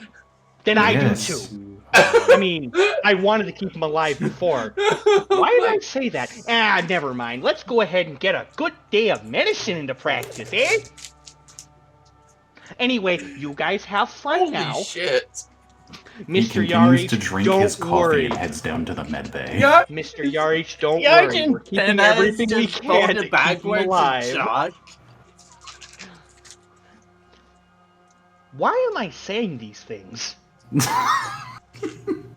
Anyway, let's go ahead and I got a lot of work to do today. And just grabs a cup of coffee, slams it down, and you just ever so slightly see a faint eye twitch, eye twitch, eye twitch. He's subconsciously aware, but can't do anything about it. Eventually, you all receive a comm notification, and it's just Drez, short. It says, "Sorry." It's all lowercase. There's no punctuation. Just sorry. So I assume this is one of those text group message things. 447's responses. I fucking knew it. I pop in. When the fuck did we start a group chat? You had this before. I thought we had a group. Like, Yeah, I we thought did. we had to You guys confirm did. that we had a group chat. New comm who dis. I like Remember- how Dresrin, our prisoner, is part of the group chat. Our sort of, kind of He prisoner? asked Tim Tom. He Yeah. asked Tim Tom for the phone numbers, and he just willfully gave them to him. I guess. Yeah, that's it. Yeah, that's exactly what happened. Here, when he got in, he's just like, give me the comm codes. Yeah, Oh yeah, and absolutely. remember I'll who give you the comm codes to your, our organization, to our group. Hey, do you wanna, Hold on. Hold the fuck on. Alright, I'm not gonna let this fly. So, what the hell is this gonna be called? We call the real one the Rizzle. What the fuck does the If goddamn I remember Seccaro correctly, party it call was. The If I remember result. correctly, it was just a bunch of. It was like a random string of characters. Yeah, well, I guess just this. No, we said for each of us it would be different. So, like, 447s, it would just be all of the comm codes just by themselves. You just open his comm unit and see the comm codes. Yeah, no one's in under a name. Yeah, 447 didn't add anybody's fucking contact information to his comms. He just knows the numbers. That No, is. he hit add to contacts, but he didn't set a name for any Yeah, of them. yeah. Yeah, I'm That definitely is- calling my variant of the group chat the Looney Bin. That is this 447's thing is the same energy as using your fucking username as your password. You know, if 447 makes any online accounts, he just names it Centurion 447. Password Carthan, like me, Centurion just 447. doesn't read. I imagine 447's passwords are all the fucking same too. They're like, all Centurion 447. Well, you can't Yeah, have the no. same username and password, so his password's probably something like I hate elves or Concordia forever. No. Yeah, it's like Concordia Forever, or better yet, it's like 447 Centurion. Centurion. Yeah. It's like, that's a really bad idea. You could get hacked, and he's like, I remember them, don't I? I Or was he never just a like, trust person. 447, shouldn't you practice better informational security? Yari's probably has like. I feel like that used to be 202's job. Yeah. Like going over the fucking group passwords and common encryption and just making sure that 447 doesn't do anything fucking stupid. God. Wasn't my job, you reach. Yeah. Anyway, don't we have some voodoo magic stuff to do in the break room? Yeah, don't we have some Ranch voodoo dimension. magic? Yeah, to do so that we can get Zacharias off our back This now. this crew So- has experienced so much like fuck shit with this group that like they're barely turning a blind eye to this. Like they don't even fucking care anymore except for Zacharias. They're true pros. Jaira's gonna go up to 447 and propose the whole joint operation idea. Joint operation? They're gonna both try and go. The idea is that they right. both Not go, 447, but Carson. Carson. the magical entities. The- Look, And so you she- might be better off asking Karth. I think he's better at this stuff than I am, and I'm going to be real with you. I've seen enough. Did I say 447? Because I meant Yeah. to say she went up to Carthan to propose. I don't know why that happened. I meant to say she went up to 447 or Yeah, I did it again. I just imagine a hand comes down, picks up 447 and puts down Carthan. Yeah. Okay, so she proposes this idea to Carthan Opel. She proposes. I don't think Carthan swings that way. Whoa. Oh my Carthan God. doesn't What? swing anyway. Yeah, 'cause he The doesn't- only thing because- Carthan swings She's is his just- hammer. Yeah, and also he doesn't have any nipples. Exactly. True, Carthan. Why does Carthan not have any nipples? We don't talk about it. It's just canon. Because- He does accept Jaira's plan to both try and go in together. Alrighty, so she says, "Well, I guess you need whatever you need to do to get ready. Go ahead. I can just sit down wherever and meditate and get into where I need to be. So, whenever you're ready, really."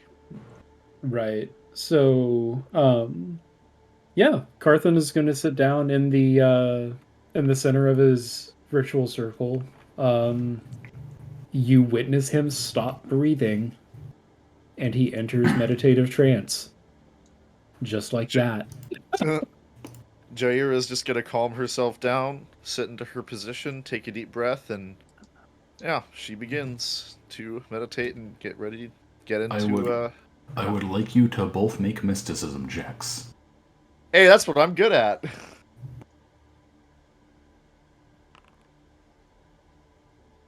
If I can pull my sheet up, Jesus Christ. Come on, give me a good roll. Well, I mean, hey, we're within So- 1 point of each other. My standard for this is that this wasn't even attempting to enter the dream. I was just going to let you get that with a freebie and an expended spell slot. Carthan, do you have any, like, spell or class currency? Not really. Give me a resolve then. I happily will give a resolve. And Jaira, give me a first level spell slot to represent the arcane energy you are expending. Understood. Done. So, you both enter this ritual, and this wasn't to enter, this was to sequence yourselves. So, what ends up happening is whenever your world goes black and you attempt to retune to that environment, it's like both being submerged in water, and both of you are drowning at once. Until eventually, you both wake up.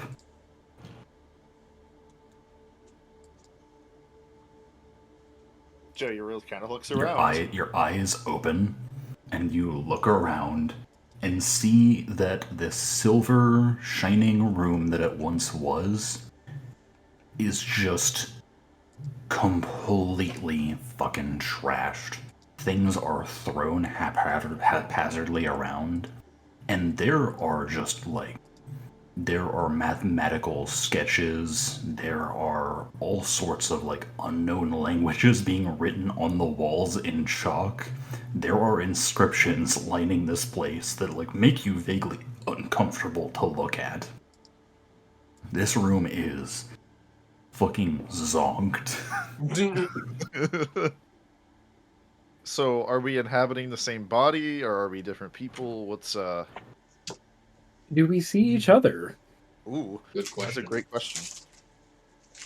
So, you both turn around and just see two Evas lying in the same bed. It's like when you play Halo co-op, there's just two Master Chiefs. Oh God.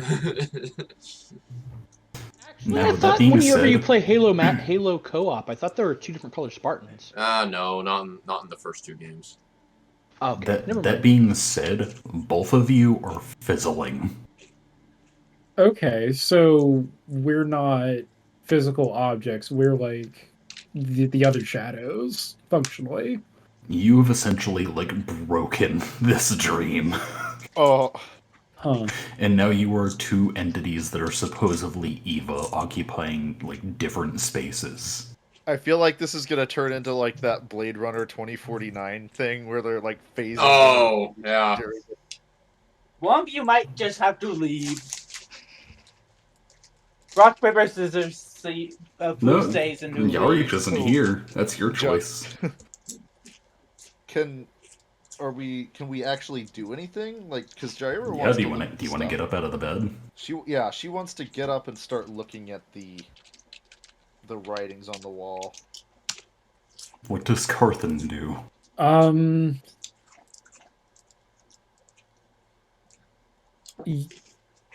Left with nothing else, Carthan is going to do the same. Like get up and start looking at the esoteric symbols, like on a different wall, trying to like get a quick scan.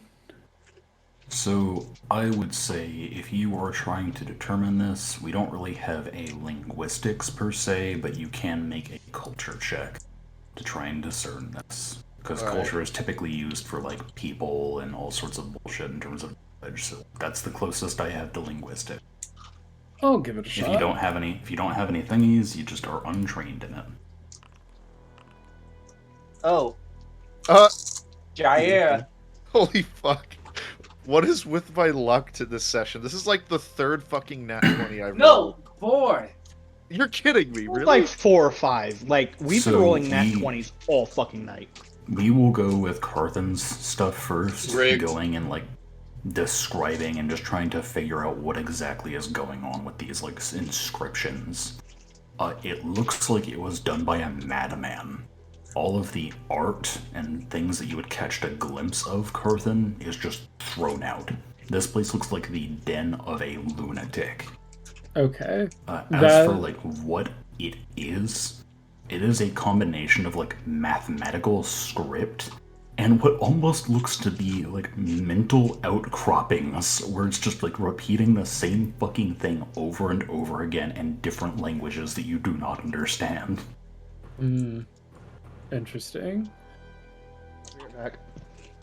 That being said, Jaira studying the other side of the wall, you realize that some of these formulas are trying to like calculate the mathematical possibility of just how exactly this thing is. The fact that like it exists on both a physical and spiritual plane, that being echo and real space entirely, is just mind-boggling. Because ships transfer through physical and like mint fucking echo space. But to have a object that is present on both planes at once is just something that is actually like clawing at your mind. Jeez. That being said, the other inscriptions you determine to be in, again, a language that you do not understand. It is essentially the like crazy cries of stumbling into something that is a bit too much and just like writing out the jargon that follows. Schizophrenia. Well, is basically just like a mental outcry. If she doesn't, yeah, if she doesn't understand the language, we're not gonna pull any more like, oh, she knows Sylvan, but she is gonna look at the mathematical terms and just mathematics and just muse. This is statistical analysis. So she's like looking at like the curve, the curve with the chart and like, you know, stuff like the chi-square analysis and just the insane odds and probabilities that this. And, you know, I guess she's had some like statistical analysis. Occasionally, you will come across like answers to the formula that just say "not possible." Yeah, like there's one that shows a bell curve, and like so far to the like left of the bell curve is like this marked value that says not possible because statistically this shouldn't be possible at all, and yet here it is. This involves a Fibonacci sequence somehow. All I see here are the generational- ravings of something driven mad. I think that we see the after image of what the soldier described. Does Jaira know that this was Eva that did this, or if it was somebody else? You remember, like, just pulling your fucking hair out, spending long hours into the night, which you should be resting, instead just, like, putting your mind to surface, putting thoughts to paper, but instead of paper, because you ran out of that a long time ago, now you're using the walls, and the floors, and anything else you can get your hands on. Why not tablets? Palm on her head. She just muses aloud, sleep-deprived insanity. This was Eva. As for why not a tablet, Tyler, do you remember whenever you stopped sleeping? Yeah. You remember how reality just started to come apart? Yeah. If you looked at a tablet while you were sleep deprived, what do you think would happen to it? Well, the thing is, it wasn't consistent. I could use things, but things might pop up every now and then. It wouldn't be consistently, oh, the tablet warps into something else. It would be a different news story. GM, your interpretation of sleep deprivation isn't accurate. The point that I am trying to make here is that essentially, like, right now in this sleep-deprived state of, like, basically being driven insane by what is being recorded and studied, the tablet is no longer a primary concern. Being organized is no longer a concern. Fair enough. So, as they say, this bitch crazy. Yeah, so as he kind of looks around the room in this body, Carthan is going to kind of muse aloud. I wonder where the object of your obsession is. If it's still where it was. Oh no, it's burned into your brain. It's in the science bay. Of course Jaira is gonna like... It's not really how you remember it, though. Jaira just kind of slipping back into that character of Eva, like she did in the last dream, almost coming more naturally to her now. She just kind of... She's literally me. She just kind of, like, lets the memories... The fucking schizo flow through you. She starts channel her, moving towards the door at a rapid pace to get out and go find the object. Before you leave, you do realize that there is another archive entry. And she stops herself, taking a deep breath, turns around, and goes to the log to get this entry. So you bring up the computer space and end up having to wipe off the screen because it is covered in chalk dust. Oh. But eventually, you uncover the third and final entry. I will go ahead and post it and read it aloud. Dear diary, I am a stark, raving, fucking lunatic. Once again, she's going to start taking notes. Oops, that was supposed to be C39. Thank you. Let me go ahead and exit this.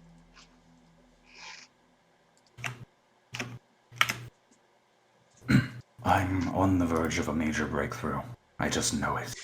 The crew all look at me as if I were crazy. But if they understood as I do just how life-changing this technology could prove to be, they'd be acting irrationally too. Even with the safeguards and precautions, it appears the machine has reactivated and begun testing the limits of its enclosure in realms both physical and digital. Vera wishes to be rid of it, citing numerous concerns about what it's doing to the ship and its personnel. I cannot allow that to happen. Not when I'm so close to changing everything. Obsession. Pure obsession.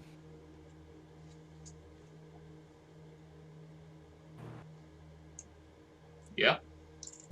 What's the date? What does this like? She's gonna check the time in the dream. Like, what is the day now compared to the log? This log was probably put in, I'd say, 3 or so days ago. Which means that you've had a couple more days to just, devolve.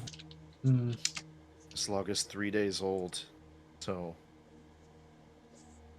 I'm wondering how much further the what we know as aspect has pushed the enclosure. Just kind of looks at Carthan. I think that there's only one way to find out at this point. Are you ready? Very much so. Let's go. Hmm. So I guess they both exit the quarters. So you exit the quarters, and as the door opens and the hallway lights turn on, one of them shorts out and busts. The once pristine silver hallway is also inscribed in numerous chalk inscriptions all the way to the elevator, and there is a hissing, sparking, broken lamp that is just shattered glass all over the floor.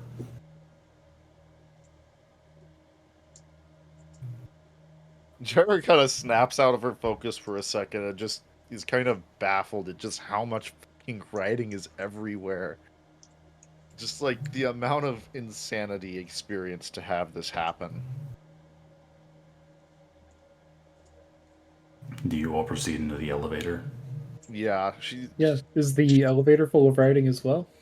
Nope, elevator's fine. Damn! Jair was just gonna say, I don't think I wrote even that much when I was still doing my studies. So, are you going to take it down to the science bay? Oh yeah, let's go.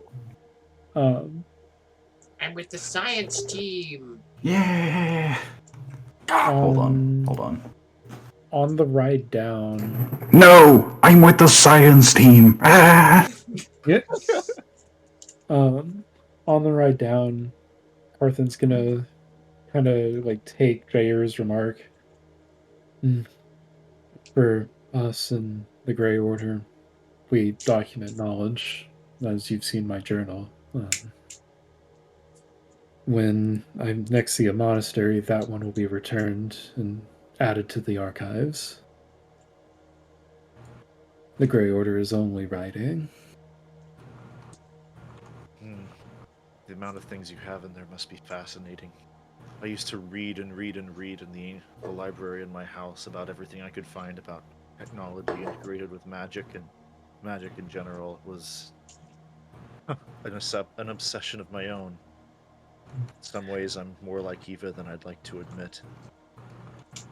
The journals of monks are an interesting way to pass time. One may tell you much about botany, and the other will tell you how to fix a ship's reactor.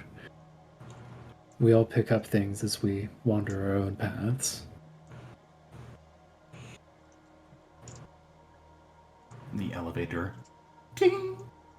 And you arrive into a familiar scene. Oh dear. So, what were once pristine halls are now just trashed. There are sparking, hissing, howling electronics, computers that are flashing in multiple different displays and lights. That is not natural. And for once, these halls are, like, aside from maybe one or two individuals that are completely sparking, indecipherable, like, looking through and gathering up things. You can see that they're taking stuff from their, like, spots and are leaving. What do you all do? I take it these people are static, like last time. They are absolutely static, and whenever they see you, they hurry to leave you alone. Huh. Interesting. Jaira's gonna proceed through the med bay, or not the med bay, the science bay, to see if she can find where the orb is, so that she may ponder it. The pondering of the orb. You head to the north of the science bay and find where it is contained.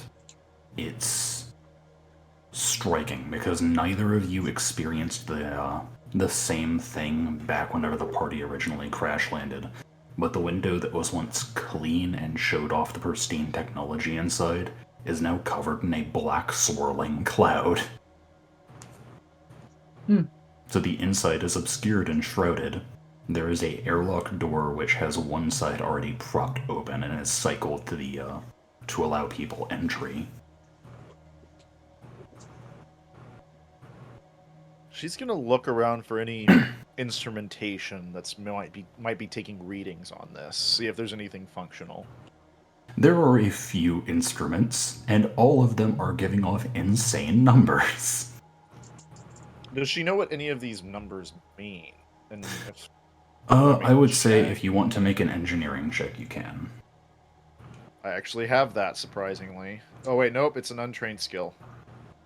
Could I roll computers, maybe? I will allow you to, yeah. 23. Jesus. One of them that is attempting to study the power fluctuations and output from the device is just currently hissing and howling as if it were in pain.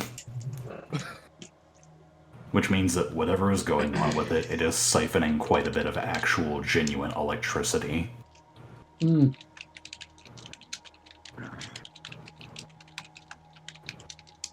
So it's just the roiling cloud on the other side of the glass, the Yep. half-open airlock, and us in the room?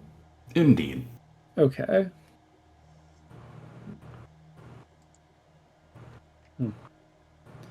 Are you all going to ponder the orb? She's going to... Yes, Jaira is just going to stare into the swirling mist. Carthan is too, because this is the first time he's seen this. So, I imagine as you all are staring, you find yourself, without much thought even, walking towards the airlock. So much so that you are entranced with the object, is that you don't hear the footsteps behind you. As you kind of turn around, a familiar hand being put on your shoulder, you see Vera, who looks just furious. She looks dead into, essentially, Jaira's eyes. I imagine that Carthan is outside of the airlock, watching this scene from a different angle. She's just looking straight at you in this black outline figure. Again, no facial expressions aside from the angry white eyes that are on full emotional display.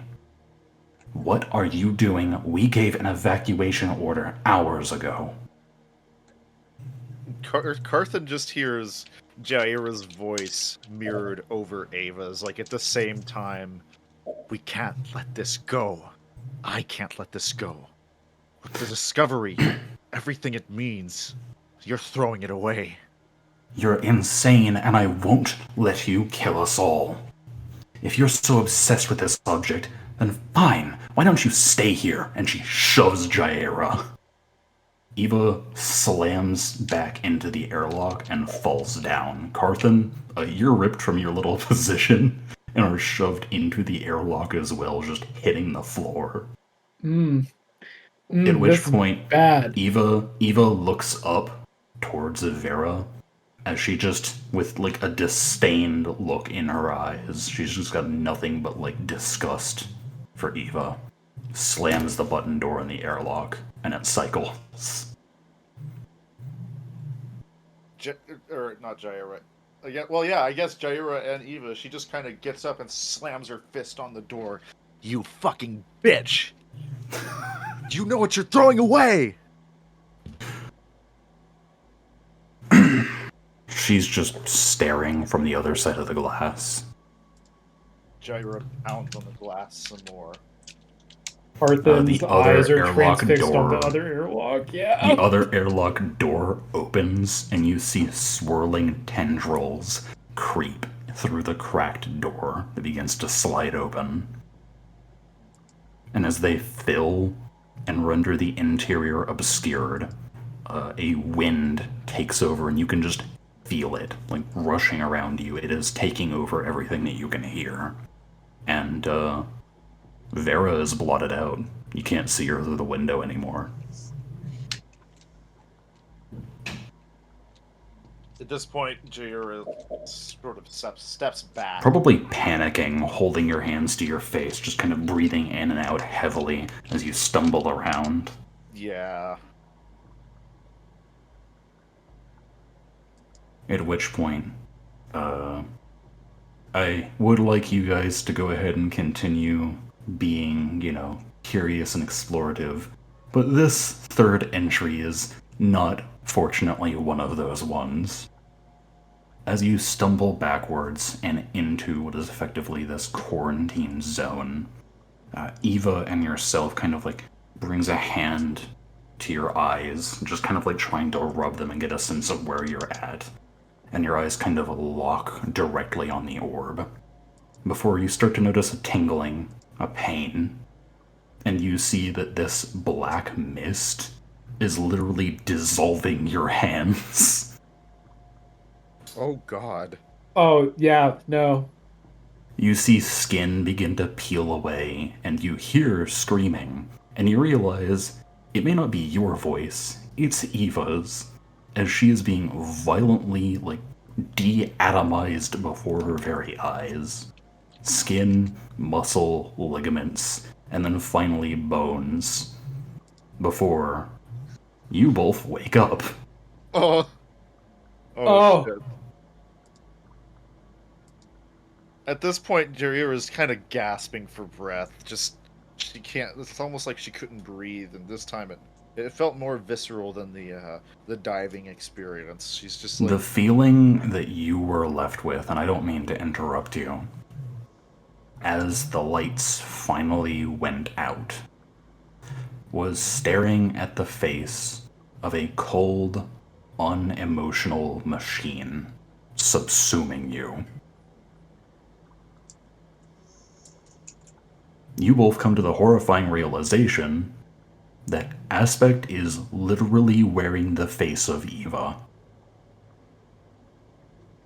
taking on an aspect of her, and that the thing in that orb has no emotion, only logic. Huh. This is my surprised face. So coming back to the material plane. Yeah, Hooper fucking called it. Carthen was sitting still as a statue for everybody who is still in the main bay. When he returns back to his body, that stillness is gone. He launches up with one foot, and you start to see his weapon manifesting in his hand.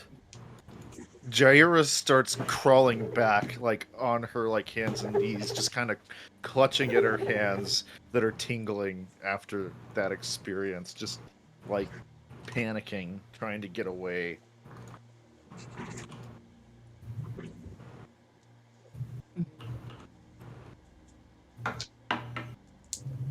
Yeah, are you just going to try to put a claw on Jaira's shoulder?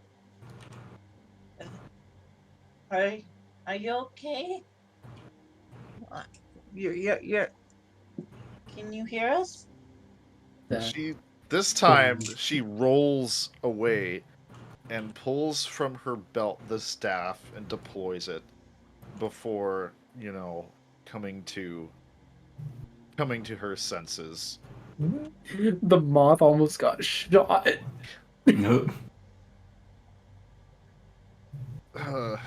She just kind of closes the staff, compressing it back into its form, and tosses it to the side, out of her hands, and just goes, "Oh God, what the fuck did we just witness?" Don't answer that. I know the answer.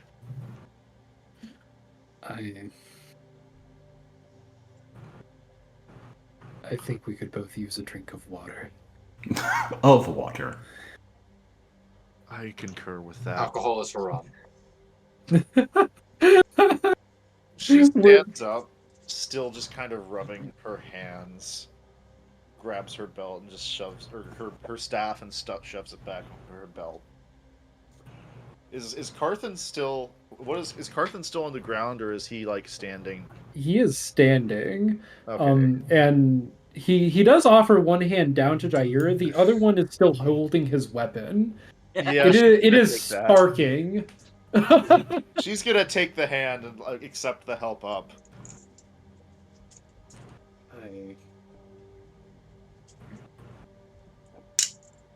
We have much to talk about, I think. That we do. And Carthen, his journal is still open on the table. He turns it over to a new page. I think that we know what Aspect, at least, is pretending to be. Jira nods. Right now, the personality that she is presenting to us is a falsehood. Of what nature? I don't think that we are yet to ascertain.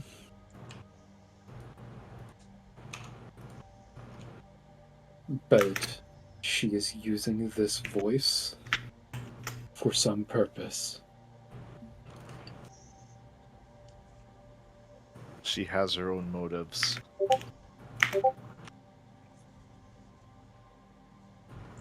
That even I picked up that she's using us, but it is not a she. It's an it's an entity of immeasurable power that is governed only by logic. It has one finger in a dead woman's consciousness, and a finger in every one of ours as well. We call her it Aspect. We are really aspects of it. what do you mean? That's weird. You figured out why I told her that. What did you mean? Don't you know? We're disintegrated. We're linked by it. We aren't our own people anymore. We can't separate from each other. We are slaved to its bidding. Dude, we don't even know if we're being influenced by it. We are the aspects. I feel that John Halo. 447's ratchet action. I feel like if it had absolute control over every single facet of ourselves, we wouldn't be able to question it to this extent. We would just be mindless tools to it. That is true, but we also must maintain some kind of personhood for now. But we also don't know how much, to what extent it does influence us. We have been built and rebuilt by this thing. 0 to 100. Unless maybe us questioning it is just an allowed breach in logic so that we think that we're convinced, you know. We may just be pawns to it. Haven't there been others in this group? I hear mentions of names. None no that longer with I us. think were responsible. None that I think she had anything to do with. And it should have only been one, if I'm not mistaken. There's another one. Well, maybe there's two. Tao and Darian. Darian. Huh. Darian quit on us so quickly, I kind of forgot he even was a part of this journey at some point.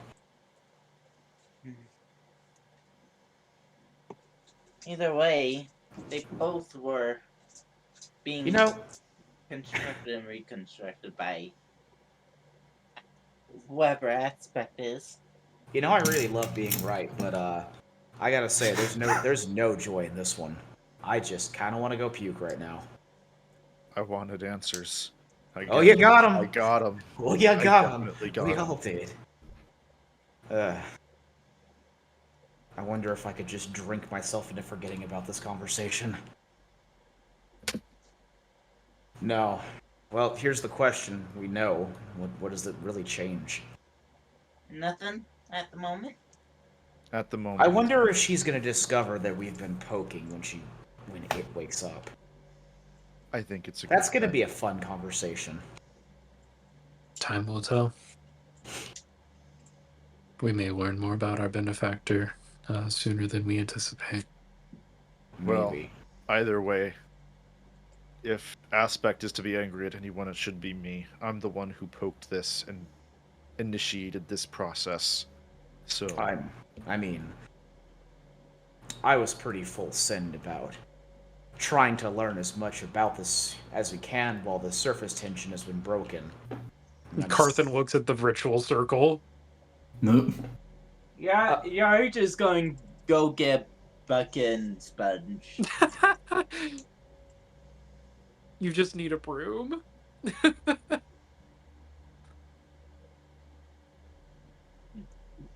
Yarge will get the broom instead. I don't know if I could maybe maintain some tiny bit of optimism. If I am really correct, if Aspect really was just a consuming thing before it absorbed Ava and the rest of them, it was just that. It was a thing. It wasn't being Oops. benevolent. It was just. I just now consuming. noticed something fucking happened. I don't know. I might have been editing and replacing things, and some of the fucking the notices have the wrong name on them. Oopsie. Let me fix that. There we go. Jaira all good. adds to. But let me finish that. Yeah, go ahead. Yeah, go ahead. So, maybe it was a thing that just consumed material and matter and whatever it could find before it met us, or before it rather met the research team, and then it gained a sense of self, of something beyond just raw consumption. Maybe we are being too quick to call it truly evil or something incomprehensible that's only going to use us. Maybe it's, in a sense, found purpose now that it can actually think. Assuming, of course, all of what I'm saying actually has any basis. If it was well aware of its actions when it hideously disembodied Dr. Ava and the rest of her group, then I can hardly defend it, but... Jaira just kind of pinches her temples. If it did consume the essence of Ava and all of those people, it's possible the traits of those people were assimilated. Maybe well, the not better only traits. that, but yeah, and here's what I'm also thinking: when it wears Dr. Ava's personality and face wholeheartedly after it assimilated them. It's assimilated us. It's never tried to copy any of us. It doesn't wear our faces or our skins as a means to try and achieve its own goals. Our will and our consciousness are still being kept separate under our own control. Meaning that whatever process it used to assimilate us is not the same as the one it used to assimilate the team. I.e., it seems like there's more thought behind this one, behind just trying to grab whatever it can for nutrition. Jaira thinks back to an actual aspect of her first, one-on-one conversation with Aspect, and she's kind of nodding. She recalls, and muses aloud, Aspect did seem reluctant to learn about who she was. I'll be right back. Not just it wasn't just that she didn't want us to know. It was more, almost felt like when I first talked to her that she didn't want to know either, and that I was threatening that. Maybe Aspect has changed. Maybe Aspect is like me, a scared child. At the end of the day, I think the odds that she is something terrifying and incomprehensible are much higher, but if she is, there's nothing we can do about that. I'm going to give the benefit of the doubt and play devil's advocate in this situation because, quite frankly, the alternative is something that's absolutely hopeless and too terrifying to contemplate. That is, in essence, a lot More or of less, makes this is what they would universe call up. coping. I mean, I don't blame you. Especially, although I admit it's hard to subscribe to that idea after seeing what and then she corrects herself, we, pointing to Carthan, just saw. I think I need to go lay down. I'm gonna take Carthan up on that glass of water. Yeah, Actually, just Before I do that, I'm going to go to the lounge and get a glass of whiskey if anybody would rather take me up on that. Oh yeah, speaking of poison, we're rolling for damage now. Oh yes. I'm ready to drop unconscious now.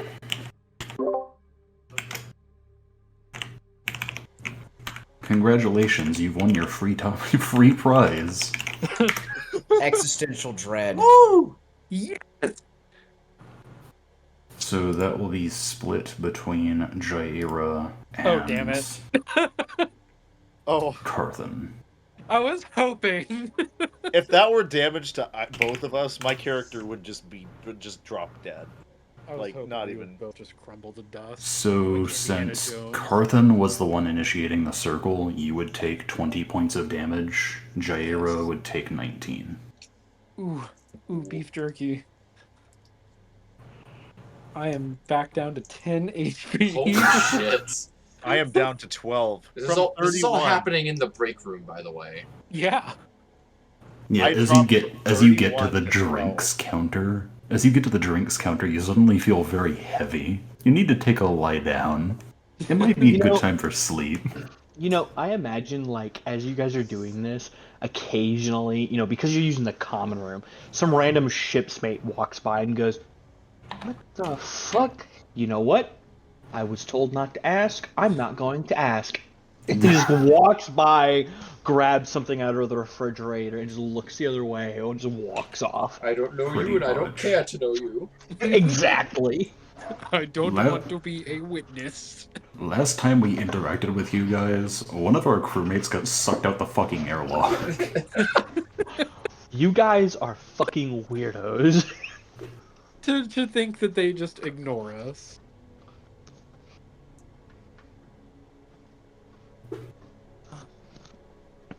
So, yeah, no, totally going for a lie down. Jaira's got her Alright. glass of water and just kind of... I guess she's gonna sit and prop herself up against, like, the counter that she got the alcohol, or not alcohol, the water from.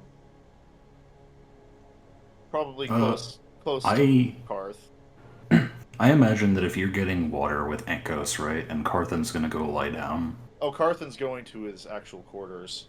Yeah, Carthan's going to his actual quarters, Jaira. You're taking up the water. Yeah, I'm having some water. As you are drinking it and kind of like very, very tired, kind of in a slouched posture, as you are like staring down at your glass of water, you see a little drip of something just descend and hit the water surface. It is like somebody put a drop of black food coloring into a glass of water. She just kind of freezes. Angos, Yes. you see that frozen movement and turn over to look at Jaira and see that there is a singular black tear just running down her face. That can't be fucking good. Go to the med bay. I'm gonna page the doctor.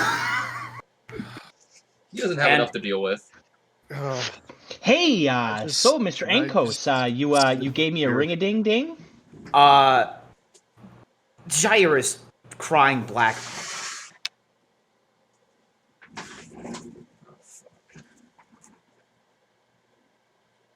Have to make sure it's okay with my compatriot over the I phone. don't- Hey, I is it don't all right care, if I just bring take care of someone it. else over here to go ahead and get some weird magic anomaly checked out? Doctor, pay the fuck attention and help her, please.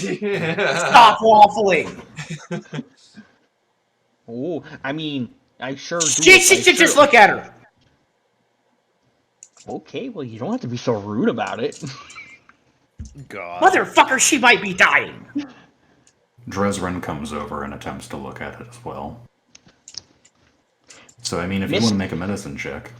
Yeah, I'll give a medicine check. I just want to. She just kind of. I did want to drink that water, but I just. I'm gonna pour out that fucking cup and I'll go get you a new one. 27 medicine. Alright, and then... mysticism. So, you attempt to look at it, Timothy, and just kind of can't find any real solution as to why the fuck this has happened. In your line of work, necrotic damage is, like, incredibly fucking weird and esoteric. However, Dresren takes a look at this and just goes... He kind of, like, grabs Jaira by the chin and lifts her head up to his eyes and just goes, "What have you been dabbling with?" She's just going to reply with one word: dream walking. Two words. That's a compound word. It's one word. Shut up. Is y'all reach there right now? No. Okay. Oh, Dream you look walking. like someone who stayed too long in a storm and the shadow fell. You say dream walking. This doesn't look like anything I've seen before. How much does this guy know about Aspect? Nothing. I'm gonna be in the med bay while this is happening, I guess. Well, it Yarch was a will very. fall behind ankles. Jaira's like knows to keep discretion, and she's like, it was a very intense form of it. I'd have to run further scans and tests to figure out exactly what this liquid is, and he kind of like takes a swab and just simply brushes it across your face where the fucking liquid is starting to dry out. She just kind of leans her Can head you back against the please counter. avoid necrotic energy exposure? It's healthy for undead, unhealthy for the living. Understand? She just kind of says, I'll try, but I'm not making any promises. You really should listen to him. He's really smart. You know, he knows quite a Can bit. you Oh my please God. stop? Oh. And he just like inhales and then like bubbles his cheeks a little. He's like, oh. He holds the fucking like swab in front of you. This needs to be contained and put under a microscope. Thumbs up. And he kind of like does like a little jaunt and like takes it, puts it in like a little thing, just goes over, takes it, and sets up a microscope. He's got like both of his arms crossed and he's kind of like stamping his foot a little bit and goes, "Are you breathing? Please breathe." I'm sorry, I thought you told me not to breathe. Jaira just kind of raises an eyebrow and peers over at Tim Tom. Look, it was either this or get mauled. Oh, I wasn't gonna maul him. No, I wouldn't do that to my best new friend. And he kind of Jaira comes puts over. 2 and 2 together and just goes, just kind of nods, and just kind of leans her head back, doesn't even have the energy to comment about it. Trust me, I didn't want to do it. I don't want to do a lot of things. By the way, you want another coffee? No, Oh, I'd much rather focus on our current patient. He looks wonderful. back over I to thought our Phoenix. current patient was Phoenix. Yes, it is. You've got two now, motherfucker. Look, Well, just, that's not very nice to say. she just. It's not very nice to continue baffling her on while one of our associates might be dying. Jairo just kind of takes her staff and slaps it against the ground to get people's attention, since they're just bickering. It's like, doctors, just something to. I'll sleep it off. Just something to make me feel like I haven't been disintegrated. Just something to make me feel better. Out of nowhere, you just feel a prick in your neck. There Oh, you God. go. 150 cc's of morphine. Fuck. Okay. You're a Why? lunatic. Hell of a doctor. Dresren I just mean- kind of like turns around and is trying not to get angry, but he's got both of his hands raised in a why. What? She said she wanted something to help sleep and take the pain off. Morphine You're a helps sleep and take the pain off. I would like to Especially point when- out that this spell that's cast on him would not make him fucking act like this. This is just Are you a doctor or a drug dealer? I am actively a recovering alcoholic. Mr. Tal, is there anything you can do magic-wise to supplement whatever it was he just stuck in my neck? Plenty of sleep. How much was that? 150 cc's. Don't worry, she gets about, looks at watch, 30 seconds of, lucidation. Hey, before I check on Carthen.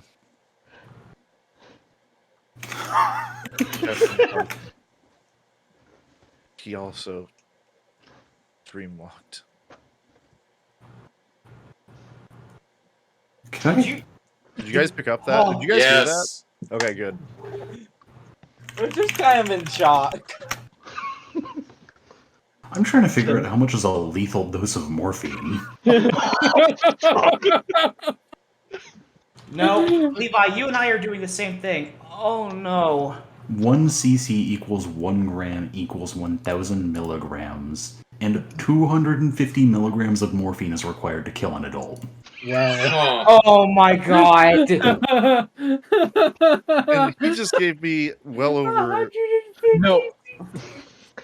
200. She said 250 cc's is more lethal for morphine. No. No, No. 250 milligrams.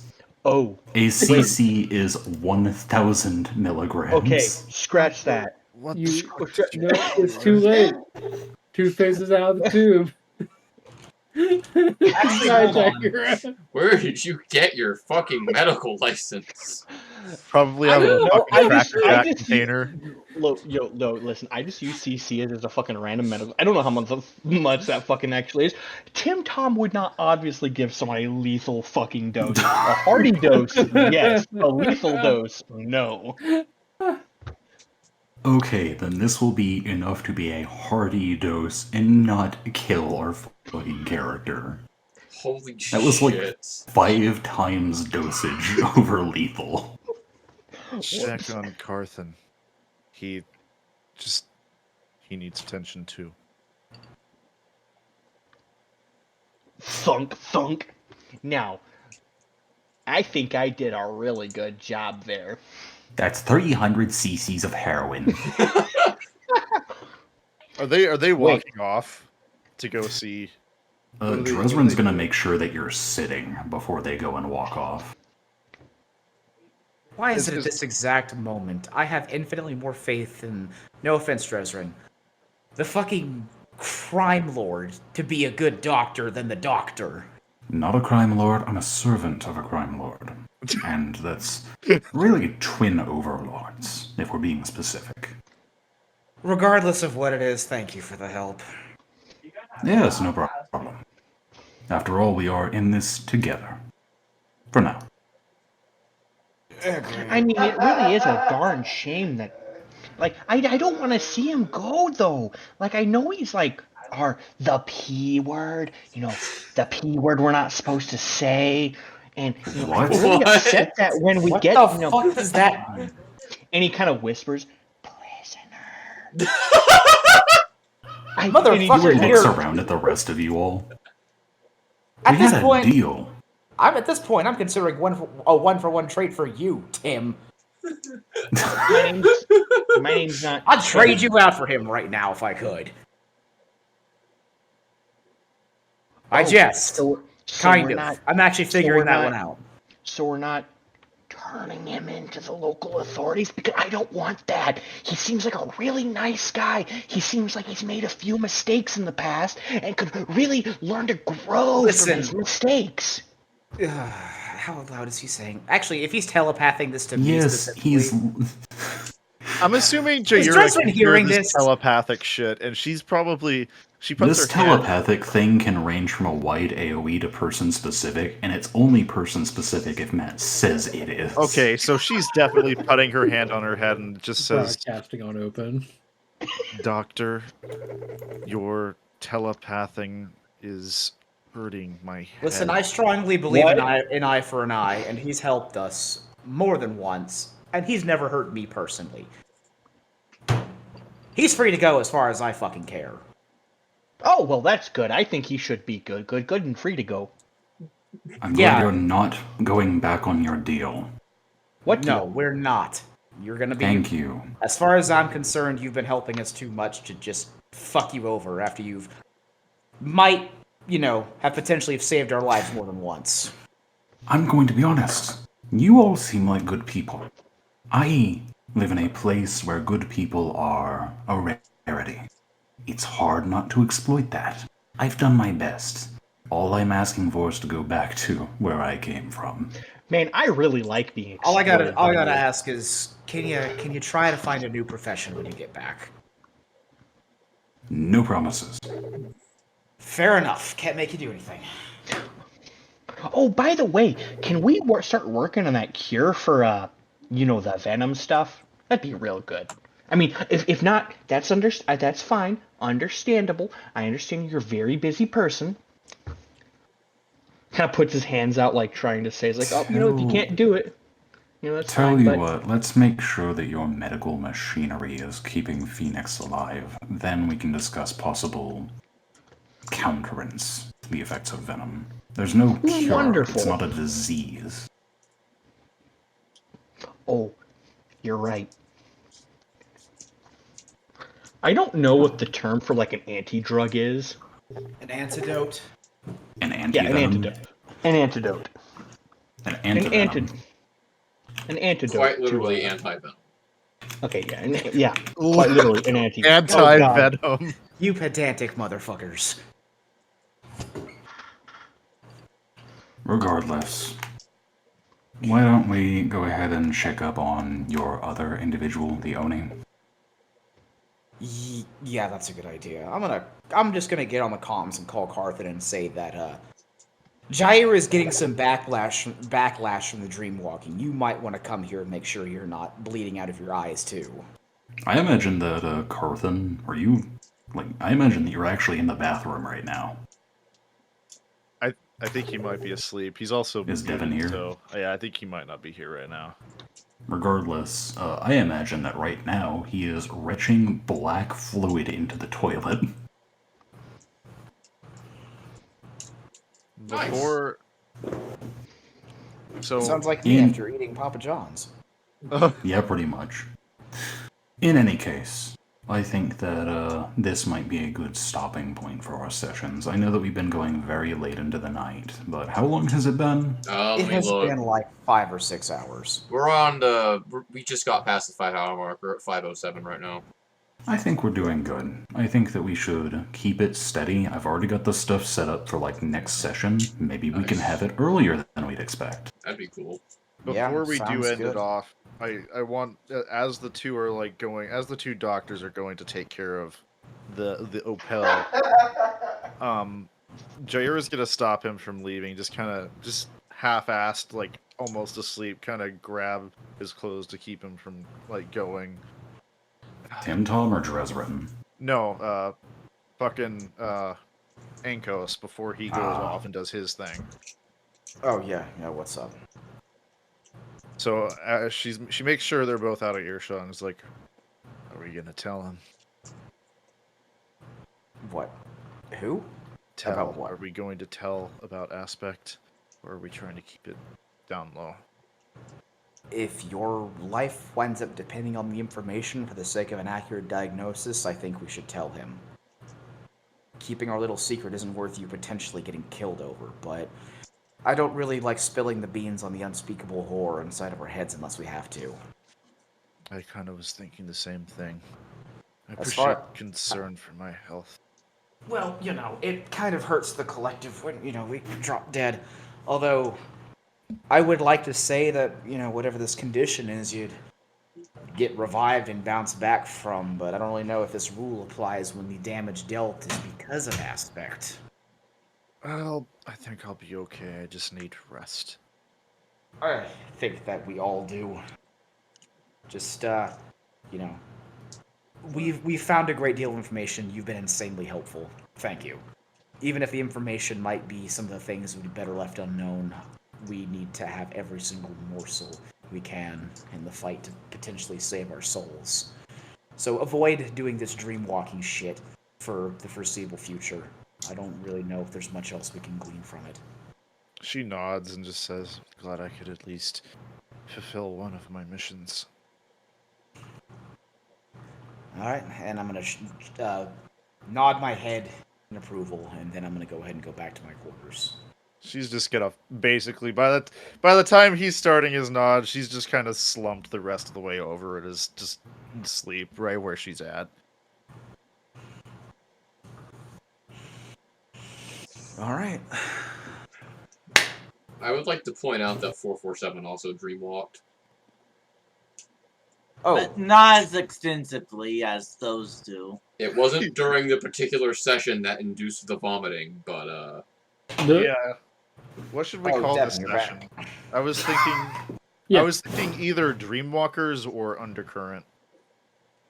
No, I kind of like the sound of Undercurrent. Same. you mean to tell me we're not going to call it Barely Alive? Oh my god. It's y'all's choice, man. Barely I like both Dreamwalkers and Undercurrent. Barely Alive is also very funny. Any opinions? I vote As for the Barely DM. Alive. anything's fine for me.